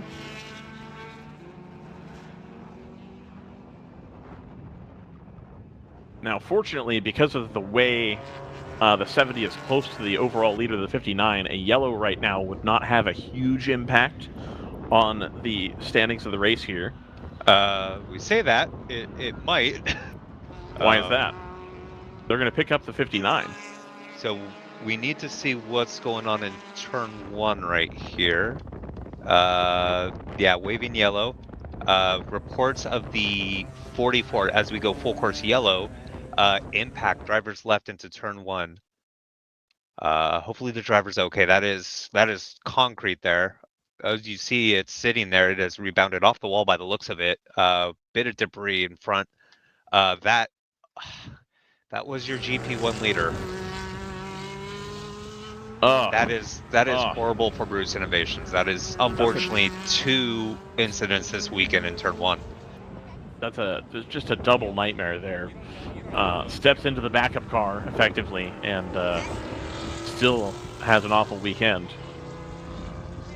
Now that should promote the number 24 of Montgomery Motorsports into the lead, and they have a 1-lap lead over the open throttle 63, followed by the 64. And then that'll put Harrison back into the top 4, although they are several laps down. So assuming everything goes smoothly here, the bad luck continuing for Bruce Innovations will be good luck for the number 24 in that BMW 2 Series. The most successful of the 2 Series runners in GP1 so far, Montgomery Motorsports. So they've been working on that car for quite some time as a replacement for their E36 chassis. So as I was mentioning right before we went to yellow, JT, because the 70 was right on the back bumper, more or less, of the 59, this yellow should not break up the GTO battle. Yeah. And if anything, it may allow that 89X number 89. Depending on how that fell, they may actually be able to get back around to the end of the train here. Because I think they were just out in front of the 59. That's a good result for them. This will also help the 124 and the 909 close the gap back up to the leaders here. Yeah, this is that pack. Yep, so they're going to pick up that yellow car at the end. The yellow and black Stratus is going to be what's picked up by the safety car just at the tail end of our shot there, which is going to allow the 89X Aston Martin to get the most of their lap back. They'll also help the 74 and the 2. So the 2, after having a penalty this morning, will have basically recovered, and they'll have 3 hours and good track position to try to get a run to the end here. The 123 has pitted. Yeah. That's a surprising turn of events here, given that they were just in the pit lane under that last yellow. This is an interesting move here. I know Brendan talked about, hey, we want to let the 70 mirror whatever the 123 does, but I don't imagine. I don't imagine. The answer. Okay, let's hear it. Look at the clock. Ah, okay. Yeah, so We're if you can get a little bit extra stint fuel. Well, I was going to say that, or you're inside the maximum stint time for whoever your closer is. Right. Well, that car was already moving rapidly. Yeah. Brendan. Yeah. I mean, the other side of that is, okay, also you're now this stop and 2 more to the end, right? 1 to 2 hours total. So it wasn't obvious that it was going to be 3 or 2 stops from where we last had the full course yellow at about 3:25 remaining. But yeah, we'll see. We'll see how this shakes out. I don't hate the call, actually.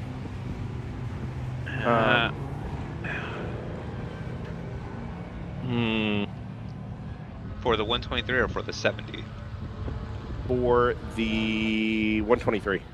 I would agree. I think it's a good call. I don't know that it's the obviously right call, but I was gonna say I don't like the call. By the way, this incident, did we note it was for the 444? Yes. Yeah, unfortunately. Hopefully the driver's okay, but it was driver's left with the concrete wall. It's driver's left on before the apex. Yeah, I don't know if that's getting loose under braking. There was a couple cameras we saw yesterday of, I think it was the 44, just as soon as it started under braking for a couple corners, the rear just got super bouncy, very alive, moving around a lot. Yeah, so it could be as simple as, the brakes locking on a downshift over a bump. Yeah. It's so early on in the corner, though. Just a really intriguing place for that car to end up. And looking through some of the onboard cameras and the replays, it was a pretty sizable hit there. Yeah, we're hoping driver's okay, because that's been a rough weekend for them. Yeah.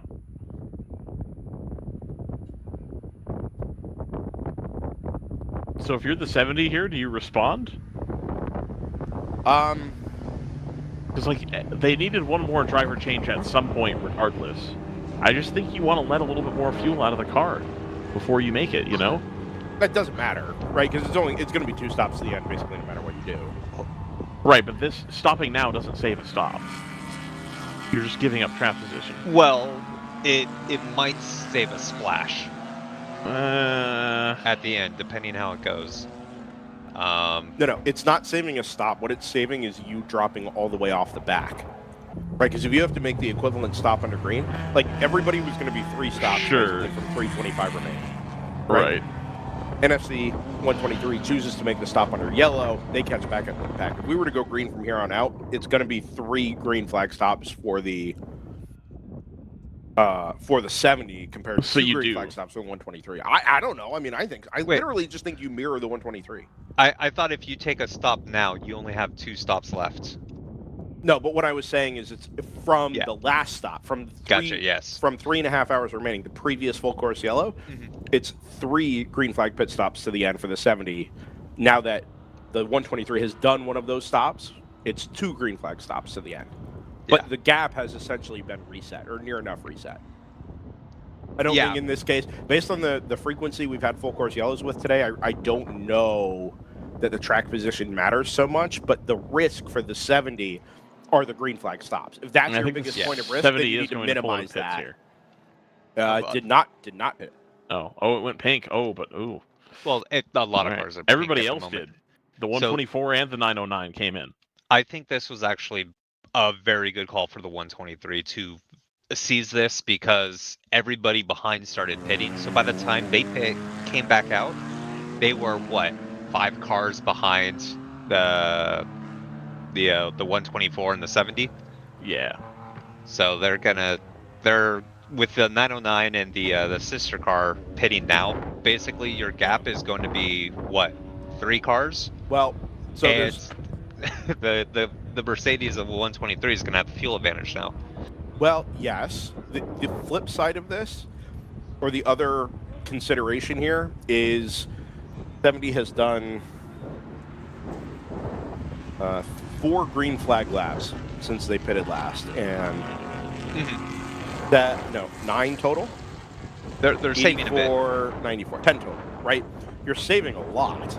We've got quite a bit to do over here at turn 1 underneath the full course yellow, and I think we've got to move some concrete blocks around the wall.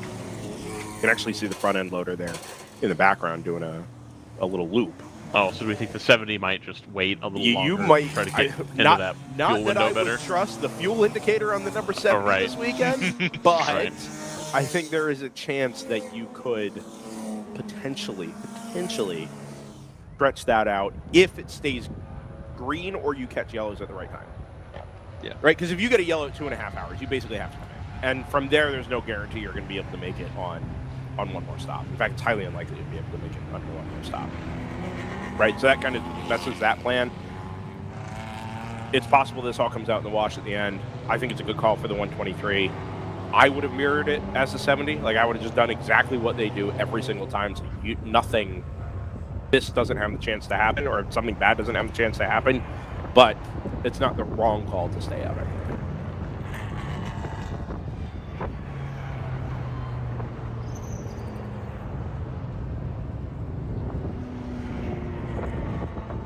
I think.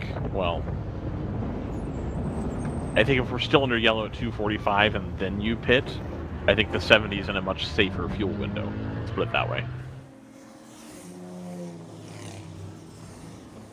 Then you're looking at less than an hour stints instead of exactly an hour stints if they had pitted right away.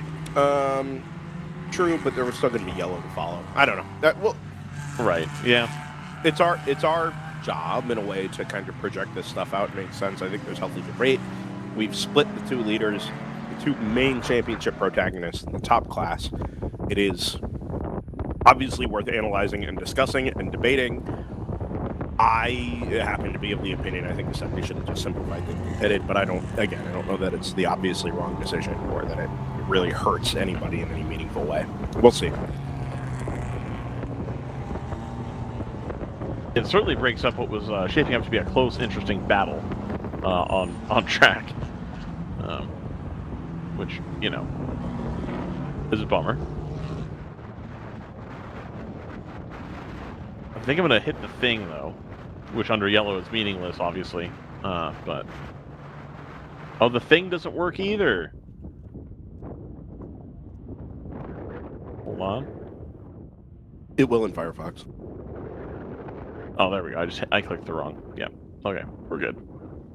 I still don't have Firefox. Not on this computer, anyway.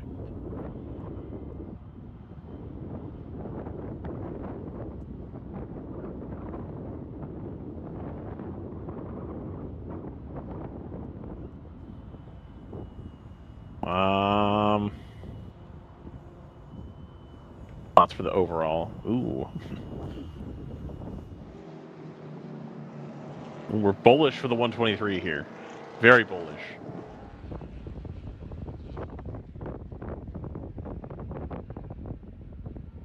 But my assumption is because it sees that they've only got 2 stops to make, whereas it thinks everybody else has 3. That's my guess.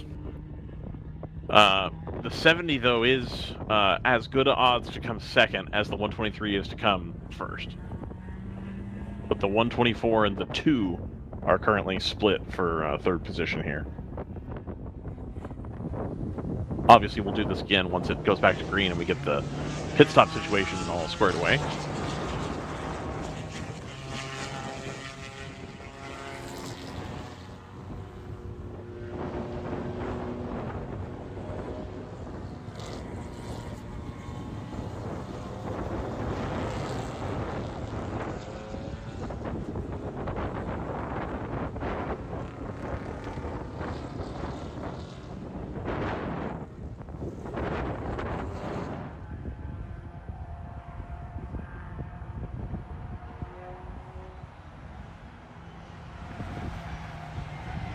And the lights are off on the safety car, so we're going to go back to green here.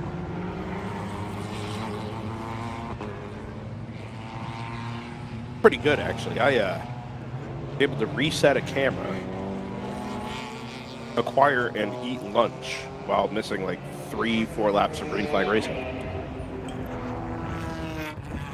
All in a day's work. Hold on. Finishing class position, finishing position, final lap count, pit stops remaining. I was unaware that presumably your boy Joseph had added all this. Oh, yeah. Interesting.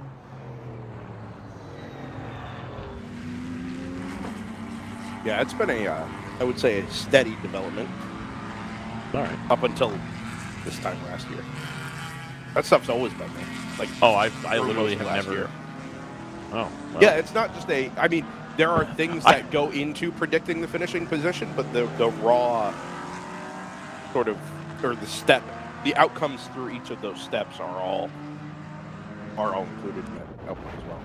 Sure. It thinks that both the 70 and the 124 have 5 stops remaining. Well, yeah, think about what the data is. It's Right, based yeah, no, on. absolutely. Yeah. But at least it's evenly applying that amongst all the cars.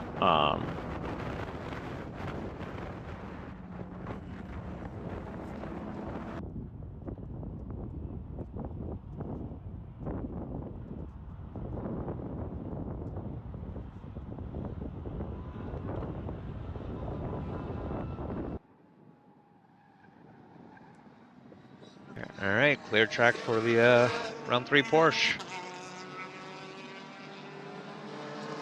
We're going to get back underway here at Sebring.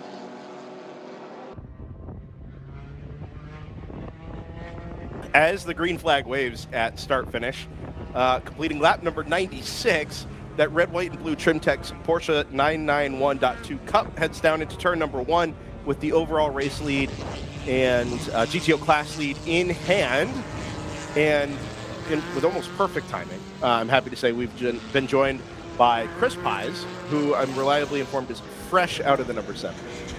Totally fresh out. Yeah, just got out of it. Bring your mic just up a bit, Chris. There you go. Just did a double in the 70, and it was an absolute blast. What a day we have today at Sebring. Better than yesterday? Yeah. I was in there when we had that little bit of not a dusting, there's no snow, but a little bit of rain, and it made things slick on half the track. The other half was completely So dry. the first little rain shower. Yeah. Right.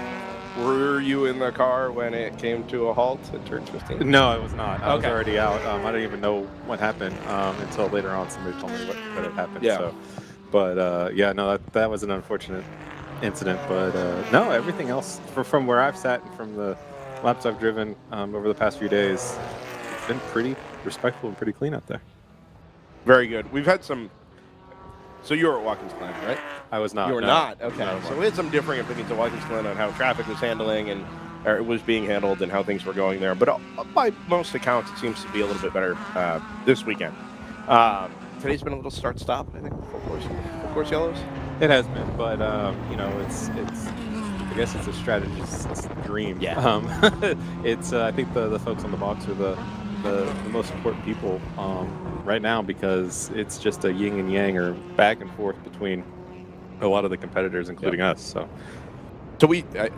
you came up and said just before you grabbed your headset, you heard what we were talking about the 70 at some length and figured you'd come up and chat. There is much to be discussed there, right? You're in the thick of the East Region Championship fight. It's no secret. Yesterday, you were kind of presented a golden opportunity with the 123's issues early in the morning. Do you know what happened to them yesterday morning? yeah. For the 123, Yeah. I'm not sure. No. Okay. I don't know. Yeah, we never got an answer on that either. But they fell way down the order. It's like, wow, well, this is excellent for the 70. You know, if you're sitting in round 3's camp, all you got to do is bring home as many points as you can, and then an hour later, the car was stopped on the side of the road, right? Right. So it kind of resets things for today, makes your job not necessarily harder, but puts you guys under a lot more pressure. Right. We were fortunate to get a couple of points, even after our problem we had yesterday, which could prove to pay dividends at the end of this race. We'll just wait to see. But I mean, we're I mean, the rule or going into this race was rather than talk numbers and everything, if we just win the race, then doesn't matter. So we're where we want to be, of course. We have Josh Bilicki behind the wheel of the car, and we all know how how Josh is, and he was racing in Phoenix yesterday night. So he took the red eye, showed up. I think his flight got in Orlando today at 6 a.m. or something like that. Drove down and was here for the start. Listen, this is the kind of commitment WRL deserves. Red eyes from Phoenix in your championship finale to East Region Championship finale for amateur endurance racing this evening. That's pretty impressive. So it's yourself. You've already been in the car. Josh is in now till the end. I think Cole will probably be in towards the very end, right? The last little bit. Yeah, Cole started, did a great job both days. He started yesterday as well, and just put the fight out there and set the tone. And I got in there and with the instruction of maintain as best as you can, and I did that. And so now it's down to the closer and then Cole again, if needed, to try to bring it home. But I mean, probably, arguably one of the better. The last couple of people in the car are some of the quickest in the paddock, I think, and so couldn't be in better hands for us, at least. I think you're going to need it. That 123 is always quick. It'll be quick again at the end. But there are other cars in there kind of potentially playing spoiler. The number 2's back up close to the lead lap. The 909 has been amazingly fast all weekend and really consistent. Had a good result yesterday. We kind of did the math for you. I know you just want to win the race. You can handle a 2-point differential. 2-point differential. 2 points. So if we finish behind 123, where does that put us? So that's what if they finish first, you have to finish second. Right? Go ahead, JT. So I do want to kind of bring up something about this championship fight. Yeah. The 123 has lost 1 lap due to shared responsibility for contact with the 289 earlier. Chris is so the 123 is now sitting 4th. Yeah. I don't know. Had you guys been looking at that in the race control log from earlier this morning? They had actually told me while I was driving the car there were some open investigations. Yes. And so, from behind the wheel, I'm just like, well, if that can only be good news for us, it's unfortunate for the 123, of course. And we'd much rather it be a knockout dogfight out there. It might still be. There's 2 hours and 41 minutes there's left. Still one lap is not. No, it's not insurmountable. So we'll keep pushing and pushing. But everybody wants to have that fight all the way to the end. So I'm hoping everybody can get back up there and we can see what these two teams can really do. Well, not everybody wants those kind of fights, right? There are some that would be very happy to ride off into the sunset and just take the title and the win and be done. I don't think that's how you guys are. The vibe, I've never talked to Josh, but you and Cole are very much of the same sort of mindset. Like, you guys want the fight, right? You want it to be, hard work, but worth something in the end. Yeah, and with 2 hours, 40 minutes remaining, there's no reason that 123 can't pick that lap back up, particularly because you guys have now diverged in strategy. I'm sure, you've heard, Brad's heard, whoever has heard down in the pit lane. My opinion has been pretty strong that you just mirror the 123. Whatever they do, you do, and you should be tied to them, basically through to the end. But they pitted under this most recent full course yellow. You did not. Right. It's and this is my opinion. This is not the team and the strategy, but from where I sit, if you pit under yellow, you got to see where you're going to come out or where the cars are cycling. Because I think right there at the end, I don't know if 124 pitted to give room and allow the 123 to get up closer. But when they pitted, they go basically to the end of the field, and so they have 40 cars they have to pass. So while they may only be 15 seconds back, it's 15 seconds and 39 passes to get there. Yeah. And so that's and that happened, I think, a little bit in the beginning of this race when the first yellow came out. We stayed out, and number 2 and 123 both pitted. But then they had to go through, I would say, about 10 cars to try to catch back up. And by the time they cleared those cars, there was about a 30-second gap.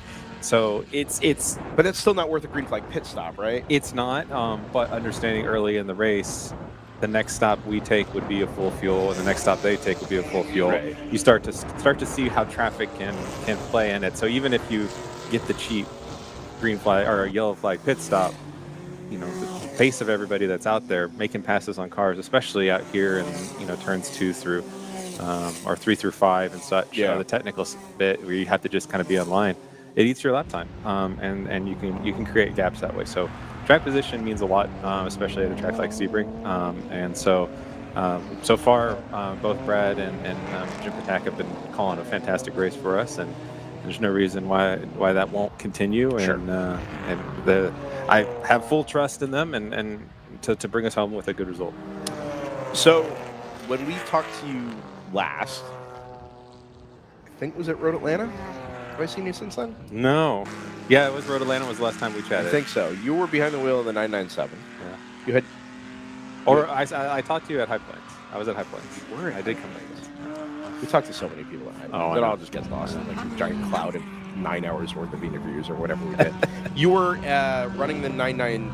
You were in the 70 that weekend, right? No, I was in the 997. You were in the 997. Okay. So how did you go from running the 997 to now basically helping Trimtex and the number 70 squad fight for championships? So it was always for the beginning of the year. I was supposed to be driving the number 70 car. But with Cole and Josh both being available, it was kind of as an availability slot came up, as there was room in the car. So for Road Atlanta, there wasn't any room, so I drove the 997. Understood. And so... Is that based on your personal schedule, like where I'm available and there's a need, I'll drive the 70. If not, I'll drive the 997? Yeah, well, it was based on both, yeah. Got it, so okay. for Watkins Glen, unfortunately, I had to silly work, to try to afford this crazy drug habit I have that is racing. But just make this work. Oh, yeah, no, why not? Right? It's so easy. I couldn't make Watkins Glen anyway. So if I could have, I would have probably been driving one of the. Hopefully, I mean I don't want to put words in anybody's mouth, but hopefully it would have been welcomed into one of the other round 3 cars. Because the 70 was full that weekend. But right now, slated to drive the 70 at Coda as well, and fight for that national championship. That's also in the back of our minds. Sure. But baby steps, take one championship. It seems like every race now towards the end of the season is championship on championship. So one step first, see what's in front of us, and the next one will be next month. So looking forward to Circuit of the Americas. Right, today is not done by any means, but we're kind of in this, let's click some laps off, build the gap, see what happens with full course yellows, and call it as appropriate. Looking towards Circuit of the Americas. 2 years ago? 3 years ago? I think it was 2 years ago. We saw you behind the wheel of Tonetta G55, wringing the neck out of a underpowered, lightweight car up against, was it Kyle Busch? Kyle Busch, It was Kyle Busch. Sheldon Creed, and Austin Dillon. Right, in a stock car based, LS powered. Same one that's rolling. Well, I don't know if they're still rolling. I haven't seen them in a while, but I think it's at Fury. Fury built. It was Fury, at the time. Then it was entered as Austin Dillon Motorsport. Now it's Low Country. But you took a win on the road. I think on the Saturday. Yeah. Sunday, I don't remember. Well, no, it was Sunday. We won. Took the win on the road. Yeah. Yeah. Took the checkered flag. Yeah. Leave it there. Yeah. I like that. I like that story. We'll leave it there. Yes. So anyway, but that was kind of the introduction. Like, wow, okay, you beat Kyle Busch on the road in Tonetta versus 360, 400 horsepower, whatever it was, right? We're looking towards Coda this year. Those cars aren't on the entry list, right? It's much more reflective of, at least last time I looked, it was Thursday, much more reflective of the standard WRL entry list where it's the teams we know and love. As somebody who's been in the thick of those kinds of fights with the ringers, as it were, is it something that disappoints you a little bit that maybe they're not going to be involved this year? Or are you looking forward to just getting after it with the WRL regulars? Well, while those name brand folks won't be there, there's a lot of talent. Not only just homegrown grassroots talent, sure. but I mean we have.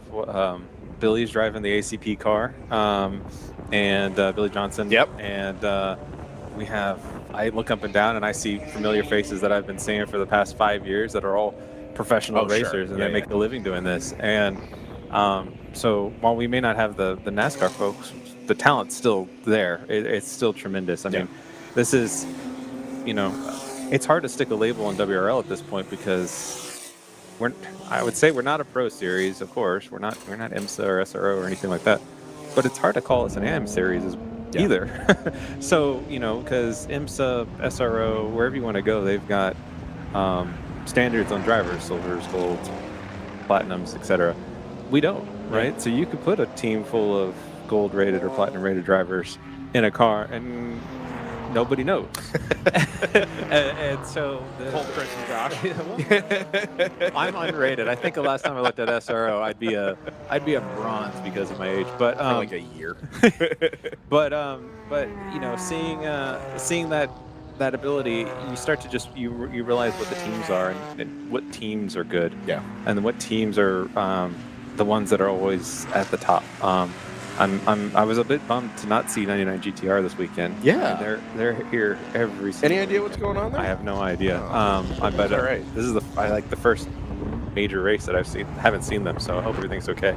But yeah, no, it's just you look forward to that competition and relishing it, and so I'm excited for the fight. I'm excited to. I mean, while Kyle's team and Austin Dillon's team was there last year, we'll have the team that fought and went toe to toe with them. Oh yeah, in FC. So yep. you know the competition is still absolutely there.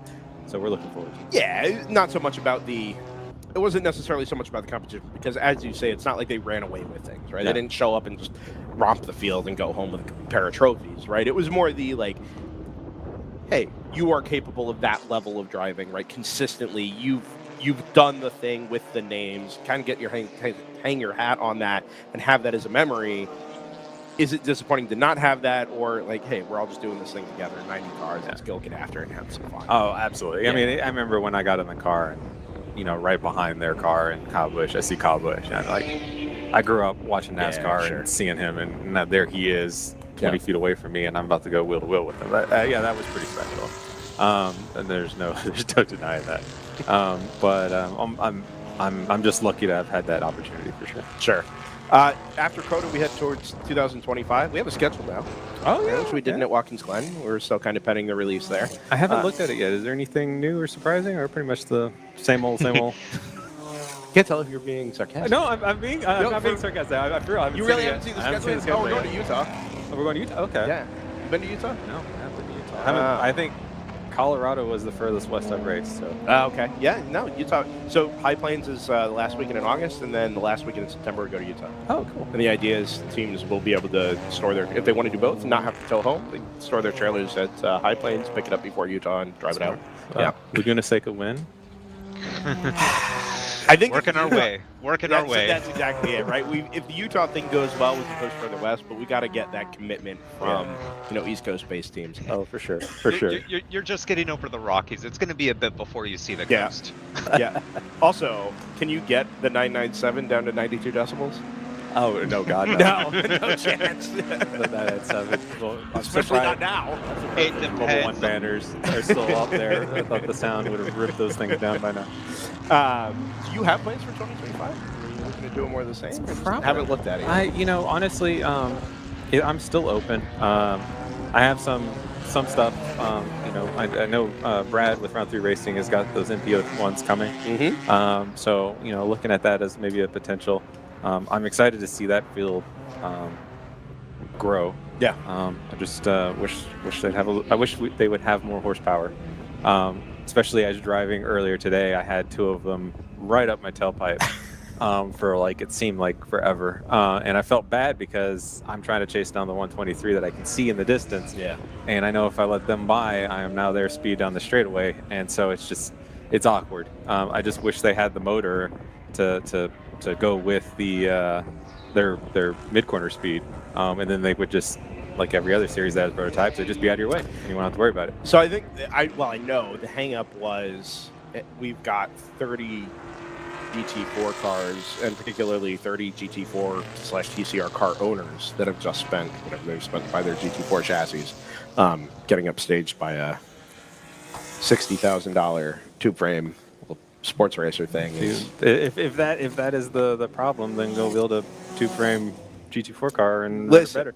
Look at the Genettas, While you were in the car, we had some discussion at length about getting a Gen 1 Daytona prototype and just throwing a V6 in the back of it and seeing what happens. And running it GTO instead of GTU. Yeah, exactly. Oh, the supercar. Yeah, talked about an old supercar. Oh, yeah. Yeah, throw an LS in the front of that and, let it go to work.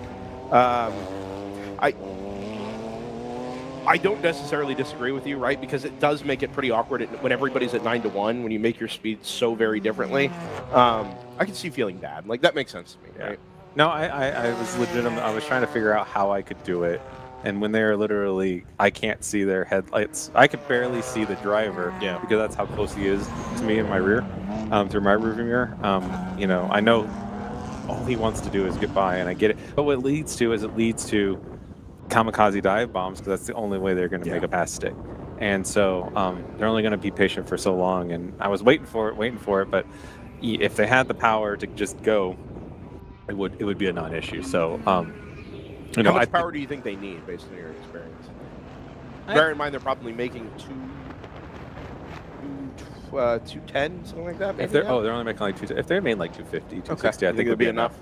It's just I would much rather see them have parity with the GTO cars on the straight. If the concern is too much speed in them, you know, the closing speed between them and GP3, make it so they top out. I think our car is topping out somewhere in the 140s on the back straight here. Make them have the same ability. Yeah, that makes sense. And then they'll be fast. They'll be probably 4 seconds faster than us. Yeah, I think so. And I think that's perfectly reasonable. Well, looks like 123 is catching up on us pretty good as I see them going down into the hairpin there. Yeah, that would be to unlap, right? Get back right, on the exactly. Yeah. I forgot about that. But I mean, that's not worth nothing, right? If you guys are out in the lead when the safety car comes out, all of a sudden they're right back in play. Absolutely. So it is important to try to keep them behind us as much as we can, but we'll see what happens. So as you head into these final 2.5 hours or so, are you as so invested as to be nervous, like sitting on the sidelines watching? I am, but I also know that the car is in the best hands, and I have full trust in my teammates on this one. So I'm just a cheerleader at this point. There's rah rah rah on the side. You're not second guessing Brad and Jim down there? No, not at all. They got this in hand. And so this is all I do. Second guess Brad McCall and Jim. Well, you guys have to talk for 7 hours. That's a job in itself. Right? Call it content creation. Trash talking Brad called strategy calls. No, I don't know. I'm excited that we're kind of in this position now where it was going to be exciting no matter what. Now we've got this recovery for the 123. Y'all have managed to leave it to the last possible minute by virtue of what happened yesterday. And it makes it more exciting for us to watch and follow. That was the drama. We wanted to have that. Yeah, so sure. It was more exciting for the fans out there. I bet. If you've got any sponsors or anybody you need to thank before you head back on out to sweat it out for 2.5 hours. Oh no, I'm me. I'm the sponsor. Yeah, I am the Ricky Bobby with the cougar on the hood. I got you. So no, what I would like to thank is I'd like to thank WRL for putting this out here. This gives us an amazing playground to go share our passions with like-minded individuals in an environment that, this is not safe what we do, but it's as safe as it can be. And they've done a phenomenal job of cracking down on any shenanigans, let's say, that would creep their head up, but at the same time keep it open to allow fights like what's going on between the 70 and the 123 for championships. And just the fact that it's coming down to the last race in that season, I guess is the best way to say it, just shows the competition. And it couldn't be a better venue. I've been around WRL since the old GP4 days, if you can believe it, and so I've seen it grow, but it's always kind of kept its roots, and that's what I respect. And then also you guys at DriversEye Live. Oh, thank you. Without you guys, if there's no one here to tell the story, then there's not really a story, right? So you guys are doing that, and we appreciate that. And I think I speak for everybody in the paddock on that one. Thank you. I appreciate that. It's a labor of love. But very, very fortunate for myself to be able to do this full time now. Not just the commentary, but with video production and the production design and all that. I have a great team of people that support it and that are a part of it with JT and Ryan this weekend. Jordan Worth, bottom split CEO on production. I want another 12-hour bottom split. It's been years. I've been waiting. Where is it, Jordan? That's too much. You get 3 hours maybe. I actually will ask you one final question on the back of all of that, right? So what we're doing here is as you rightly pointed out, still amateur racing, right? This is not a professional series, but as time has gone on, it has looked and felt more and more professional, right? It has inched towards that SRO. And when I think back to the conversations I had with, ooh, that was spicy underneath the bridge. 70 swung out wide to pass one of the general production. Was that a production car? Yeah. And then the 123 kind of had to swing out even wider. Not quite 3 wide, but wasn't comfortable looking. Yeah, no, the 123 tried to set up outside going in as they approached the open throttle, so that definitely got a bit tight there. And it all happened right over the bumps, which made it look even more dramatic. My conversations with RJ years ago were basically like, hey, this is likely headed towards something in between Champ Car and SRO. Right? There's a big gulf there. That can mean a lot of different things, but I think it's settled nicely into that kind of place. You are obviously somebody who has the pace and the talent to go do that thing, if you wanted to go do that thing, right? Like an SRL. Never mind the funding. Put that to one side. Do you feel like you need that? Like, for you to feel like you're being successful at racing, even if it's just as a hobby, is that still out there as something like you want to go do or you feel like you need to do in order to feel fulfilled? Or is this a comfortable enough, fulfilling enough place for you that it's the right budget, it's the right kind of racing, I'm surrounded by people who do it because they enjoy it? And I'm not asking that as a leading question on WRL's behalf. I'm just genuinely curious because you're in a pretty unique place there. So if you would have asked me that question 3 years ago when I started doing GDO, I would have absolutely said, I wouldn't be happy until the next thing. But now that I guess I'm a little older now, maybe not wiser, but maybe, I've found comfort in where I am. Not just from when I go out there and I see all these professionals that come and race in WRL, and also the teams. I mean, how many haulers out there have GT4 GT4 stickers on them? Race against the folks that are racing IMSA, ACP's racing IMSA, Random Vandals. The list goes on and on. I know Automatic has raced there under a different name. I think Stoner, right? So to see these teams come down here shows how good WRL is, because otherwise, why would they even waste their time? And so seeing the competition and getting out there, it's still racing at the end of the day. And so to go back to your original question, do you feel fulfilled at WRL, or do I need the next thing to feel fulfilled? I think I'm happy with where I am now. If opportunity came up, of course, I would jump at it in an absolute heartbeat. But I really do enjoy WRL. I look forward to it. It's the passion, right? That's the reason for doing everything that I do elsewhere, is to how can I get back in a car and go fast. You ever thought about going to Europe? I thought about racing in Europe, and I've had some opportunities. Okay. It just didn't. I wasn't in a spot from a scheduling standpoint to do it this year. I had a practice opportunity with a Black Falcon car at Portimao. A GT3 or GT4? It was a GT4. It was one of the G82s, I think, whatever the current new BMW is. Just scheduling it was very last minute. Sure. Couldn't make it work. I've definitely looked at it because one of the things we were going to do, a group of friends and I, we were going to go run Fun Cup. Yes! That's why I'm asking.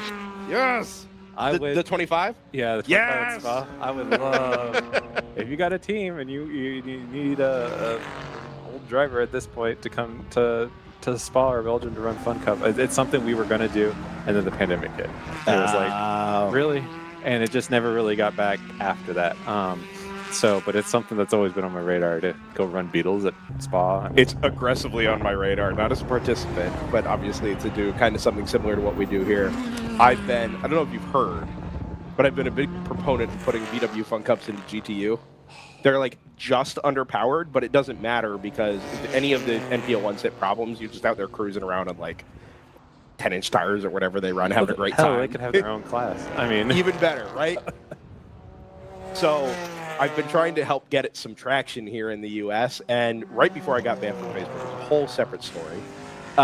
There were discussions in the WRL Racers group on Facebook about people trying to find seats for rent or people who wanted to go run a car at the 25-hour, the Fun Cup 25-hour at Spa. And so I haven't been able to follow up on that.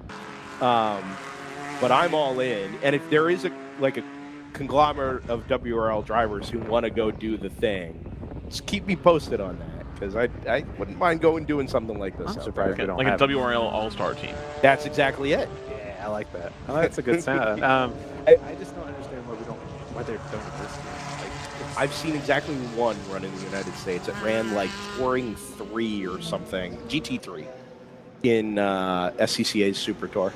It did one event up at Watkins Glen. It's the only time I've seen one in the States. Maybe it's a it's a Beetle thing. So Beetle German car. We could have Ford Escorts. We could think of what is the dorkiest little car and tube frame it up and throw a EcoBoost at it and call it a day. And now you have the America Fun It's Cup. not a tube frame. Oh, it's not tube frame. Yeah, I mean, no, the Fun Cup needs to be tube frame. Oh yeah. Yeah. Otherwise, you can just design a little tube frame chassis and throw whatever bodywork you want on. Ooh. Car stopped. Driver's right there outside of 1. 85. Looks like an AOA. Yeah. 85, the yellow one? Going again. Or is that 95? They ran diesel Fun Cups for a while in Europe. I guess our Fun Cup is MX5. They That's don't really have fair. MX5s over there. That's fair. Boring, but fair. They don't do a 25-hour for MX5 Cup. They should, though. They should. Yeah, they absolutely They should. absolutely should. Thank you. I mean, they Do just did generational Martinsville. classes. They just did Martinsville. Martinsville, the spa of North America. Well, I mean, they're open to new ideas. Is the point? That's fair. 25 hours at the full layout at Miller, Utah, whatever. Do the full Thunderhill layout. Oh, bring back the 25, but it's all Fun Cup. They're all MX5. Not a bad idea, actually. That's actually we'll workshop that one. Just don't do it in December, whatever you do. Chris Myers, thank you for coming up and spending some time here. Always a pleasure. Thank you for having me. Yeah, best of luck down there. Hope things, for your sake, go your way. From a neutral observer's perspective, you've set the ball up in the tee box really nicely, and now it's up to Josh and Cole to see what they can do. Absolutely. Very cool. Chris Pye is out of the Thanks, number guys. 70 round 3 racing Porsche 991.2 Cup.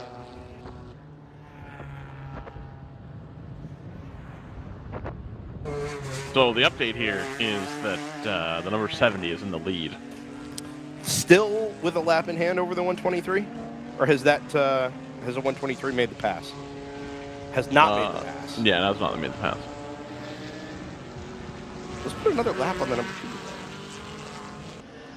Oh, 2 was a slow lap. 2:37.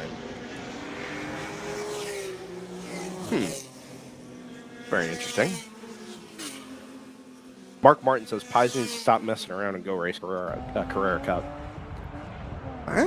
It's Well, worth that. yeah. Carrera Cup or a Fun Cup. That could not have been said.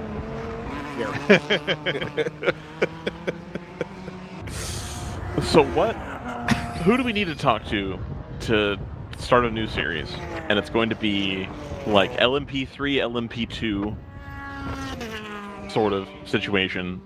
Porsche Carrera Cup cars and MX5. So and we're just going to do endurance races. There's probably a discussion to be had here about a WRL Plus, which would be equivalent to like the old V2V series Yes. in Europe.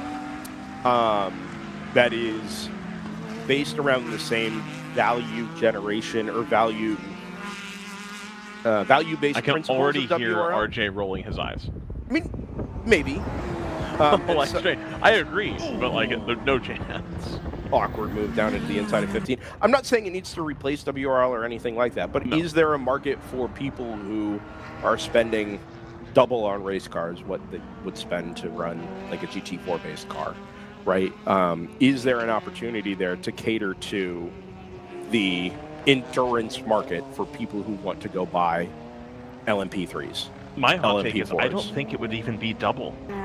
These Porsche Cup cars are like 80 grand. Well, I mean, which we've is- got one running here, but I know. you're trying to capture the newer ones, right? You're trying to get after like 992s and the I don't think so. Trofeo, maybe. I old think Super I think Trofeo. having the Porsche Cup car be the car that could race either, Maybe. and then like basically a GP4, the Cup car, and that's kind of a big speed differential. That would Yeah. be kind of a joke. In their normal trim, yeah. For sure. It doesn't need to be all in the same class. You just have a class for LMP3s, a class for LMP4s, and then like a Cup class. I'm not saying. Listen, I'm not I am technically a businessman, but I'm not like a big strategizer here when it comes to making this all make sense.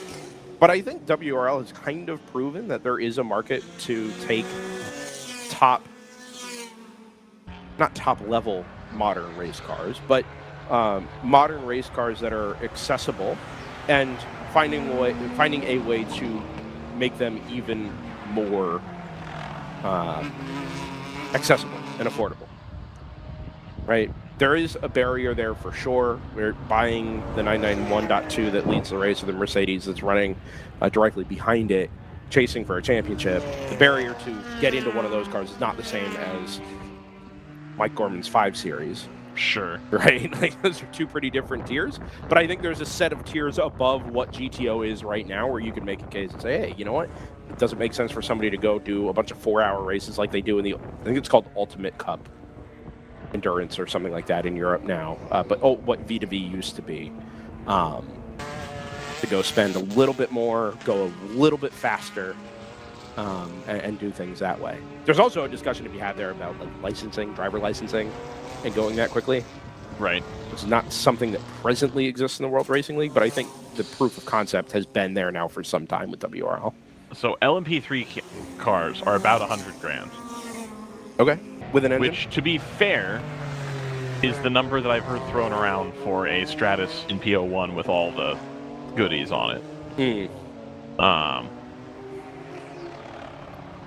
So, I think if we're talking LMP2 cars, I looked at one listing, but it was for a car that was never raced. The last FLM09 was one ordered by Level 5 that just never got used. Was $255,000. Those Courage C60s don't come cheap, man. Seems like a lot of money. I don't know about that, but I think the LMP2 might be more reserved for historics racing at this point, which is probably fair. But I think LMP3, there's a ton of cars for LMP3. The irony there is that our friends over at HSR are running an LMP3 class, yeah. With, I mean, it's an endurance space class, isn't it? It's like 2 hour and a half, 2 hour race. Sure. Yeah, specifically for it, people who don't want to race LMP3 at the big IMSA weekends. But clearly there's some interest being demonstrated there for those cars to go run. I mean, maybe not to rent a track for their own weekend, but to run as part of another organization to get extended track time, split costs across multiple drivers, in a way that's not very dissimilar to what we're doing here. It should not cross or interfere with what WRL is doing, but I don't know. I would be interested to see somebody see that one up. Yep. Do you remember the Sebring Encore, the IMSA Encore weekend that ran here at Sebring in like 2018, 19? Yes. I think WRL got that date for the 24-hour back in 2021. Probably. That sounds right. I think right. it ended up being that date. But anyway, I believe that a single event like that, not necessarily branded by IMSA, sure, maybe a WRL special event, RJ. But then there's licensing issues. Anyway, but a single event where you say, look, this is the WRL model. This is the amateur endurance racing model. Come race fast cars fast for more affordable for a big race weekend that we're going to host at insert venue here. COTA. I don't know. Right? Something. Yeah. I see what you're saying. Watkins Glen. I don't pick one. Yeah. Right? COTA would be interesting because those cars don't really go there, you know? And then give them a LMP3, GT3, GT4 platform that runs to the same basic economic ethos as amateur endurance racing does, and let them have that experience, but with driving fast cars and spending a bunch of money on slick tires. Yeah, I agree. It's an idea. Absolutely. There's a very interesting selection of LMP2 cars for sale on Race Cars Direct right now, including the Patron Honda that raced for like one season. By the way, did you know that a Nissan won the Sebring 12 Hours in 2018? Yeah. I have fundamentally no recollection of this happening. It would have been the. Was that Muscle Milk? No, I've been trying to figure out if it was the ESM year or the core year. 2018 Sebring hours. Which one's your pick? I'm gonna say core. No, Nissan. ESM. Tron. ESM. Yep. Yeah. Okay. Yeah, that was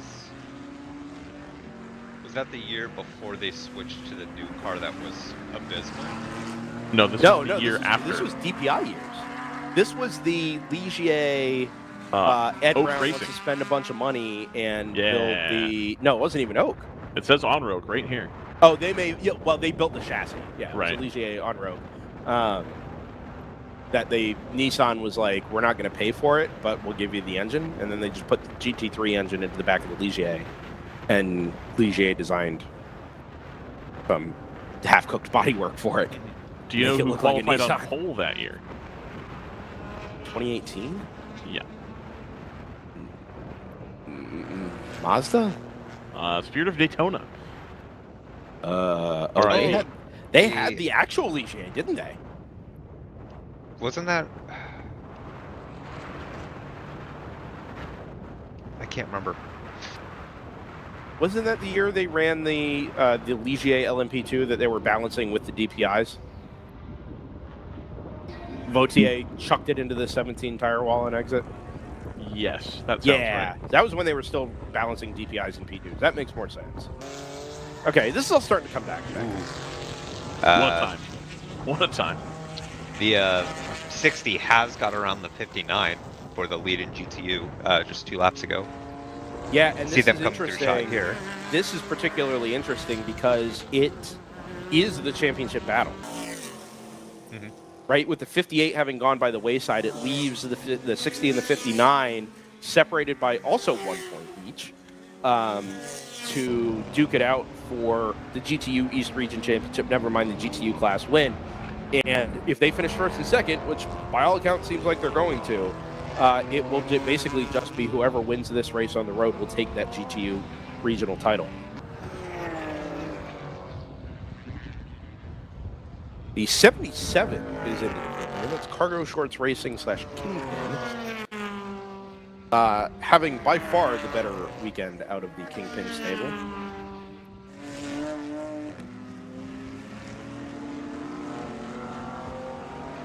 Do you have any idea how many amazing / terrible ideas we've cooked up for racing in the 4 years of covering World Racing League on a fairly regular basis? Yes. All of them would be more interesting than what the pro racing is doing right now. That is almost certainly true. So, Tin Toy Car says, greetings from Belgium. Tin Toy Car, let me ask you a question. Have I got an idea for you? oh boy. Have you ever heard the words VW Fun Cup? I don't know. What is his Fired. username? Take a guess. Fired. That's true. He is literally, his username is literally a synonym for VW Fun Cup. Amazing. Apparently BBM owns all of these level 5 cars. Who's BBM? Bob Barrage. They run all yeah. they run all the historics and the 908 and stuff. Yeah. Because now the level 5 Lolas are for sale also. The Bob open and Barrage closed off. has. I just saw. 575,000 euros for a 2012 B1280. Get out of here. But imagine how fast it would go if you strapped 2 Hayabusa motors together. Oh wow, this was the Mazda chassis. It was used all the way in 2016 and then also in historics in 19. Wow. Yeah. Oh, 500 I'm grand. not thinking of Bob Barrage. I'm thinking of Martin Bray, Oh, okay. who I saw. Paul racing BMW M4 out of 5. Wait, what? we saw in that shot the number 14 from Paul Racing. Oh, you're pointing it out? Yeah, slow exiting turn 5, and it is it. now being reported as stopping. Oh. Yeah, I'm not going to have that on camera. This could be an interesting one. All right. Oh, it's... I think it tried to pull into a cut that isn't really a cut, and it's now sitting broadside underneath the bridge, like half protected underneath the bridge. Yeah, yeah, because that's where the road is, right? Kind of. It's not. I don't know if it's really protected there or not. I don't think it could get its nose far enough up to the cut to actually be safe behind the bridge abutment. In an interesting spot there. Man, if we got a full course yellow now. Is there still a cut there on the left since they changed the bridge? Not sure. Ooh. There's definitely the photo lane on the right. Yeah, you have the access road. Yep, with a fence there. I'm not sure there is one on the left. Slow-ish fast track racing? Nope, getting up to speed. We're good. Well, remember, there'll be a yellow here.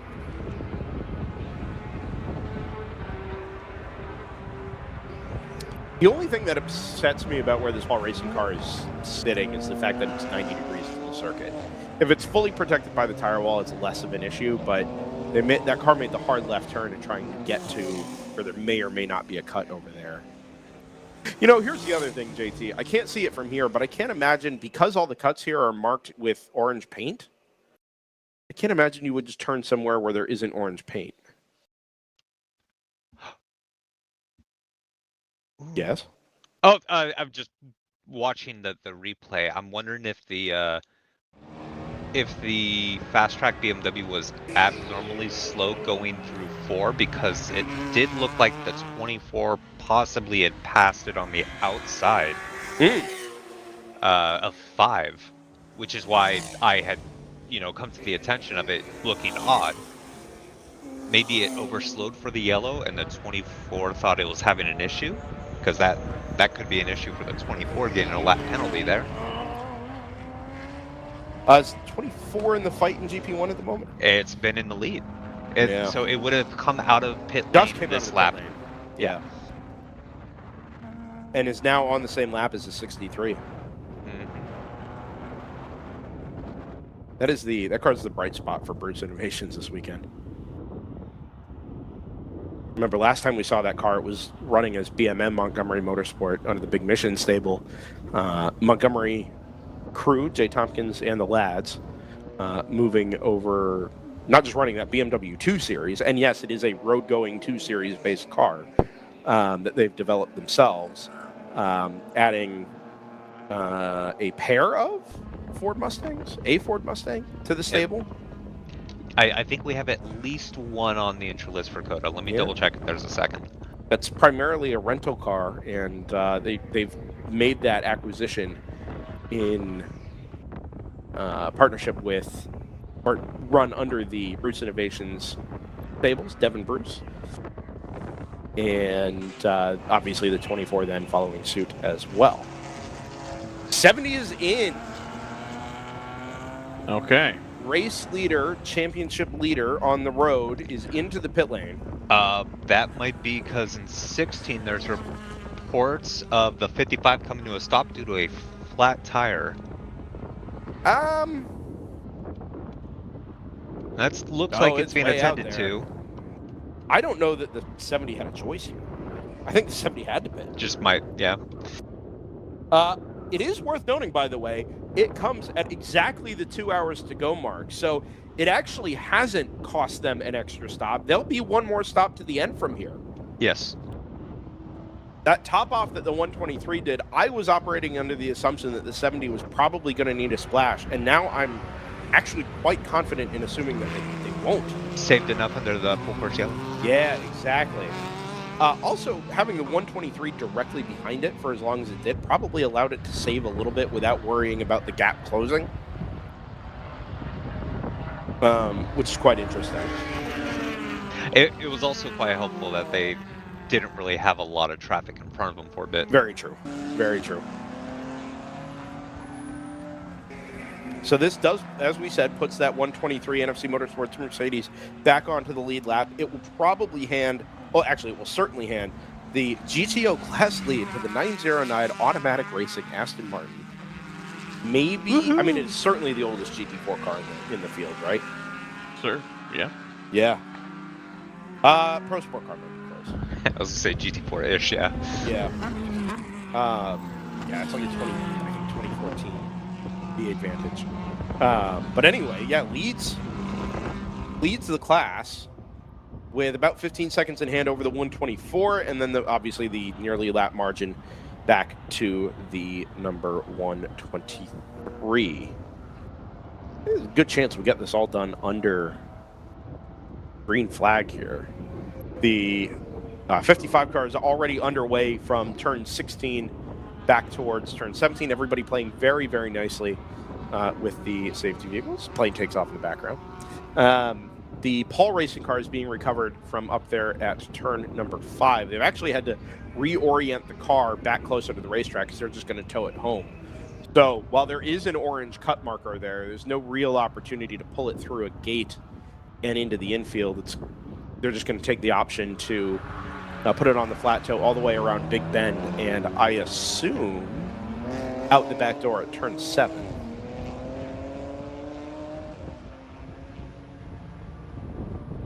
Pair of Mustangs, one in GTO, one in GP1. GTO is a real GT4 Mustang, right? And then the GP1, I think we decided it was a core car. Hello, Jay Tompkins. Core car? FPRS car? I don't remember. Ryan, help. What are we talking about? The GP1 Mustang for Montgomery, Devin, or Bruce Innovations.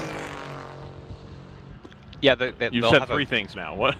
No, it's the old the GP1 car that they're running. Is it the old core car? Was it an acquisition from Core? Do we remember? I don't know. Or maybe just FPRS? So okay. the 111 that they'll have on Coda is a 2017 Ford Mustang. So that's the previous generation. Yeah, got it. I like the triple number structure that Bruce Innovations is going with. Yeah, they've got the 111, the 333 is still on the entry list. Yep. There's a 555, but that's car assigned to it yet. That's the GTO Mustang. No, I know that for sure. The 111 is the GT4 Mustang. Oh, GP1 car was previously running GTO by Ford Performance, but they're going to do it. Got it. Yeah, I knew the GT4 car was that. I didn't know about the GP1 Yeah, I car. don't think I did either. The 444 is also on the entry list as a Z4. What? Yeah. Huh. That's what this WRL Plus series needs to be. It just needs to be a home for the old Z4 GT3s. That's what we need. There we go. There it is. We've done it. On DOT tires.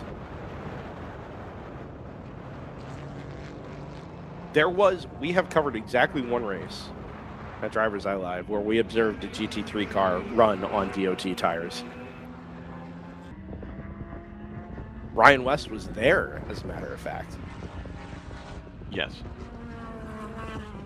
Yes, I was. I don't remember it going... It didn't go poorly, but I don't remember it going exceptionally well. No. It seems like a set of Corsa experiment. I mean, Take some of the road tires, smack it on one of the GT3 cars and see what happens. You probably do that in Forza as well. Oh, really? Yeah. Oh, well, so. yeah, I with a think little so. less fidelity in terms of your... True, but you're able to make a simulation. wider selection of changes to get you into the correct window. Fair. For performance.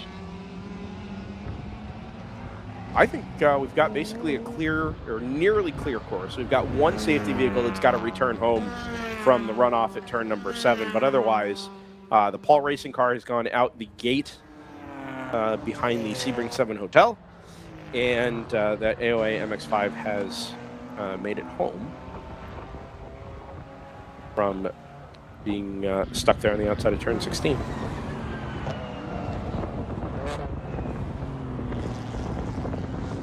GT4 came from a team running the Mustang and IMSA last year, but yes, was a core car originally. So I had it completely backwards. I assumed the GP1 car was the old core car, and the GT4 was just the FPRS car. It's actually completely backwards. Nice. Quite amazing, yeah. So that's not a Boss 302 then, that's the other one. Or is it? Sure. I have no idea. Dave's tired of that. Jay, just come get on a bike and answer the questions. Which you probably did at Watkins Glen, but I was too busy killing flies to try and, you know, lock in. I mean, you know.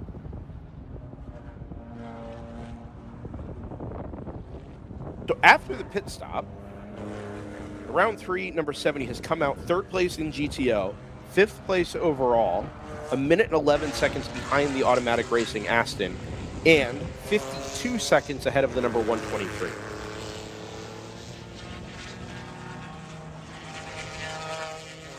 Remember that 52 seconds is basically the 1 lap penalty minus the pit stop time for that Trimtex Porsche.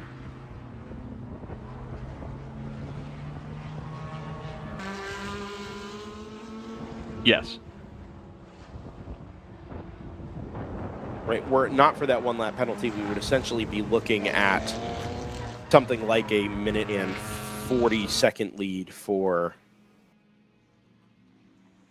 the for that number 123. But that's not how this race is panning out.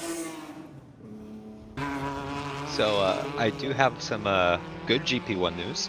Oh, Go ahead. All right. Blaze Racing came back out. Yeah, bruh. All right. Sorry. Remember that car was stopped up at turn number 10, what, Broken about right front. hour and a half ago? While leading. Yes, while leading the class, absolutely true. Slipped back to 6th and lost 30 laps in the process. They can still get a top 5 though. Anything can happen in GP1 because it's GP1. I am really looking forward to that GP1 battle at Circuit of the Americas.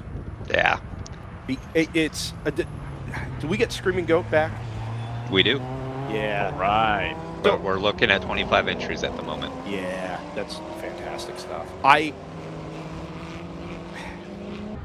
know there is a sentimentality towards the home-built cars up in GTO, right? GTO allowed for some pretty, still does allow for some pretty bonkers things if you want to do it. Screaming Goat in particular, if you're not familiar, ran an LS-swapped BMW 325i, dressed it to the nines, and then ran it in the top class in GTO, but found as time went on that they weren't able to keep the car reliable. It was very quick and very, very competitive when it was on the track, but 4 or 5 hours in, it was just finding itself with some grief.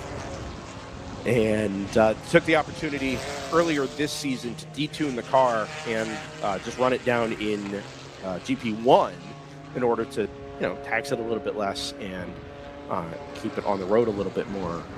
Choice Racing did the same with a not LS swapped BMW that was built to go GTO racing, and then was detuned to run in GP1 as well. It wasn't necessarily where GTO/GP1 were meant to go, but I do kind of appreciate the fact that now we've got basically a buyer's class in GTO and a builder's class in GP1. And that the opportunity is there to do something kind of bonkers in GP1 if you want. Overbuild the car and then detune it to be fast but reliable.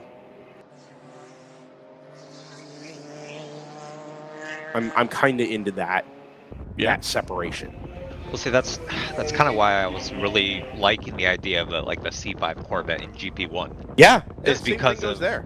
There's lots of parts available for that car. There's plenty of cars available. So you're good on supplies. You're basically running under performance value for the engine and transmission, so a bit less stress there. So I'm like, yeah, let's do this. Yeah. No, I think it encourages people who are, let's say, car builders, car enthusiasts, people who just want to, have fun in a garage with their expertise and a little bit of cash and throw something kind of goofy out there. It does open that world up where you don't have to build it to be competitive against GT4 cars. you have to build it to be competitive against a number and other people who are doing the same kind of thing that you're doing. You know, even Moorhead Speedworks, right? Speed shop out of South Carolina. I get myself in trouble here.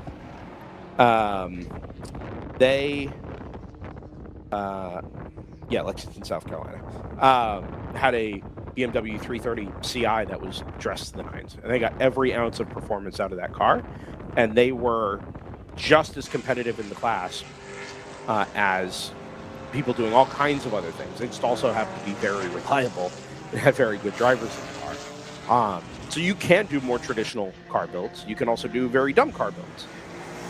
And you all kind of are meant to come out to the same place at the end. And now, with the way things are going, you don't have to worry about going and playing with the GT4 cars, TCR cars as well.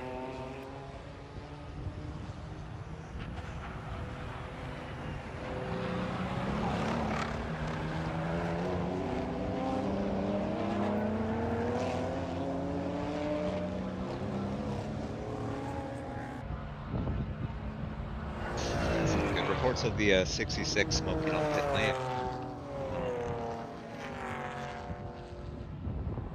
It is stationary on pit lane. I don't see smoke, but the hood is up. Okay. This is interesting because they had just taken second from the 111 from Marathon Motorsports TLM, which had just previously also come down pit road. Yeah, to be clear, this is down in GP2. Yes. We're going full course yellow. Oh. For maybe it was a possible fire? I'm not sure. Turn or 17. Whatever it is at 17. Impact drivers left. Ooh, was that maybe the Kingpin car right there that we saw? 89. 89 is the number listed in the race control log. Oh, and now it continued. Oh, this will be likely to repair tire wall, won't it? Yeah, at least go inspect it. So, Kingpin is just under the pit lane, by the way, that number 11. So, who's doing GTO? What indeed? Let's see. The 123 is doing soon. Mm-hmm. 123 will be in here for sure. Yes. So the question is when. Now is the answer. Okay. Yep. Crosses start finish now in the pit lane with obviously the 70 out on circuit. Now, I don't think has the safety car picked up the leader yet? Not yet. So safety car just left pit lane, but it hasn't come across our camera yet. Okay, so the question here is where is the 909 and where is the 70? Exactly. Yep. So that's the thing is where's the 70? Can the 123 come out in front of the 70? Yeah. So they 123 still be on that lap? they're so good in the pit lane. They are. And remember that the 70 is not going to, will not have the ability to come around at race speed, right? You're meant to reduce speed and not pass whoever you are stuck behind as you try and catch the queue, which means the 123 kind of has the pressure off to some degree here in getting out of the pit lane and moving before the 70 comes through. Well, it's not really the 70, is it? It's the 909 in particular. So, yeah, they need to be we're worried looking about. for the 909 at the moment, which I don't think has come. No, it definitely hasn't. The point being, if the 909 clears the 123 while it's stationary in the pit lane, the 120 there it goes. Actually, the 123 909 is in the pit lane with an Embry-Riddle sticker on it. Oh, what a day! Nice. Yeah, had not noticed that. The 123 is already out. That is the car headed through turn 3 as we just saw it. 70 is in again. Interesting. Is that driver swap maybe?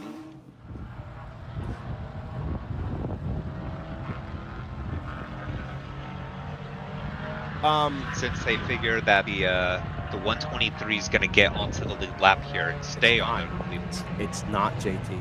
The safety car has picked up the 14. You know why? Because it wasn't about the 909, it was about the 59. It's the Okay. no, there is the 59 pit. It did. Yeah, so the next car to pick up would have been the 14, directly behind the 59, not behind the 909. I had my race hero pulled up to class split, not overall. Yeah, so that's correct. So basically, we were kind of looking out for the wrong car there. Yeah. Safety cars picked up exactly the right car. Yes. So, but the 123 is still going to be on the lead lap because it's closer to the safety car at the moment because there it is right there. So it's 6 cars behind. The concern, the main cause for our concern or our attention was to see if the 123 cleared the safety car and caught the back of the queue, therefore putting it not just on the lead lap, but like 10 in seconds striking behind. distance. Yeah, not 2 minutes and 10 seconds or 2 minutes flat behind. Yeah, so that's not the case. So in this case, since the 70 is no longer having to worry about a 10-second gap, coming in pit road now because you're going to join the tail end of this. Might as well come in. If you're going to put in Cole, do it now. If he's not already in, I don't know if you want to take a tire or not. I don't know. I don't know what they decided to do service-wise. I actually should have asked Chris whether or not they did tires. But it kind of doesn't matter here. Is that 124? Yeah, I think that's a 124, and then the 70. That's a battle for position. Oh, and the 909. Yes, that is. Heck yeah. Behind. Top 3 in GTO are right together in the queue. Ah, that's beautiful. Also worth noting here, with the pit stops in the safety car, 60 was in under green, the 59 was in GTU under the full course yellow. It's allowed the 59 to jump the sister car, and in doing so put itself, again, not just into the class lead, but in the favorite seat for the GTU Eastern Region Championship. And they're nose to tail right now too. Coming up, they're about to cross the line here. Does it get any better than this? We've got the top 2 in GTU fighting for a championship, nose to tail on track. We've got the top 3 in GTO with 1 championship competitor in the pack and another one in what is about to become a pretty desperate recovery drive from a lap down to contend for a GTO Eastern Region title. With 1 hour and 41 minutes remaining on the clock, the only other question we will need to answer here is, does the 123 sit ahead of or behind the number 59? Because if we get another full course yellow here, that will determine whether the 123 cycles back around or whether or not it's stuck 1 lap down to the overall race leader and therefore behind the safety car. It's ahead is the answer. 123 is the 6th car in line. 59 is 1, 2, 3, 4, 5 cars behind it.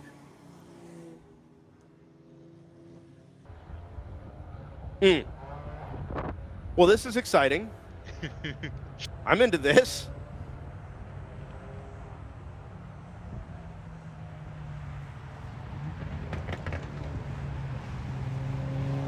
Grab another lozenge here to set myself up for the finish.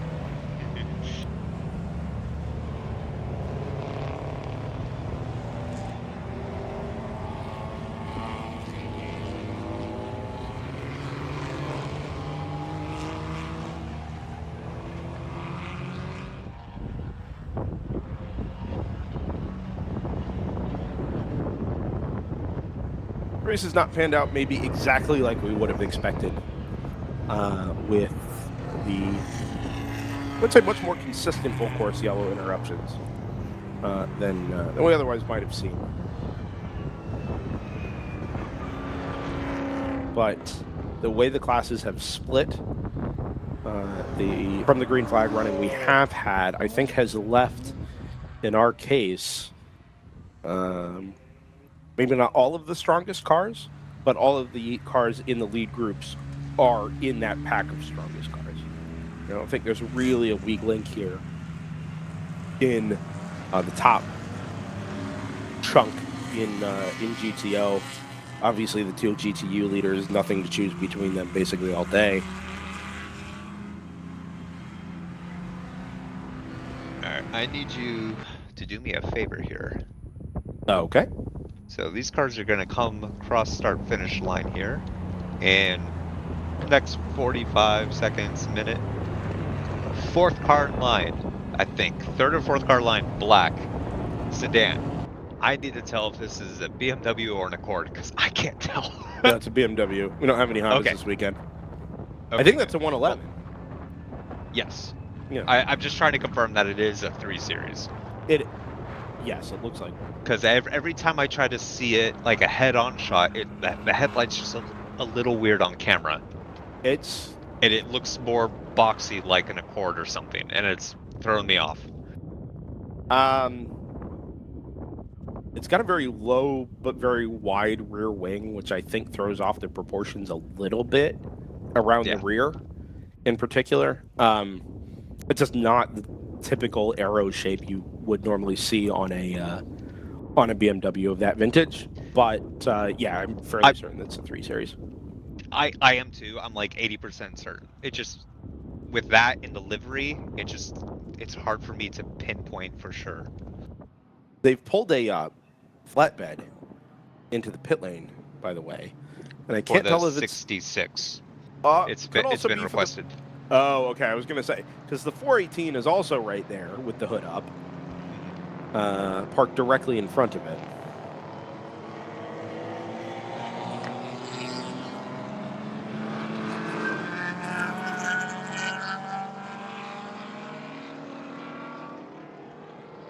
It is a 3 Series, by the way.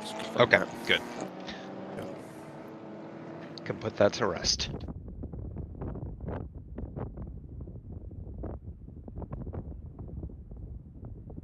I wonder who the Embry-Riddle attachment is there for automatic racing. If anybody in the automatic racing pits is hearing this over the public address, even though we've got cars going by at the moment, shoot a message up to DriversEye Live. Riddle alum here would be intrigued to find out what the connection is there.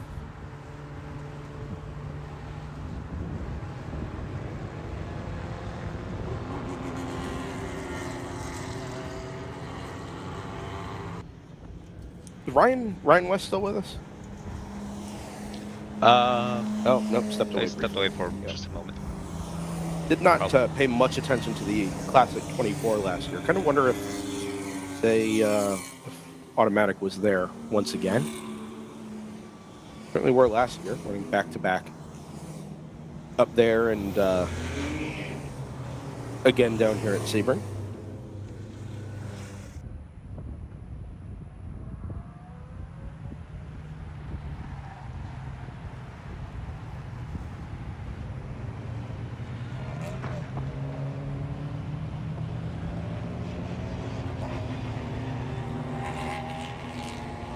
We have lost so many onboards today.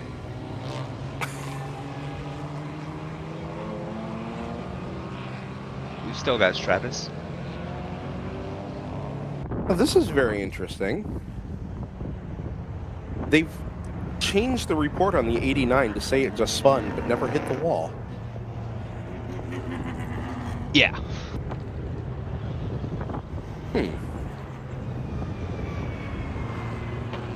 Uh-oh. 70 picked up a warning in the pit lane. For a pit lane fueling infraction.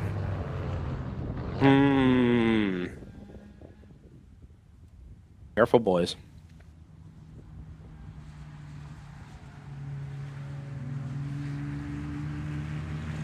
Light's still on the safety cars at Rounds Tower turn.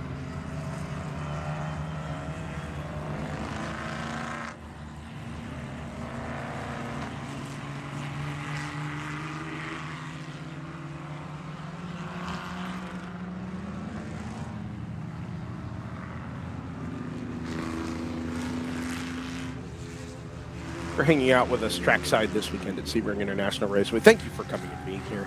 Thank you for coming to check out some fantastic endurance racing. It may not be the 12-hour, but for us here in the World Racing League and DriversEye Lab, it's our little opportunity to kind of have a part in the history of Sebring, the history of the 12-hour, and do endurance racing our way.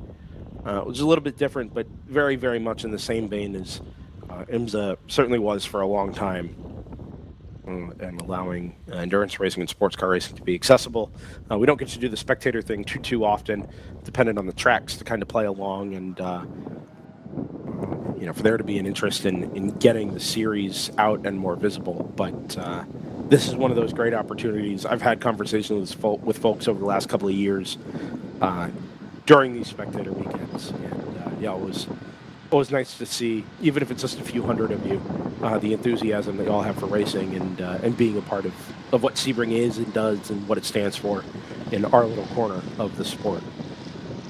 So by all means, if you have the opportunity to come out in the future, please do. Spectator events at Road Atlanta as well. I'm sure more details will be released in the next couple of weeks to months regarding 2025 schedule and some of the details on spectator availability there as well. And if you're with us on YouTube, check out the 2025 schedule, not just for our live streaming schedule here on DriversEye, but of course for some opportunities to see these cars in person as well.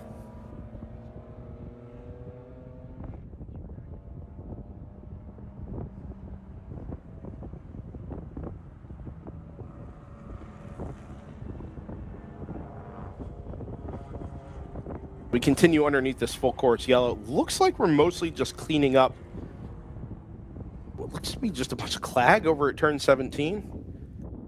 A lot of dust, dirt. I don't know if maybe somebody laid some oil down that we've got to clean up. I mean, it's possible.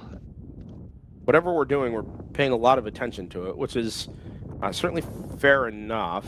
Is that it? So keep in mind. So we went full course yellow just shortly after the 66 came on pit lane and was reported for smoking. So maybe they were having fine point, Mr. Tammy.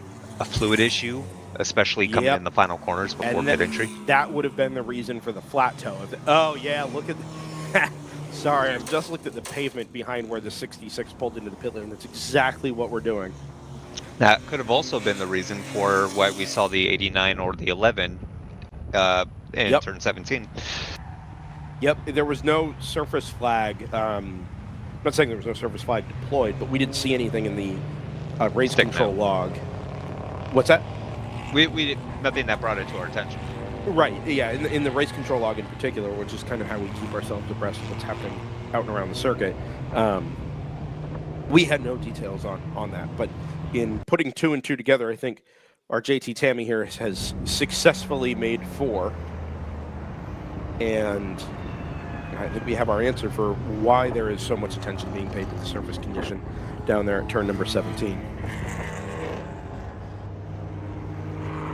Timing of this full course yellow for essentially everybody in the Grand Touring classes, not necessarily the production classes, I think is not quite relevant because everybody's still going to need an extra stop to the end. Gave everybody a chance to come in and top off just after the top of the hour, or top of the racing hour. But I don't think we're going to spend enough time here under the yellow to save anybody from having to make a last half hour or so splash to get home. Strategy decision. That's something that we can talk about, which is nice. But really, you would prefer this to have happened 30 minutes later. If you could make it, yes. I don't think that was going to be the case, though. Like the 123, anybody that pitted under the, we're counting back, full course yellows here. Anybody that pitted under the full course yellow at lap 94 was going to be due in within a lap or two of this full course yellow coming out. Right.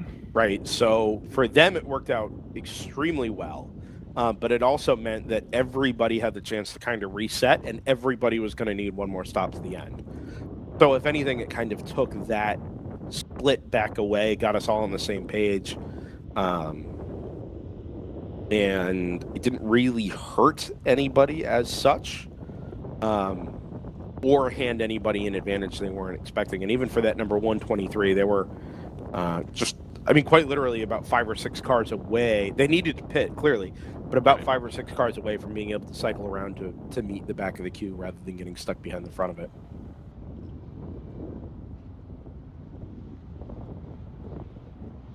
So has that call back then not worked in their favor then? Are they now stuck?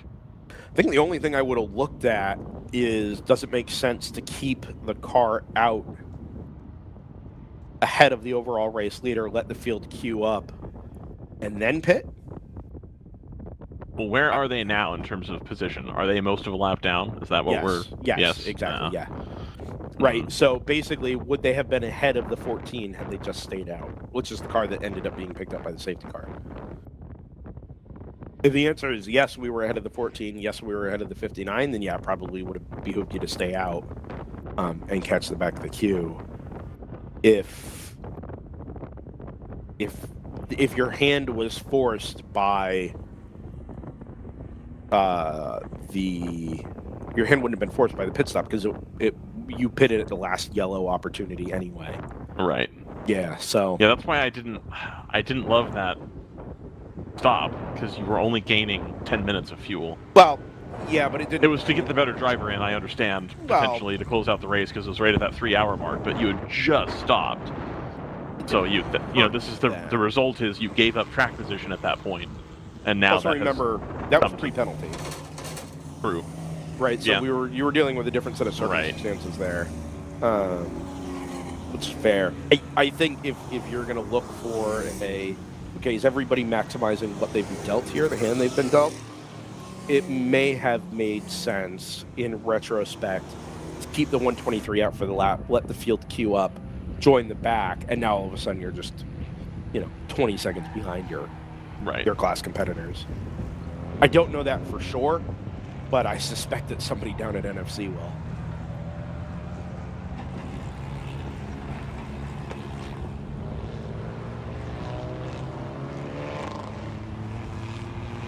Now, they're okay in the National, right? I haven't gotten to the National yet. It was all I could do to get the math done for the East Championship. Sure. Yeah. I appreciate it. There's no question. But it is worth looking up. It's a different set of rules. Obviously, we count different points finishes, different total number of points finishes, and I just didn't have that ready to go. Just didn't have that dog in you. I mean, I did the East Championship one.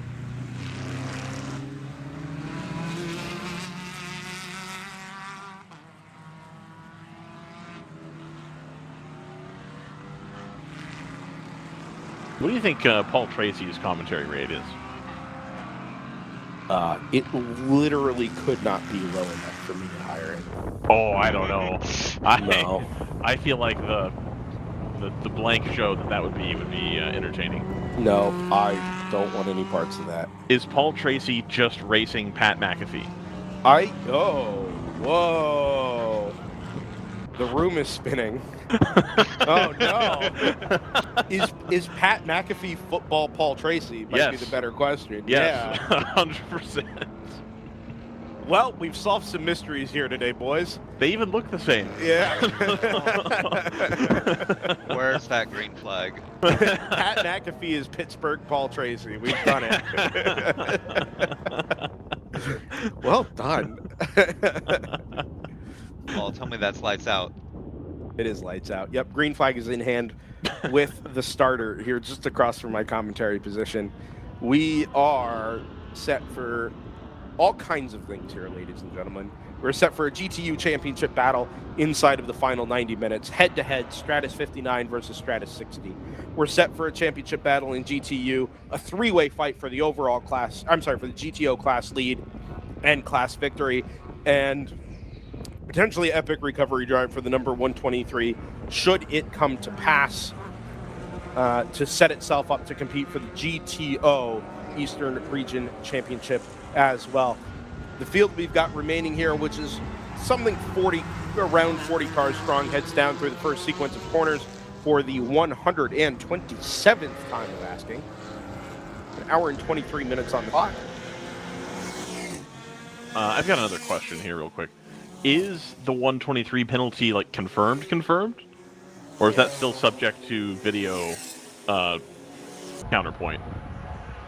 The one from earlier? Yeah. That was already reviewed. Okay. So that had been pending for quite a while before they actually ruled on it. Got it. Okay. The other incident that they were involved with was with the 2 car. There was inconclusive video evidence. Got it.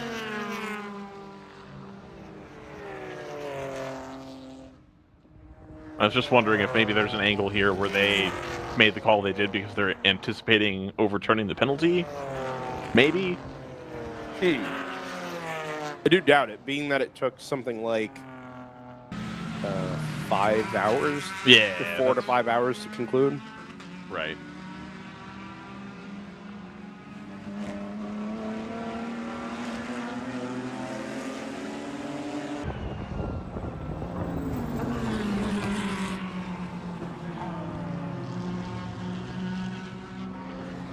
Your GTO picture at the moment looks like the number 124 NFC Motorsports car leading the number 70 with the number 909 Automatic Racing Aston Martin in tow. Actually, it's quite a ways back now. See, go through a shot here. It's about 5 seconds behind. But yeah, the coming here, you see the 2 Stratus cars quite close together. Directly behind them is the 124 and the 70.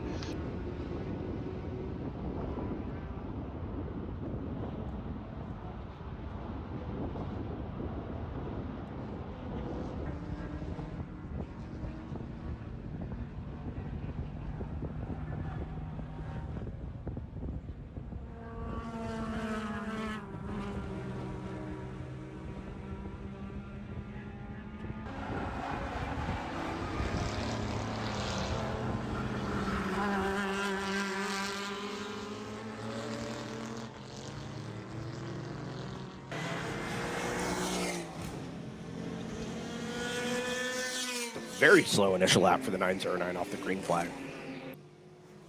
227.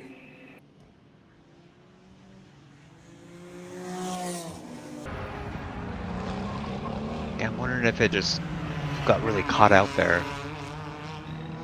Yeah, there's not really a lot of traffic there either. There was a couple other GTO traffic, which unfortunately, you see the AOA car in the 9-4. Or sorry, it's a 124, isn't it? So this is now an overall battle as well. We've got the top 5 cars overall separated by 10 seconds. The top 4 cars overall separated by under a second and a half. Yes. Yeah, because you have the 2 MP01s directly in front of the 2 GTO cars. And there it goes. That's a 124 scooting off into the no, 123, excuse me, scooting off into the distance. The 2 Stratus cars, 59 and 60 in that order. Let's call it 4 or 5 seconds further back. Yeah, 124 shows the nose on the 60 while also defending from the 70.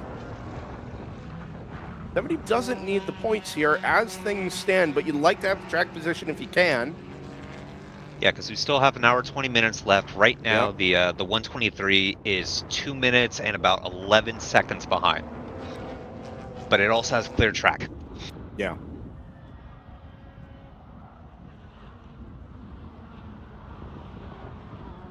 Yeah, 59 is starting to put some daylight between itself and the sister car number 60.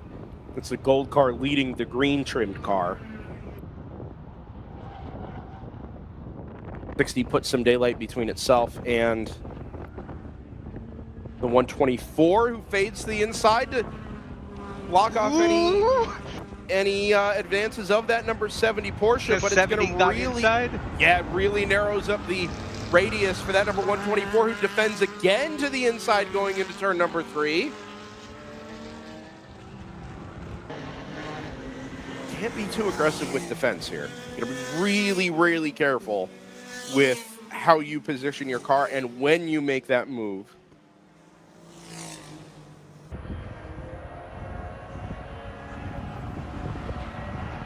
little healthy defense is fair. And certainly been trending towards the aggressive side the last couple of corners there for that number 124. But so far, it's been clean.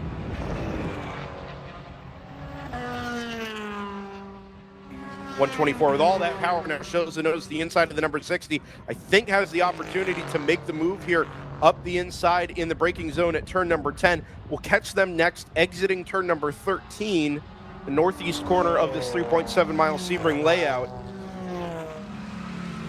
There goes the 123, the 59. And both of the GTO class leaders have now cleared that Stratus Racing number 60. So good news for the 59. Not quite so good news for the number 123, with the class leaders in GTO having cleared that traffic. Another slower lap from the 909, that time at 2:26.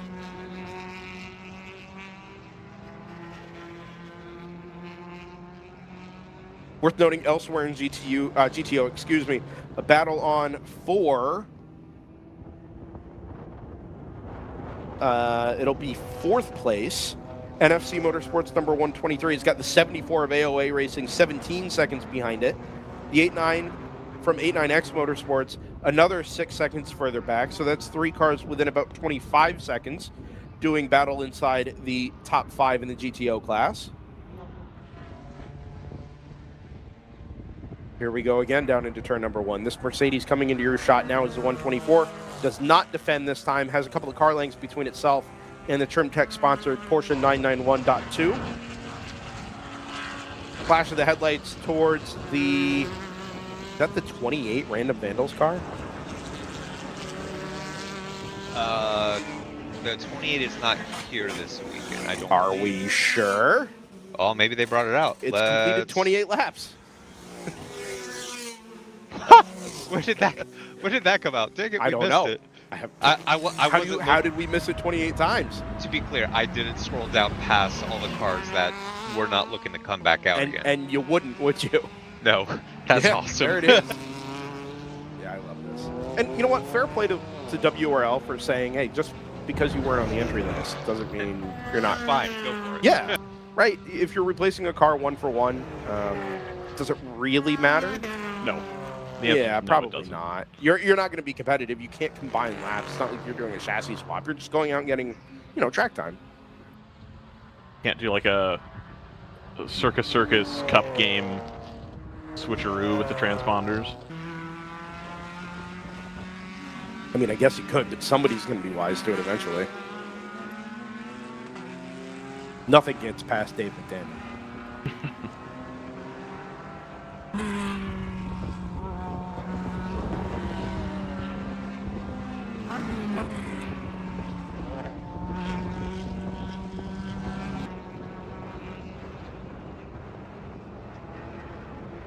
.217.3 last time around for your overall race leader. 218.4 for the number 123 NFC Motorsports Mercedes. It's actually 0.2 slower than the number 70 was able to do last time.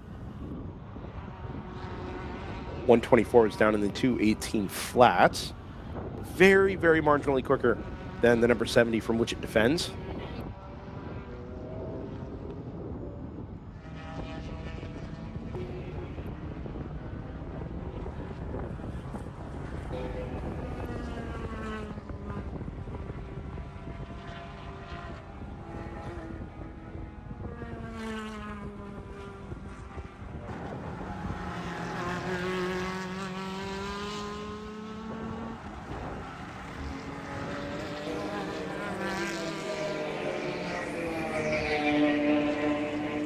A little battle on a little further down in GTO, 9th place at the moment between the number 172 from TLM USA and the 84 from 94 Motorsports. That car is in the top 10 in class. That orange BMW M4. All right. Yeah, keep down. Great day for 94. I figured out what that orange is and what it reminds me of, and it's that Lime Rock Park edition BMW M3 they made. Obviously the Endurance Radio logo. Sure. Come on, man. Sure. Well, that's saying endurance radio orange for. I know, but there was something other Months. than that was, bugging me.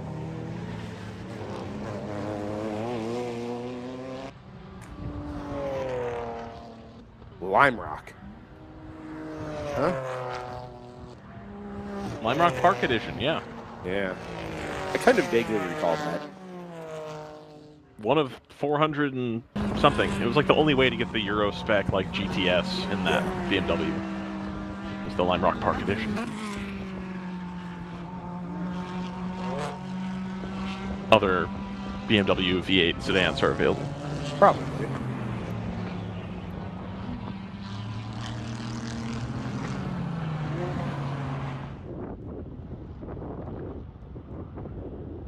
Look at Nothing that. ever happened to the Thunder Bunny 1 series.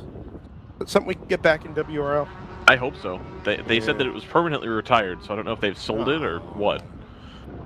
It would make a great grid life car, frankly. Oh, for the Touring Cup? Yeah. Yeah. I think it would fit right in that, there's a class for that type of car. I'd love to find one of those just as a road car, one of those 128s with a manual. Mhm. They're so hard to find.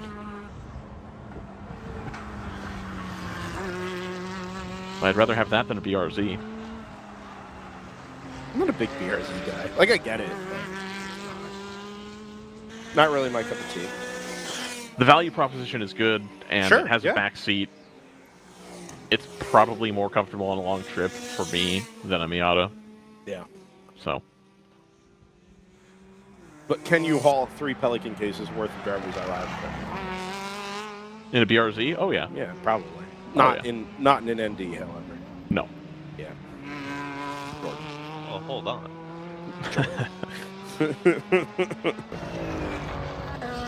Not in the RF. Yeah.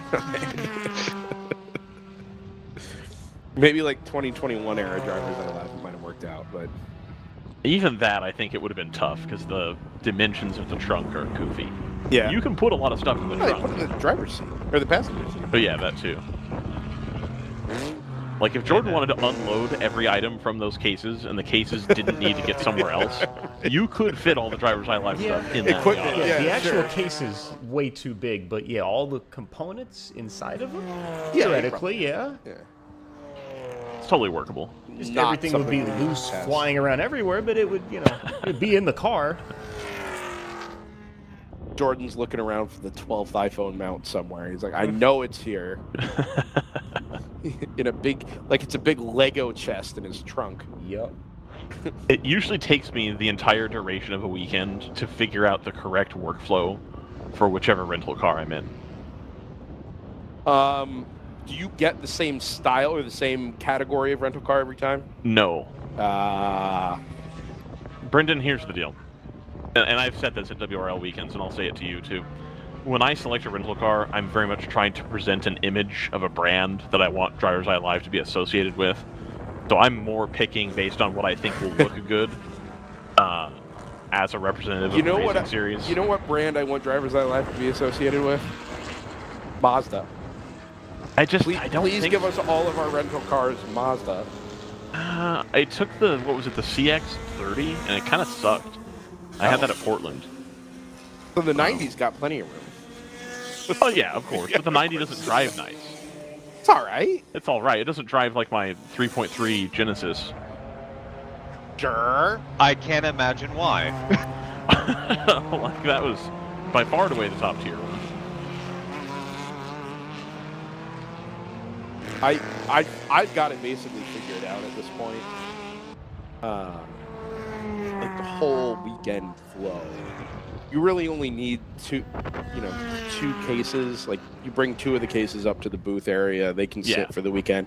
You Yep. pull the batteries and everything out. You put them in the trackside case Right. because you can't transport them together for weight, obviously. Throw them all in the trackside case, and then you just carry the phones in the trackside case around for the weekend. That is generally how I do it, but my Yeah, determination of whether the case is a side door or in the trunk Because you're not getting the right size vehicle for your... Well, no, not necessarily, because sometimes the trunk takes a long time to open, or the side door opening is not the right size, or if I open the side door, it beeps, but if I open the trunk, it doesn't. Oh, you're overthinking this. Oh, definitely not. Just use the trunk. No. See, the trunk, if I leave the door open on the case, then the case slams down when I set off again. I typically want the case lid to stay open while I'm collecting all the stuff. And if it fits in the back seat, I can set it in such a way that it will stay open. What if you just drove less aggressively? You don't have to drive that aggressively to get the door to shut on the case, because it sits almost perfectly upright. Yeah. But if it's in the back seat, it's angled a little bit, so it doesn't do that. Sorry, 70 was showing the nose on the outside of the 124 there through the final corner. Jordan, did we lose the final camera? Yeah, okay. Oh, move was done, actually. 124 goes to the back towards the inside of the number 70. 70 goes out wide because of the defensive line, and then the 124 kind of sticking it to the Porsche. And the lead goes back the other way. The GTO class lead changes hands once again through turn 1. Back and forth we go in GTO.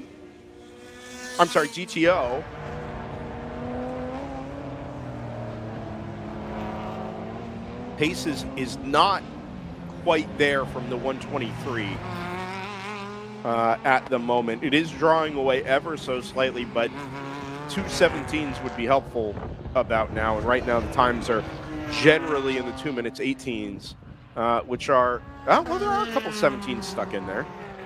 17.8, 17.7. The scrapping between the 70 and the 124 has them up in the mid 218s, mid 219s. So progress is being made. I think the hope for the 123 here is ultimately just going to end up being a full course yellow. Stay ahead of the 59 as long as you can. And they are drawing away from the 59, which I guess is what matters.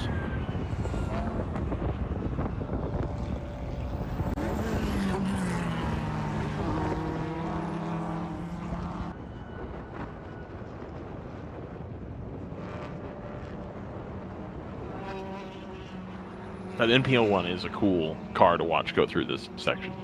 I do like that. You can really see the change of direction and how swift it is. Even though it's not a Swift, it's a Sebico. I did like your Chateau Sebico joke the other day. Pretty good. I always forget, was the Chateau Elan, is that what was at Sebring, or is that what's at Road No, Atlanta? it's still it's not at Road Atlanta, it's in Brazelton. It's in Brazelton, okay. Yeah, the Chateau Elan winery. Okay. It might, this hotel. I thought the hotel that was at my one point mind earlier, and I owned didn't, by. It for sure was. Okay. It was for sure a Panos. Until February 28th, 2019, it was the Chateau Elan Hotel and Conference. At Sebring. Oh, okay, cool. At So the Sebring, joke yeah. is So it's both. Yeah. Okay, cool. No, I think that's a good joke. I've used that joke for some time. It's also a golf club, Chateau Elan Golf Club. I just got a notification that they're doing the Top Golf thing at Oracle Park, and I'm tempted to do it. It's Oracle Park? Formerly SBC Park, formerly Pac Bell Park, home You're of not the helpful. home of the 2010, 2012, and 2014 World Series champion San Francisco Giants. Got it. GM. The house that Barry Bonds built.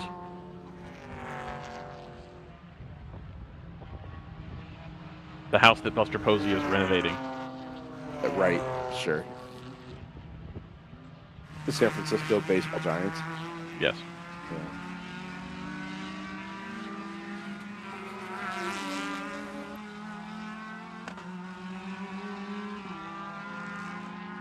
I noticed Brian Belansky is an investor in my current favorite baseball team. Who is that? That's the Oakland Ballers, or the Oakland Bees, which is a, I think they are a Pioneer League team also. Sorry, where are they based? Oakland. I'm reading something else. Oh, so you do have a baseball team. Yes. Yeah.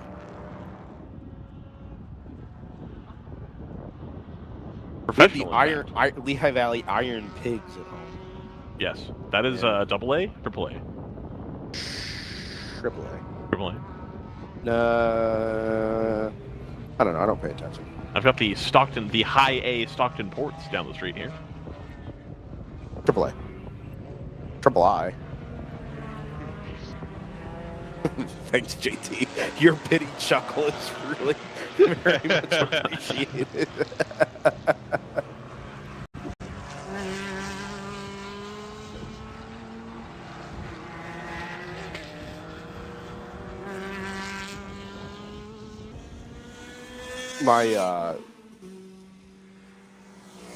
My favorite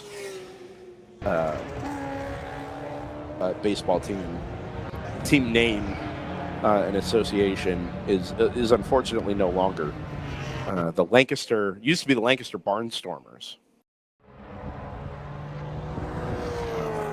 They're not affiliated with any MLB team, but they used to be. They are now just the Lancaster Stormers, which I find very disappointing. That Barnstormers was an amazing baseball team. I did like the double A team for the New York Yankees, which was the Richmond Flying Squirrels. Sure. Yeah. Big fan of that. Jordan, did we lose that turn 7 camera? Like as you were on it? Oh, okay. Brady Behrman says this is some commentary. Yeah. Listen. Right, JT, there's 3 of them now. That's 1. Oh, and Ryan West. That's wild. Yep. I am here. Worth noting on this graphic here, Jordan Worth not a fan of the Oxford Comma.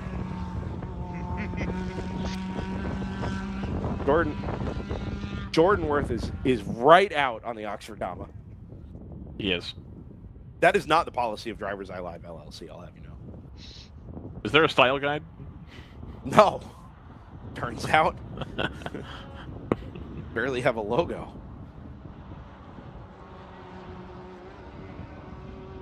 Yeah, it's look, we're inside the final hour. We've been hyping up this championship battle that's taking place between our GTU leaders and the GTO main protagonists, NFC Motorsports number 123 and the Round 3 Racing number 70. Things are in kind of a place of equilibrium at the moment. And Ryan was okay. Thank you. Thank you. Thank you. And we're just kind of in cruise mode now until the next thing happens, which ought to be a round of pit stops. And if it's not, well, the question with that round of pit stops is, will it be associated with a safety car intervention? Because we're now inside the fuel window for basically, well, we are in the fuel window for everybody here. Our audio's cutting in and out again. Pardon.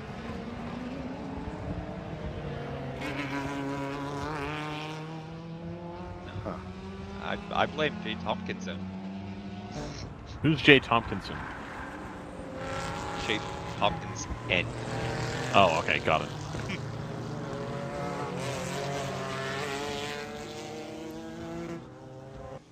Is it possible we're just not saying anything? Absolutely. We're just not saying that, like, yeah. It's 14 hours into a 15-hour weekend, guys. You know who doesn't do 15 hours of commentary in a weekend? Radio Le Mans? Whoever took over for literally any Hill at commentator the end. ever? Literally anybody else, except for 24-hour races. How many people do it 11 times a year? That's no, right. even the 24-hour races, they don't do 15 hours of commentary. They cycle. They have like 9 people. Oh, no, you're absolutely right. They That's do true. crews. They have very shifts. true. Yeah. That's very true.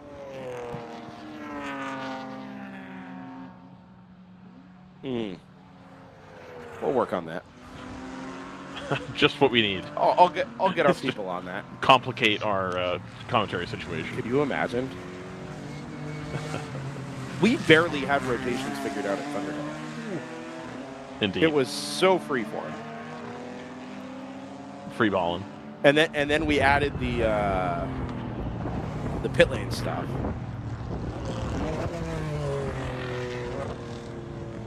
Yeah, the pit lane for 9 hours is brutal. Like, that's... In Northern California in December. In December in the wind. Yeah, that sucks. That's not fun. You did a great job, though. Did I? Yeah. Okay. Well, I appreciate that. I feel like I'd be better at it now, frankly. Well, sure, because you're not 19 years old or whatever. Yeah, that's true. I contend I specifically got a job delivering pizza at that time versus some other jobs that I could have had that were like manual labor-y that would have paid more, because I knew specifically that it would force me to interact with like 30 different people a day. And they're all terrible. No. Yes. Well, we're talking about Redding, California, man. Like, but yeah, just forced awkward interaction. So now it's like, oh, okay. And after I did that, I decided I could sell cars, and that helped even more. So now here I am. Yeah. Here you are. Here we are. I seriously think that off-leash motorsports, that has inspired me that if I have a race team, it is going to be out-of-pocket motorsports. No question. Is that how you're funding it, or just you're out of pocket? I am out You of have pocket. run out of It's an pocket. out-of-pocket comment, like, just Sure. straight up. Oh, Yeah, yeah. Pocket sand. I love how late on the brakes the 605 can be coming into turn 7, especially when compared to the Aston Martin in front of it. What a good car. If that car had like 300 horsepower, I don't know that I would ever get out of it. You know, Brendan, Chuck it because you around. live in Pennsylvania, that's something that is within your grasp. I have no idea how to connect what you're saying with what you're trying to get. So me you down can to. buy a used Boxster of that vintage with a blown motor for like $5. Literally $5. And I can do that in Pennsylvania because That's what they cost everywhere. Oh. And then, because you're in Pennsylvania, Oh, okay. Got it. because you're in Pennsylvania, you can then find a used Porsche 911 motor with any amount of miles, does not really matter, and put it in the back. It bolts right up. And you can have like a 300, 350 horsepower Boxster. And that's it. Fun as heck. Yeah, Can we run it in GTO? probably. Probably wouldn't be great, but you could. Huh. But yeah, the 3.4 just fits nicely in there. I'm trying to imagine Brendan working on a car. Yeah, right. Yeah, that's fine. Yeah. Especially a Boxster too. The engine's in the wrong spot. It's hard to get to. Yeah. Ask me how many computers I've built, and then you figure out how good I am at doing literally anything with my hands. I mean, you know, you built your computer better than mine, evidently. So. I mean, I can replace parts. It's the scratch build I struggle with. Well, see, mine was a mostly scratch build. Ah, yeah, nope, out. So. Brendan's mechanical prowess, out. Personal best lap for the NFC Motorsports number 124, 2:16.9. Car might be headed after the overall race win here. We're not too careful. I mean, it's looking like it. And they Yeah. got the GTO win yesterday. Did they get the overall as well? Or no, that was the 59 that was overall. Yes. I really think that less gap at the beginning of the race really hurt the NPO1 chances of victory here today. Yeah. Probably didn't really matter. Not after 7 folders yellows. Yeah. I don't know, man, because they weren't able to check out. They were instantly in the traffic, and they couldn't make that gap to keep the buffer there. Well, no. And So, so I, when you have- I agree with you generally that I think that a better or a bigger gap from when the GTU cars lead the GTO cars, a bigger gap is better. Yeah. Right? I generally agree with that. I don't know that, as JT said, after 7 double yellows, that it makes that big of a difference either way. I don't know, man. You need that buffer while the tires are cold, and then under full course yellow, the tires have now been warmed up. And if you are at the front of the queue, then you can still get away. But if you're behind other traffic, it's much harder to get away. Speaking of tires, And the tires. Continental Tire. the 118 had a right front issue again. Tire going down. Having to use the I think the WEC paddock entry to clear the course. That would have been there between turns 15 and 16. Yeah. So naturally, they are now salmon on timing.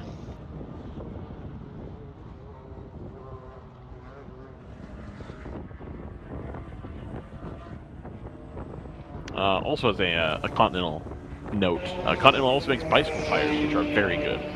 They do. And I switched to Continental bicycle tires on my bicycle, and it was an instant difference was made. On your Feels bicycle? much faster. Oh, go ahead. My Adidas shoes have Continental rubber.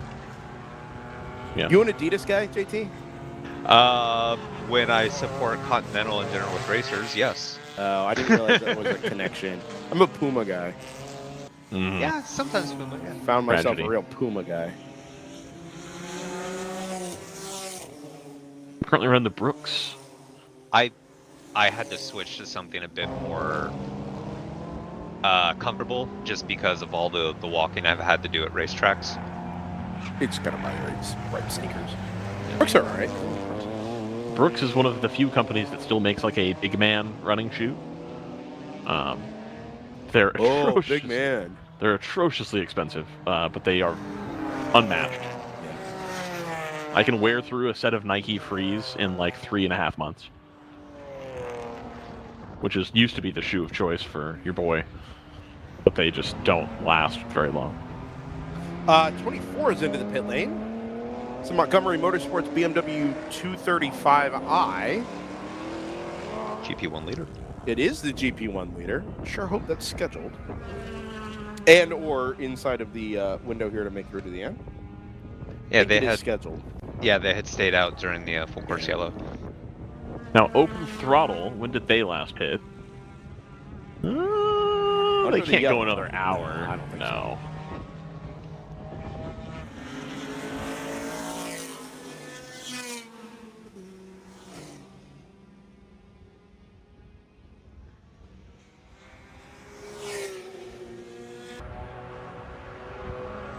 I heard the notification. Oh, there it is. Okay.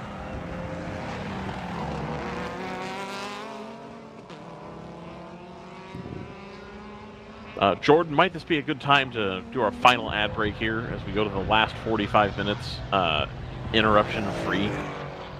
You know what? Yeah, we could do that. All right. We're going to take a commercial break here, and then we'll pause 10 seconds for station identification here on the DriverSeye Live radio network.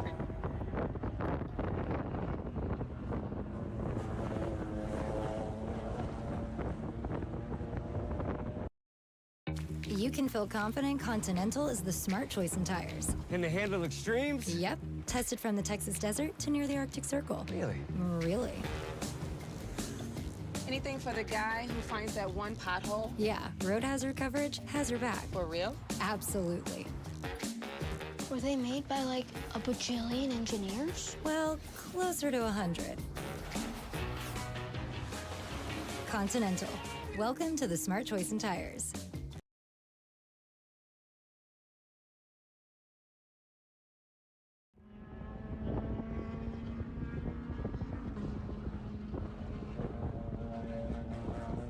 Welcome back to Sebring International Raceway, the home of American endurance racing. Sort of. Even though I think people would argue now that it's Daytona. This was the original home. So, there's that. Here at Sebring, Florida, I'm Ryan. We got JT up in the Pacific Northwest. Jordan Worth at the controls in nearby Daytona Beach, Florida. This is DriverSeye Live, covering the World Racing League. This is the final 49 minutes and 30 seconds of the Eastern Championship. The championship coming to a close here. It seems like just yesterday we had begun our journey together into the 2024 World Racing League season, and now here it is. We're at the end.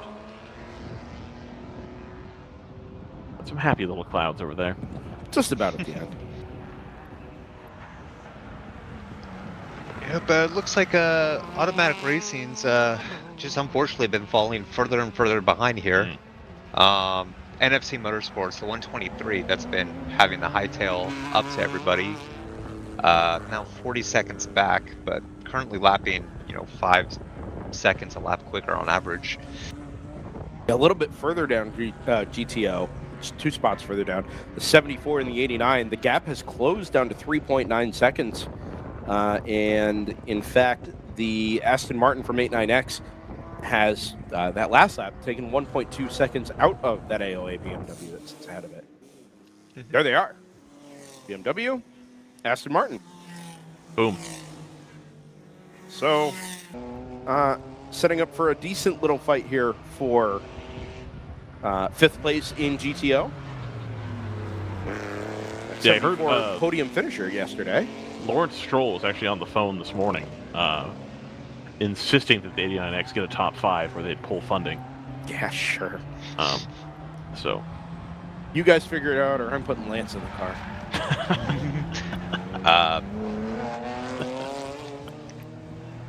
Yeah. So, anyways, the 84 did get around the 172 TLM USA Aston Martin.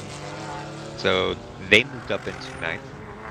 A little bit further ahead, the 188 is trying to work on getting to the number 2 ACP BMW. So there's still little movements here and there. Yeah, 188 and number 2 is actually it's the same margin, 3.9 seconds. Yep. Everyone's been trending less obviously in the favor of the 188. But that's another podium finisher from yesterday. That Lupe Tortilla sponsored Fast Track Racing yellow BMW. Some G82 on G82 action as well. Battle for 7th and 8th in GTO. I just want to go back to the Aston Martin bit for a second. Oh, okay. Do we think that Lance Stroll is better or worse than Jack Aitken? As a driver? Yeah. Probably take Aitken. All right. In my head, I have them at pretty even, and Jack Aitken manages all right in the Cadillac. So part of my take is that I think Lance Stroll would do better in an endurance format, maybe? I have no reason to believe that that's true. Oh, all right. I'm out on Aiken, to be clear. Like, I don't. No, that's just true. a personal opinion to be exceptionally clear about that. I don't. He's not like, as the Lupe Tortilla car comes into the pit. It's not like a Jose Maria Lopez situation, right? Where he's like, hey, this guy is probably costing you championships. No, that's Pippo Durrani doing that in that car. But exactly, it's the same thing, right? There is another one of those, and it's Pippo, not Jack. Yeah. Like, would you rather have Jack Aitken or Dane Cameron? I'm fine with either, but probably Cameron. He's less Really? quick, but I think makes fewer mistakes. Yeah. All right. Fair enough. Would you rather have Dane Cameron, or Pippo? Pippo, definitely. Really? Yeah, I roll the dice on that every time. I don't know. Because on the chance that he doesn't throw it away, he's much faster than Cameron. Yeah, but he does throw it away. Sure. I think you can apply that in the correct phase of the race to great effect. Yeah. Well, So, speaking of throwing away, is that like hour 6 when you've got a 30-second lead on your second place car? Is that the time you put people in the car to not throw it away? No, not at all. Oh. Which is also what they do with Jose Maria Lopez. They do that at Toyota, too, where they put him in the race in the middle of the race when they're comfortably in the lead. Yeah. It's like, what are you doing? It was literally the same accident with each of them. Like, they each had the same accident with the same result, just in slightly different places. It surprises me that, like, from a corporate culture perspective, that Toyota itself remotely tolerates that. Yeah. Anyway, JT was trying to crowbar us back onto task here. I was speaking of throwing it away. Looks like the Lupe Tortilla BMW will be picking up a 1-lap penalty for having a visor up. Well, that may, if we get lucky, that may put them back into the fight with the 84 and the 172. Sure. So, from an entertainment perspective, all is not yet lost. That's true. 9-4 just come across the line there. The number 2 is into the pit lane. Itself recovering from some earlier penalties.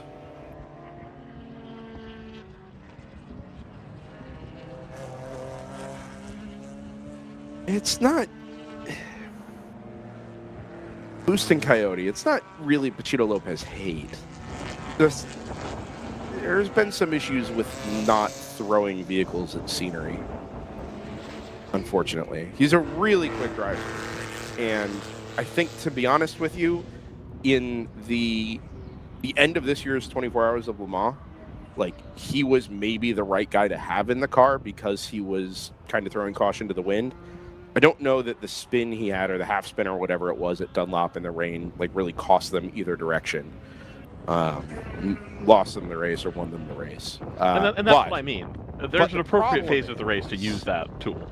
Right. He threw the car out of the lead at Sebring a couple years ago and then landed the Toyota on its roof at turn 14. He junked the car in practice or qualifying last year or the year before at turn 17 for no reason in FP3. Right. And he's had accidents like that before. Like, he's really quick, and so is Durrani, and he's really aggressive as well to go with that. But the level of mistake making relative to pace, just in my opinion, does not level out. Right, it is literally a wreckers or checkers scenario for both of those guys. Like, that seems to be the mindset, and sure. I just can't. To me, that's a difficult justification in an endurance racing setting. Pod 37, hello from Dublin, Ireland. Hello from Sebring, Florida. Less than a week ago, I too was in Dublin, Ireland. I am still on Dublin, Ireland body clock time, as it turns out. Must be nice. Well, you say that. It's made getting up to go set cameras up in the morning a heck of a lot easier. Here's an interesting thing we're seeing on track here. Mercedes are running nose to tail here. It's the 124 has caught the 123. So the 124 is the quicker car at the moment, but you don't want to put your sister car a lap down. Oh, absolutely. Yeah, I don't think that 124 will be making any moves here, to be very clear. So it's going to have to check up just a little bit. And enough laps of that and not running the pace it's been running, and it'll bring the 59 right back up to both of them. Exactly. The 59 is directly behind, 2 seconds. So do you pit the 124 here then? That's an interesting thought, JT. Get that last stop out of the way. So no, because I think you keep them out as long as possible to kind of play rear gunner to the 123 and prevent the 59 from putting it back a lap down. Not blocking, but basically just be an extra car in the way in the hopes that you get a full course yellow sometime in the next 15 minutes before the fuel window closes because you're out of fuel. Lots of traffic here. Palomar, 143 from Pro Sport. The 926 is in there. I'll hold everybody up a little bit here through the turn 3, 4, 5 sequence.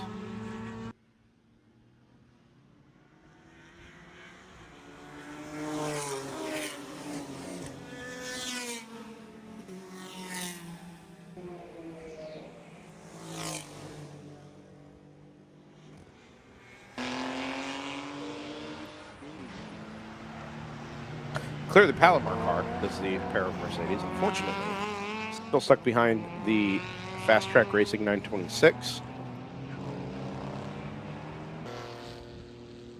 And that, just dispatching that 43. I love this shot. Get to see the cars move around at speed a little bit. It's like, I think it frames the cars nicely through 8 and 9. It's part of the track you don't usually get to see from that angle. Yeah. It's going on the map for next time. You can only get rid of that pesky dead zone over it. The outside of turn number 10. That'd make things so much nicer. Like between 7 and 10 on like the outside. Yeah, it's the entrance to 10, really. Or driver's left to 10. Well, we have a problem with 7 all the time as well, unless we're on the hotel Wi-Fi. No, 7 is better now. The real issue is 7. The camera that's over there now is, that camera has a hardware issue for some reason. Ah. Yeah, because usually, like, when I would put this camera here, I would put this further down, like 50 feet or so you could get them also exiting 7 as well. But then you'd run into connectivity issues. Yes, also being down along the Armco doesn't help. So this is up on the TV stand. Okay, yeah, that's Just wrapped around me. Wrapped around the wood. That is looking a little worse for wear. Yeah, see, I would do taken some L's in the last 3 years since we started coming here. Yeah. Here's a question. Oh, go ahead. Yep, go ahead. No, this is not related. Keep going. I have really nothing to add. Just saying. Okay. Yeah, we finished that. Okay. Do you think Cadillac has or had a input on who they put in the car for that wheel-in entry at Le Mans? I don't know. Probably. Okay, so if it was, and you're the head of GM's Motorsports division, do you think you put the driver lineup of Felipe Drugovich, Pippo Durrani, and Jack Aitken in the same car? Isn't that what they did? Yeah. Yeah. That is the records and checkers lineup. I did not watch much of Le Mans this year, and I was not aware that that was a driver lineup. Drugovich is all right? Yeah. I know he really wasn't favored by much of the F1 paddock, but he's quick. Seems to be consistent. Sure, but Get him in a WRL car. I mean, wasn't he just testing an IndyCar? I think so. With I can't remember if it was Ed Carpenter Racing or someone else.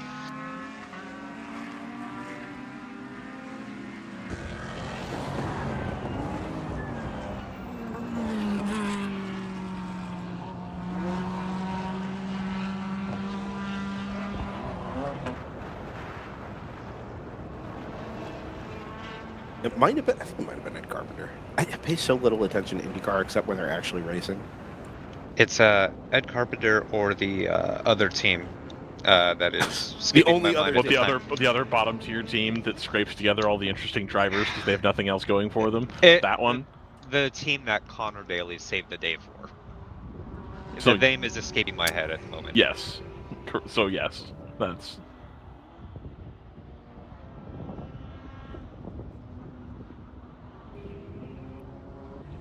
I really need to try to get to the Long Beach Grand Prix this year. That's yes. it. Yeah, Juncos, yeah. JHR. Yeah, I think he may have tested with them. It was them or Ed Carpenter, one of them.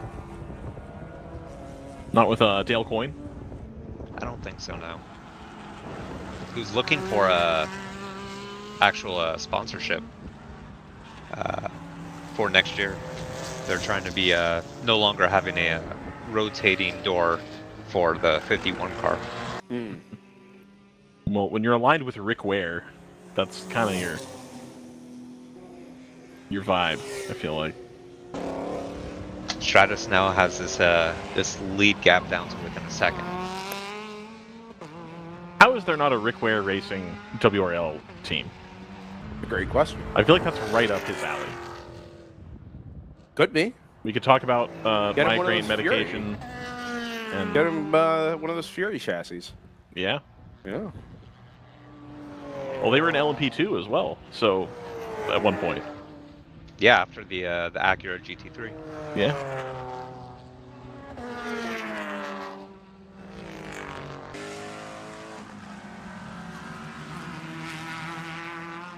Do you remember the year in? I do have a point to bring this back to American racing, at least.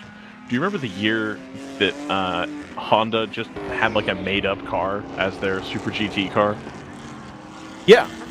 I feel like that's what Chevy is currently going to do. Oh, with with NASCAR. Yeah. Yeah. I mean, just entirely fake, doesn't exist, like oh yeah, this is our car. It's like, that's not a thing. Dodge did that for 1 year. What did Dodge run? In 2004, it was just a Dodge. Oh. I did not know that. That's it was interesting. between the Intrepid and the Charger, so they didn't have anything, so it was just a Dodge. Just Dodge. I would have guessed that the Charger was a thing by 04. That is quite 05 funny. was the first year of the Charger, and then 03 was last year of the Intrepid. So on all the interviews, they just say, yeah, my Dodge was great. There was no model. Really dodging the question, huh? They are. Yeah. Ooh. Here we go, cross the line, or coming into turn 1 here, you see the Mercedes 1-2, but directly in front of it is the automatic Aston. The 123 is directly behind here, flashing the lights, wanting to get through. Yeah. That is for position, so that is going to be 3rd place in GTO. That's a fair fight. That's fair dinkum. And there you go. They're going to let it go. They'll let at least the 123 through. And the 59 I think is right this, there. The smart move here is just to breathe out at the throttle and let all 3 by. Yeah. I think. Just as not even as a method of like fairness, just self-preservation. Yeah. If you're the 59, We have the 58 on board? No, we have so few on boards. Ugh. how much We've lost defense a is lot. the 124 going to be doing against the 59 here? Is it worth all of 59's that? lost a lot of time. Is it worth trying to hold up MP01? Yes, absolutely. Because if a yellow comes now, you're back in the game. If you can hold up that MP01. Yeah. No question.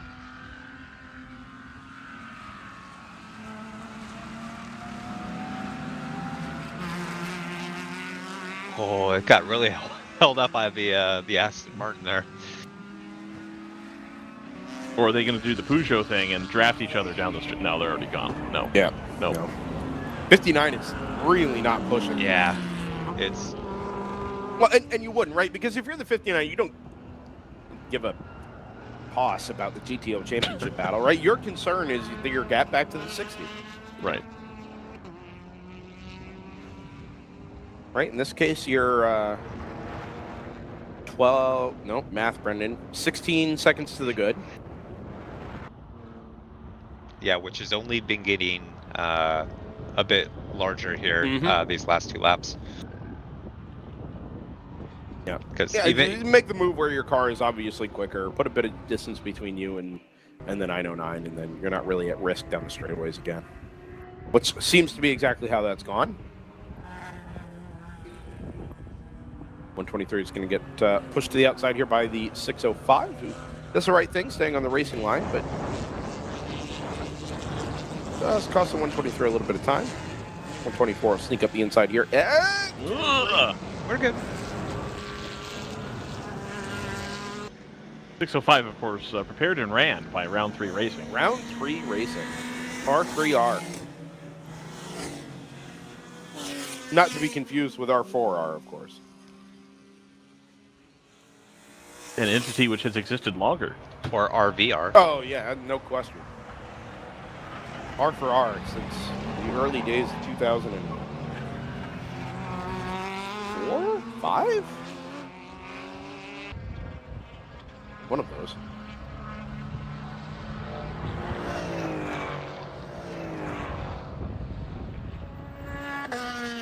Speaking of that time frame, I did recently acquire a abandonware copy of Need for Speed High Stakes, which is what I was doing instead at that time frame.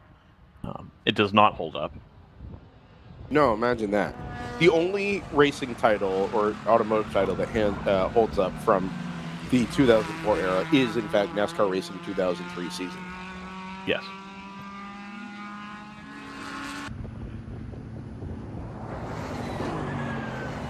Darren Larson asks, Jay, have y'all made your last pit stop yet? Assuming we're asking Jay Tompkins about the number 24 Montgomery Motorsports. The answer should be yes. They were in at lap 128, which we remarked at the time should be well within the window for GP1 final pit stops.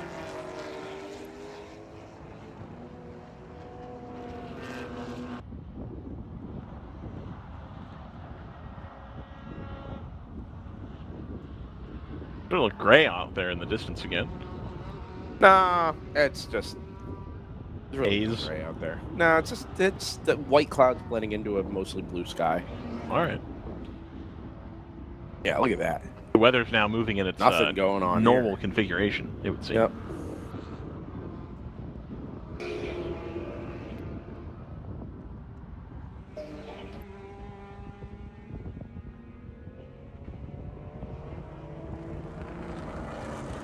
On. Jay Tompkins says yes. Sean Moffitt says you'll have to find out. Come on. All right, guys.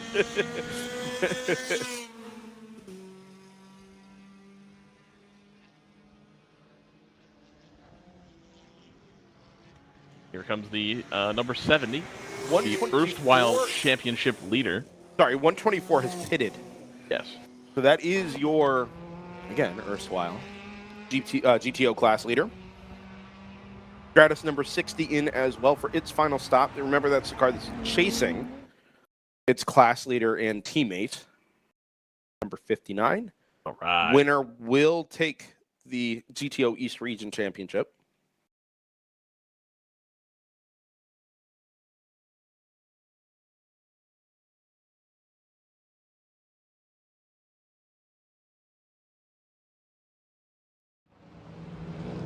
If you're looking at the GP1 standings, you may note that Harrison Motorsports is a minute and 19 off the back of the Open Throttle Racing number 63 BMW. Harrison still owes us their final stop, I believe.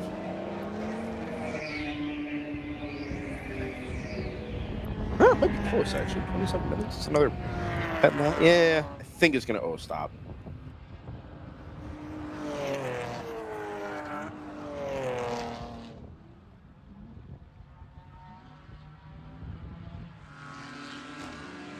Open Throttle Racing number 160 leads the Marathon Motorsports TLM number 111 by 7 laps.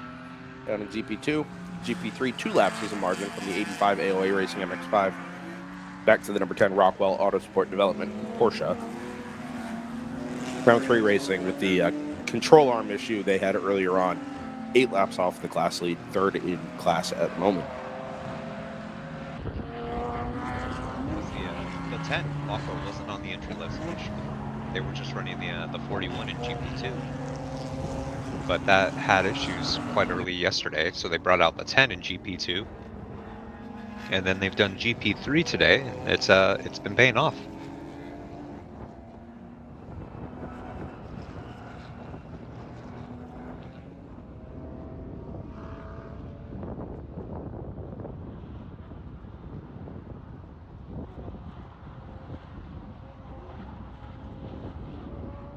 Apparently the limits of my voice and overall head situation are right about 14 and a half hours.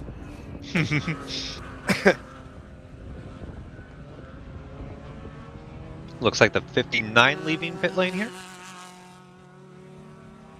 I would agree with that, yep.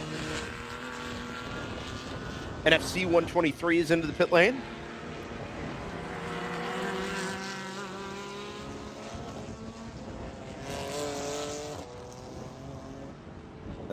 And sure enough, they come out nose to tail.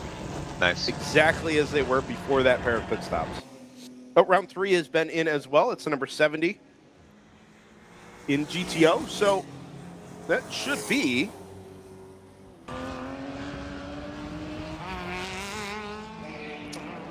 the GTO battle.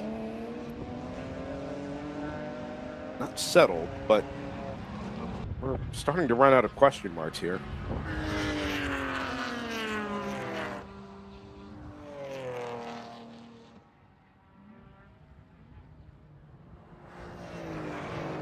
It is worth just trying to make a note of where the 59 is relative to that pair of Mercedes. I think this will be the 59 here. I believe it's ahead of them. Okay, so that looks like the 58 actually with blue trim, yeah. And the reason for that is not necessarily that the 59 suddenly found some speed. Just remember that being a lighter car in GTU, making less horsepower, also has a smaller fuel tank and therefore takes less time to fill. Does tend to pit more often, but in this case, the shorter pit stops kind of offset that. And in this case in particular, it looks like it may have allowed the 59 to jump that pair of Mercedes.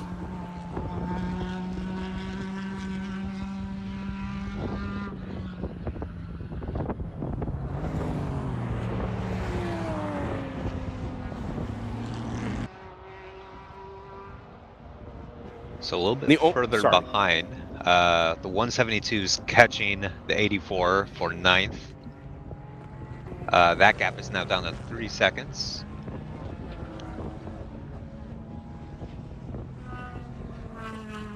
What's 9th place in class, to be clear? Yes. Yeah, 9th in GTO.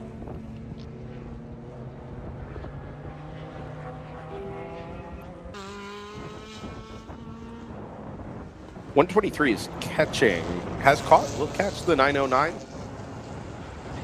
here as well. I think it has. Yeah, it should. It was previously ahead before the pit stops. Yeah, I think that the 909 was in the pit lane as I was making that call.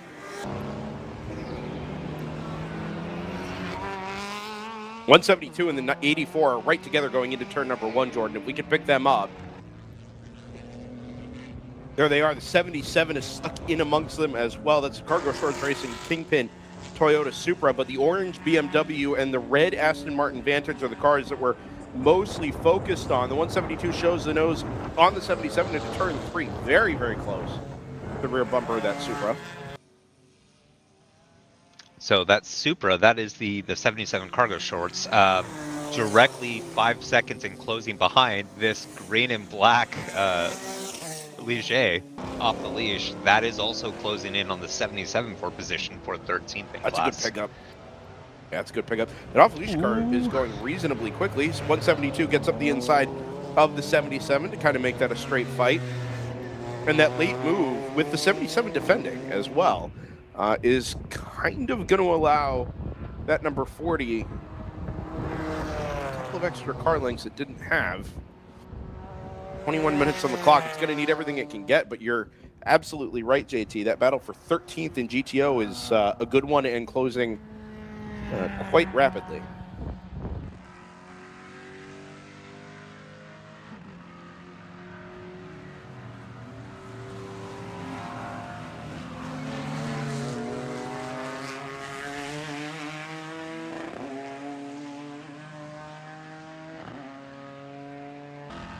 Yeah, unfortunately that 40 did run into some minor issues today. It also lost 2 laps on the pit lane for infractions, an unsafe release, and a failure to maintain lane.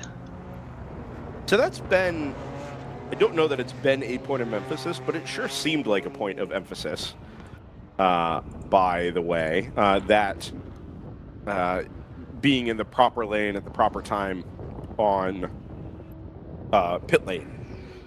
Specific times you're meant to be in the fast lane versus the slow lane, and at no point should you be in both of them. Yeah, or driving through multiple stalls. Yeah, you know. I don't remember that being such a big deal in past years. Not that it wasn't enforced, obviously, but you seem to have picked up more of those penalties in 2024 than we have in years past. They have been warning about it in the drivers' meetings for some time. Oh, for sure. Yeah. I just feel like we're seeing more of it, that's all. Luck up for the Aston. But like, for example, the 11 from Kingpin, their second infraction today was driving middle pit lane. Low Country, their first 1-lap penalty today was also... Sorry, 40 up the inside of the 77, JT. Didn't mean to cut you off, but we were watching that battle for position, 13th place in GTO. That move has been done, as has the move for 9th. 172 TLM USA has cleared the 9.4 Motorsports BMW M4. Those boiled quickly and then fizzled out. Well, they were both in cases where one car was catching the other. Yeah, fair. Quite noticeably. So, not too surprising to see those be wrapped up quickly. Have we noticed or made mention of contact between the 70 and the 124? That was the one from earlier, correct? 154, yes. Yeah. Okay. Still under investigation. My guess is that will likely be taken care of after the race. Well, they've both since had their last pit stop, so in theory, the SD Oh, card true. should Yeah, have get been the removed SD from the card. cars. Yeah, And no, that's very true. so hopefully that is resolved while we're still green. Yeah, I mean, it's worth noting if the 70 were to pick up and I'm purely saying this as a worst case scenario because when we sign off the air, we may actually not have the answer. If the 70 were to have been found at fault for that, I'm not saying it would, but if it does, it would put the 70 behind the 123. Right, finishing second and third in class. Second place points this weekend. I closed that page. Of course I did. Second place points this weekend will pay out 12. Third place points this weekend will pay out 11.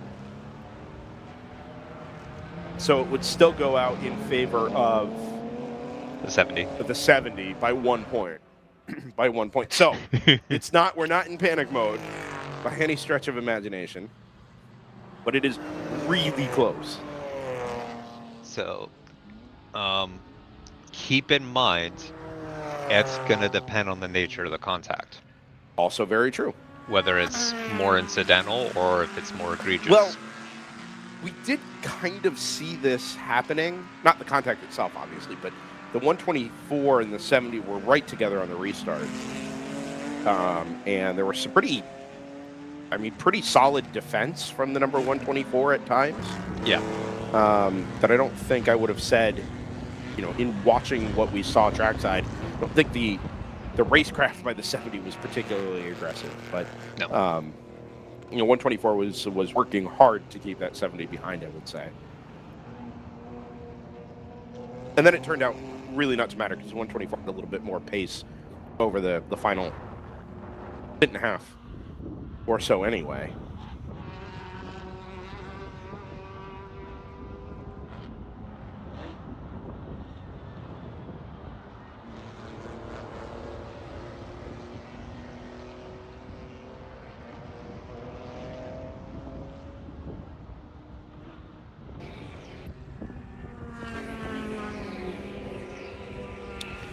.5 minutes remaining on the clock in our Sunday 7-hour enduro from Sebring International Raceway. Thrilled to have everybody along for the ride today, and of course our 8-hour enduro yesterday. Whether you've been with us trackside, camping out for the weekend, certainly a few of you have chosen to do that, or you've just stopped by for the day, or of course been following along from your couches at home. Thank you for doing so.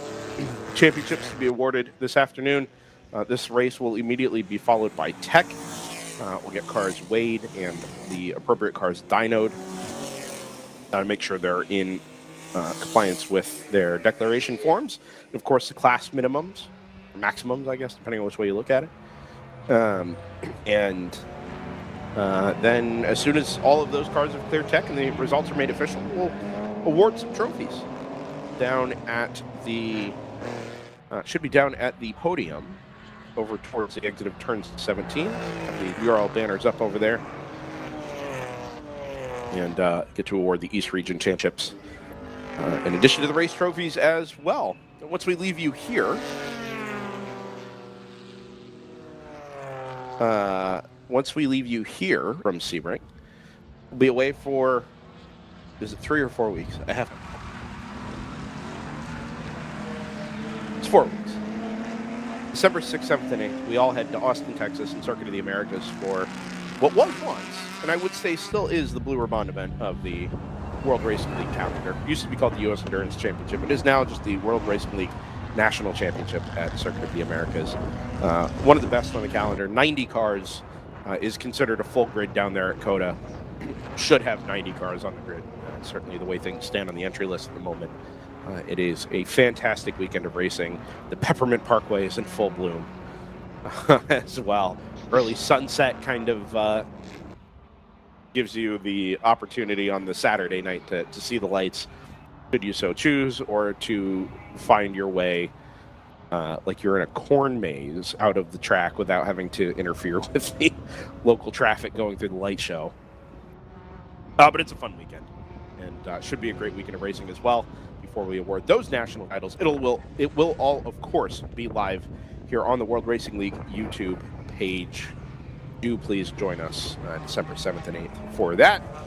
If you haven't already, subscribe to the WRL channel. You get click the bell and get notifications for when we go live for those races as well on December 7th and 8th. And into the future, 2025 is not so very far away, ladies and gentlemen. The season opener at Eagles Canyon is already a distant speck on the horizon. Wow. Drawing ever closer. We're excited. I'm excited. I'm excited. That's why I said we're excited. Yeah. And WRL is just kind of a season-long affair now. Yeah. In some ways, the off-season is like June between Daytona and Road Atlanta.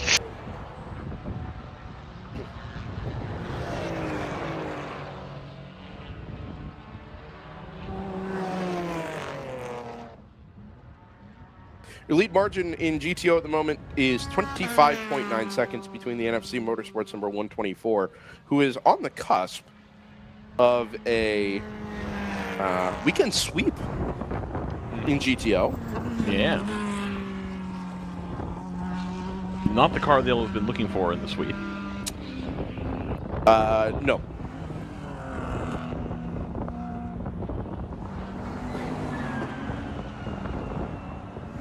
Stratus 59 puts in the fastest lap of the race, not just personal, but outright, to 16.148. Sends the overall lead margin out to 14, just under 14 seconds.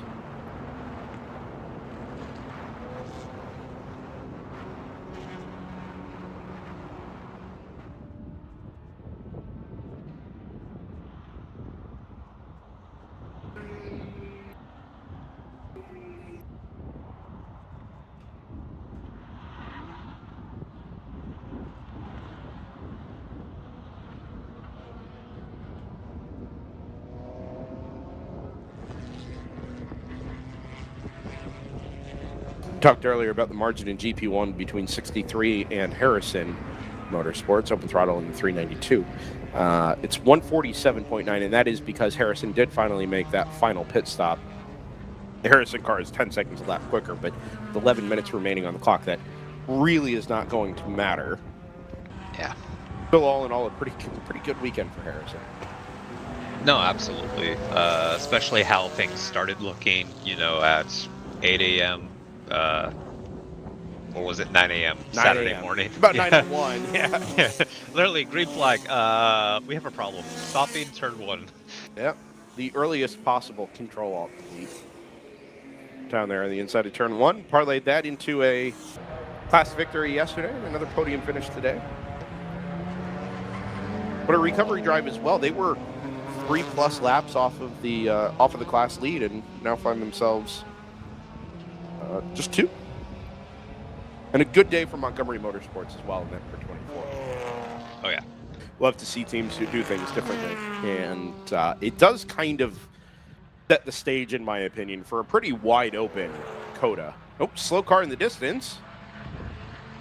That is not the reported Palomar from a minute ago. No. That looks like a GTO, a BMW GT4. Or, no? No. Is that the 111? Perhaps? Yeah, maybe. It does look like a small rear wing. Right at the corner station, so we should get the number here. It says 11. That's not a Supra. I'm fairly certain that's the 111, 111.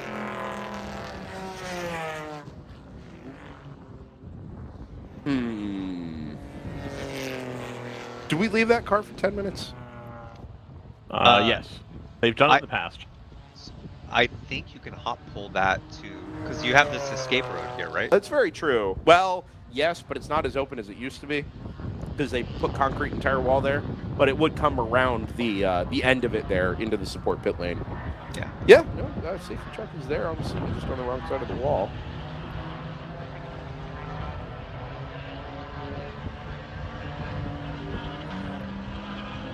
Yeah, it would be a quick throw to the other side of the wall anyway, and then the driver's not sitting in the car for the next 10 minutes. I think it's a good move. does mean, if you're listening down there in the pit lane, be very, very aware of that local yellow. Yeah. The most. Do not pass another car, please. Yeah.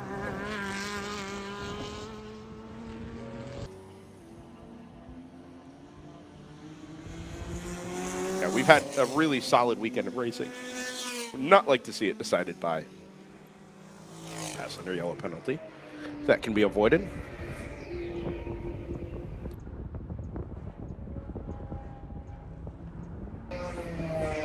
Ryan is so happy that the 160 has been just crushing it. laps and laps and laps and laps today. Doing work out there. Just absolutely dominating. And why is that, Ryan? The 5 Series. I know. Just asking you to explain that for the Oh, man. viewer and the listener. It's a big old car, the likes of which is seen in this sort of racing very rarely. Let's bring the V10 in. Let's go. Did somebody run an A8 in like our first year or two at COTA? I think so, but here's the real take, Brendan. That's what our GTO car is. It's one of those Italian V8 super sedan. What was that series called? Oh, V8 Stars? V8 Superstars, yeah. No, just V8 Stars. Oh, it's a V8 Stars? No, you know what? You're right. There was a Super Stars series, like the big Yeah. chunky things. Yeah. Like a Chrysler 300C. You're getting me excited because they raced a Passat in that, and Did they? I love the look of it. Yeah, a W8 Was it in the Passat. video game? I don't know if it was in the video game, but The video game was bad. Yeah, of course it was. What Italian. what engine was that on? You know, I actually don't know. I did not own it. Oh, I definitely did. Did you really? Oh yeah. It was like $8 or something. Like, who cares? It's fair. Is it on Steam? It was on the PlayStation Network was where I played it. Oh, there was a Is Arca sequel. Sim Racing on Steam? It says the sequel was available for Windows. Yeah, okay. Superstars V8 Next Challenge. The 111 has been moved from its brief resting place over there at the Turn 8 corner station.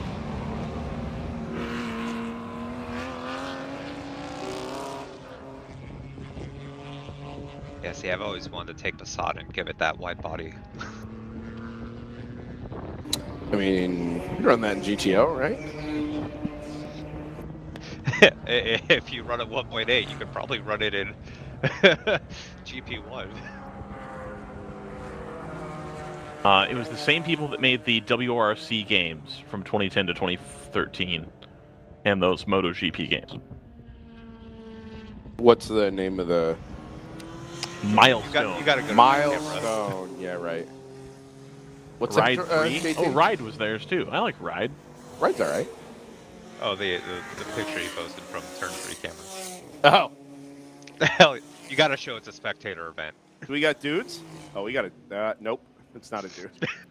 Nope. We had a string back in like May where we were getting spectators on. We got one at, I think so. Yeah, Mid Ohio for SCCA, Barra here actually, and was it Watkins? I don't know where the other one was. I don't know Watkins. Maybe Portland the weekend before. I don't know. Yeah, it was a lot anyway.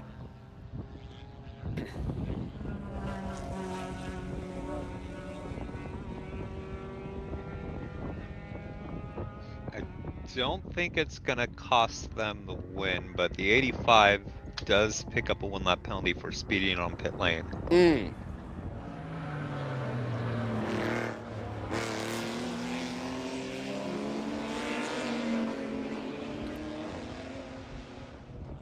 It is going to make that GP3 fight awfully close, though. Come on, Jordan, you gotta switch to that camera, dude. It's still there. Oh, She's not. There's a 111, by the way, on the left-hand side of the screen. Already made it around to the school course cut. to the bump. Oh no, past the bump. Okay. Oh, the bump at turn 3 there. Yeah. Well, it's the curb, right? Isn't that the exit curb for the right-hander that connects the... It might be. I just remember there's a nasty bump over there. Yeah, it's one of the two cuts. I don't remember if it's full course or the turn 3 one. I was just picturing the 11 Kingpin having to navigate that earlier when you were talking about how it was doing 60 miles an hour. Oh, yep. I'm like, man, I hope you slowed down for that bump. It's just so you as a photographer can get the same experience as the people out of course. Yeah, that big old bump. We can get that experience at Coda. Oh man, I wonder if they. I know they repaved a bunch of the circuit. I wonder if they ever got to the service roads there. Yo. Ryan recalls how aggressive that would be. Yes. It's only gotten worse. It's basically a rally stage at this point. That's fine. That's when you get a Tacoma as your vehicle. Sure. I get interesting rental cars. Brendan buys Cheez-Its and granola bars for the event. What does that have to do with literally anything? Because that's where your argument to me is always like, well, I don't want to burn that much fuel. And so it's like this, the $9 I spend in fuel is the $9 you spend on snacks that I don't. Okay. It's just where the money goes. You know, it's just different strokes. Yeah, $9 is the big difference maker. He's also running the business. I would also prefer the choice. You know, like I don't need the 7-seater. Again, he doesn't need to see red at the bank account. He needs the black. There's a reason why you and I are remote. It's also very true. I think we should all be in person for Coda, but that's not doable. Yeah, we did that last year, and it went well. I mean, it was worth doing. I think it made for a much better product, frankly. Yeah. I think it made a tangible difference. I would agree with that. I got Sense of Sebring instead. And got paid. It went okay. I was quite sick that weekend. Oh, were you really? Yeah. Oh, I didn't know that. I wasn't feeling well, and then I had my ears would not pop on the flight into Orlando. Yeah. So that entire weekend, like all of Friday and Saturday, I really couldn't eat. Anytime, I would swallow like water or anything like that, it was just pain. Yeah. So didn't know that. It's okay. I got the lozenges like for Saturday afternoon. World of difference. So Sunday it was doable. We are approaching a white flag here at start finish. We're getting there. Starter has it in his right hand, awaiting the arrival of the... Ooh, 74's hit the wall at 17B. Continued though. We're okay. Continued, we're green. Good to go. Well, it matters because... Go ahead. Yeah, because the 89X. Yeah. Yeah, it's 22 seconds. If that car is carrying any kind of damage.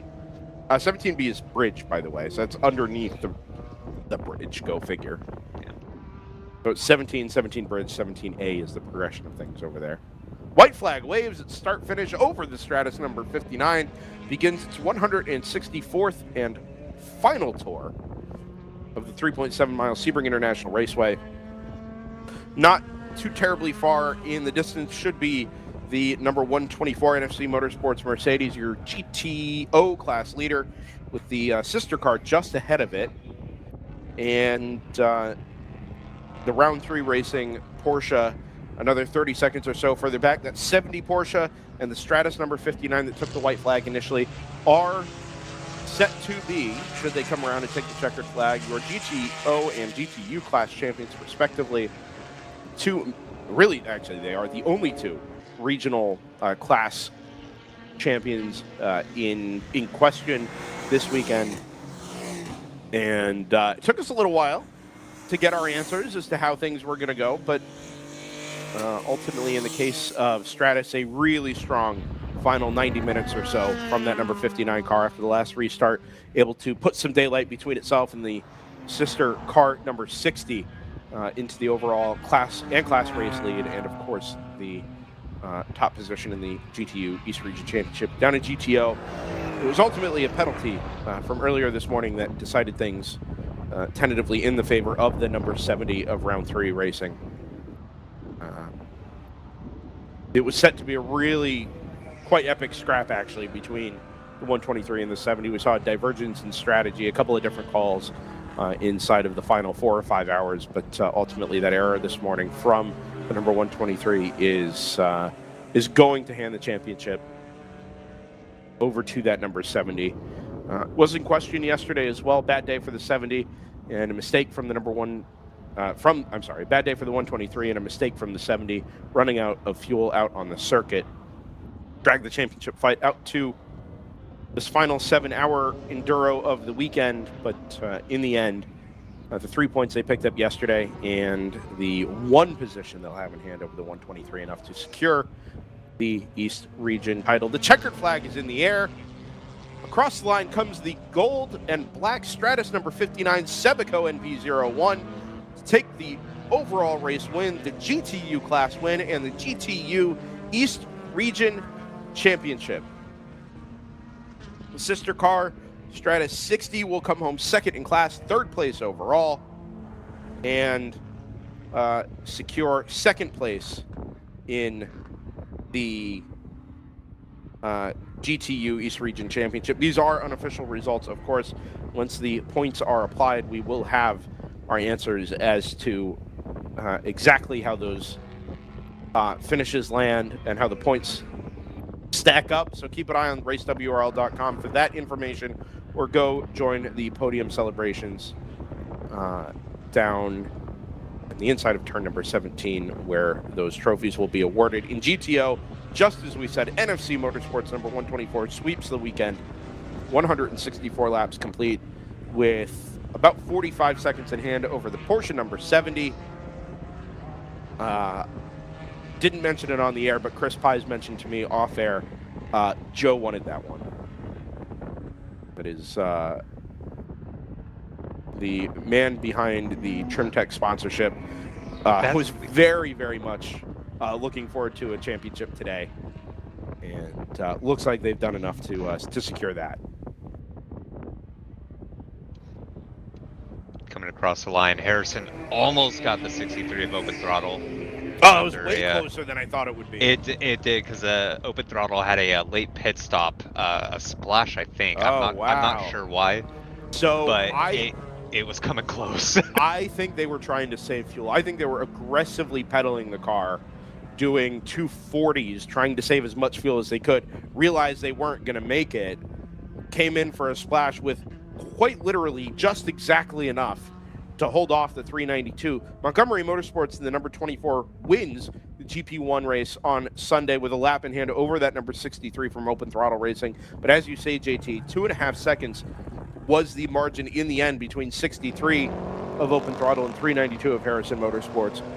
4th place goes to the 2nd Open Throttle car, number 64, and Blaze Racing, after a podium finish yesterday, winds up in the top 5. Tougher day today for that number 118 BMW, but they do salvage a top 5 in class as a result. Open Throttle Racing number 160, Ryan, your 5 Series, gets the GP2 class victory by 12 laps over the number 111 from Marathon Motorsports TLM. Good recovery from the TLM crew to put that 2nd car on the grid today, replacing the 103 down in GP3. We'll get 2nd place in the class as a result. Open Throttle Racing number 66 winds up 3rd in the GP2 class. Down to GP3, AOA Racing number 85 leads home the number 10 from Rockwell Autosport Development by 1 lap. That late penalty even not enough to turn tides in favor of Rockwell. The 605 from round 3 racing, some problems earlier on cost it some time. Ultimately, will demote that car to the 3rd step of the podium. And then the pair of AOA Racing Mazda MX-5s, 55 and 75, wind up 4th and 5th in class. Gentlemen, I've done enough talking for the last 15 hours or so. Why don't you kind of recap the weekend from where you all sit over there on the West Coast, and just give us a little look forward to Circuit of the Americas in the meantime. I'm very excited for the Circuit of the Americas. I'm happy to see that we've closed out the Eastern Championship in a decisive manner. I obviously wish that it had been a little bit closer, but of course we had some errors, which caused this to not be nearly as close as it could have been. The on-track battle was pretty tight at one point. There was, lots to see. It was going to come down to an exciting finish, but unfortunately just robbed of that with some penalty issues. Also looking forward to the 90-car field. We're going to have GP1, GP2, GP3 stacked with loads of cars, and the thing that was interesting about this race today and yesterday was lots of non-traditional front runners making their way to the front of the GP classes. And then yesterday in GTO, the favorites kind of let it go midway through the race. And, we got a nice mixed-up podium, which I think was lovely. I understand that there's some other stuff going on, but the way this race went, the 111 or, the Thunder Bunny team definitely could have capitalized and gained some points here and probably made a run at this championship, but they haven't been here the last few races, which is unfortunate. But, outside stuff impacts you there. So I'm just looking forward to seeing what's going to happen at the end of the season. As you mentioned before, we no longer have the kind of all-star names out here. It's just going to be kind of the traditional front runners in GTO. So it'll be nice to see everybody back in the same spot, and hopefully we'll have lots of great racing action live from Austin, Texas. Yeah, it's going to be a great finale for the year. Today was great. Big hats off to WRL staff. The Sebring staff, it's unfortunate that we have to do full course yellows at times, but they were done promptly, they were done safely, and it allowed us to get back to racing. The big dividends were for people who were able to stay out of trouble today. One of the cars that really comes to mind is the 74 from AOA Racing. Picking up a fifth place finish in GTO today. They got a third place yesterday. It was excellent runs for that car, and just really showing that staying out of trouble, being careful on pit lane can really net you a very good result. And so I always like seeing those stories play out. It's going to be great seeing everybody at COTA here, a massive field, and we're going to be in for a treat in 1 month's time. Yeah, we're kind of rapid fire events here at the end of the year. 3 weeks since we were at Watkins Glen, 4 more weeks until we're back at Circuit of the Americas. Not a whole lot of time to get these cars turned around for, what was obviously a short break in the grueling nature of Sebring before we head to COTA, but that is exactly what we do, and the whole WRL circus concludes its 2024 season down there. Looking very much forward to that. You guys have kind of covered all that we have to look forward to there. Full field, basically everybody that plays a part in GT, in the GT and GP racing that we get here into the WRL will be a part of that, and it's just a super celebration of everything that WRL offers. Hoping to offer you all a lot this weekend. Many people played a hand in our weekend here at Sebring International Raceway. The corner marshals, the safety workers, as JT mentioned, everybody on the WRL staff, whether up in the tower, down in the pit lane, stewards, advisors, you name it, top to bottom. It's just WRL has kind of become a well-oiled machine at this point. Rinse and repeat. The races are never straightforward. They're never easy, but they do provide pretty exceptional opportunities to go do some pretty extraordinary things behind the wheel of race cars, and that's what we love about racing. That's what we love about WRL in particular. If you joined us trackside this weekend, thank you for doing so. Please do consider coming back in the future. Hope you've enjoyed our coverage if you've been on YouTube as well. 15 hours of racing live, capping off something like, next week, next race will cap off something like 200 hours of coverage of the World Racing League on DriversEye Live, and have been grateful to share that all with you.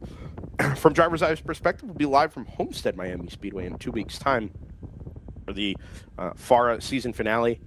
The Race of Champions down there. Check out the YouTube channel there if you'd like some amateur racing action between now and then. Always a good time. The voice of one Greg Creamer to go along with it.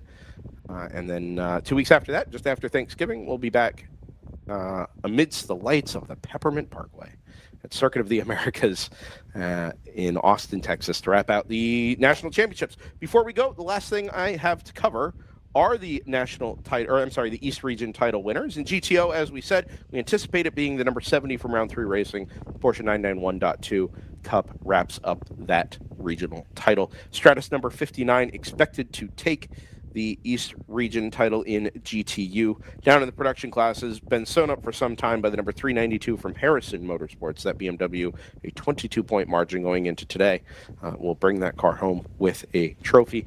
GP2, the 66, with a 24-point margin for the East Region title for open throttle racing, and 85, number 85 from AOA Racing, 9 points ahead of the 55 of AOA. Those margins will change slightly, but the trophy winners will not. Congratulations to all of our East Region Championship winners. It's been a long season, but it's certainly been earned on all accounts, and we've had a fantastic time following along and covering it with you all. For those who have joined us this weekend, it is JT Tammy and Ryan West on the microphones, Jordan Worth on the mic and on the production keyboard as well. My name is Brendan Kazmarek. Thank you all for joining us today. Be with us in 4 weeks' time from COTA. And until then, take care.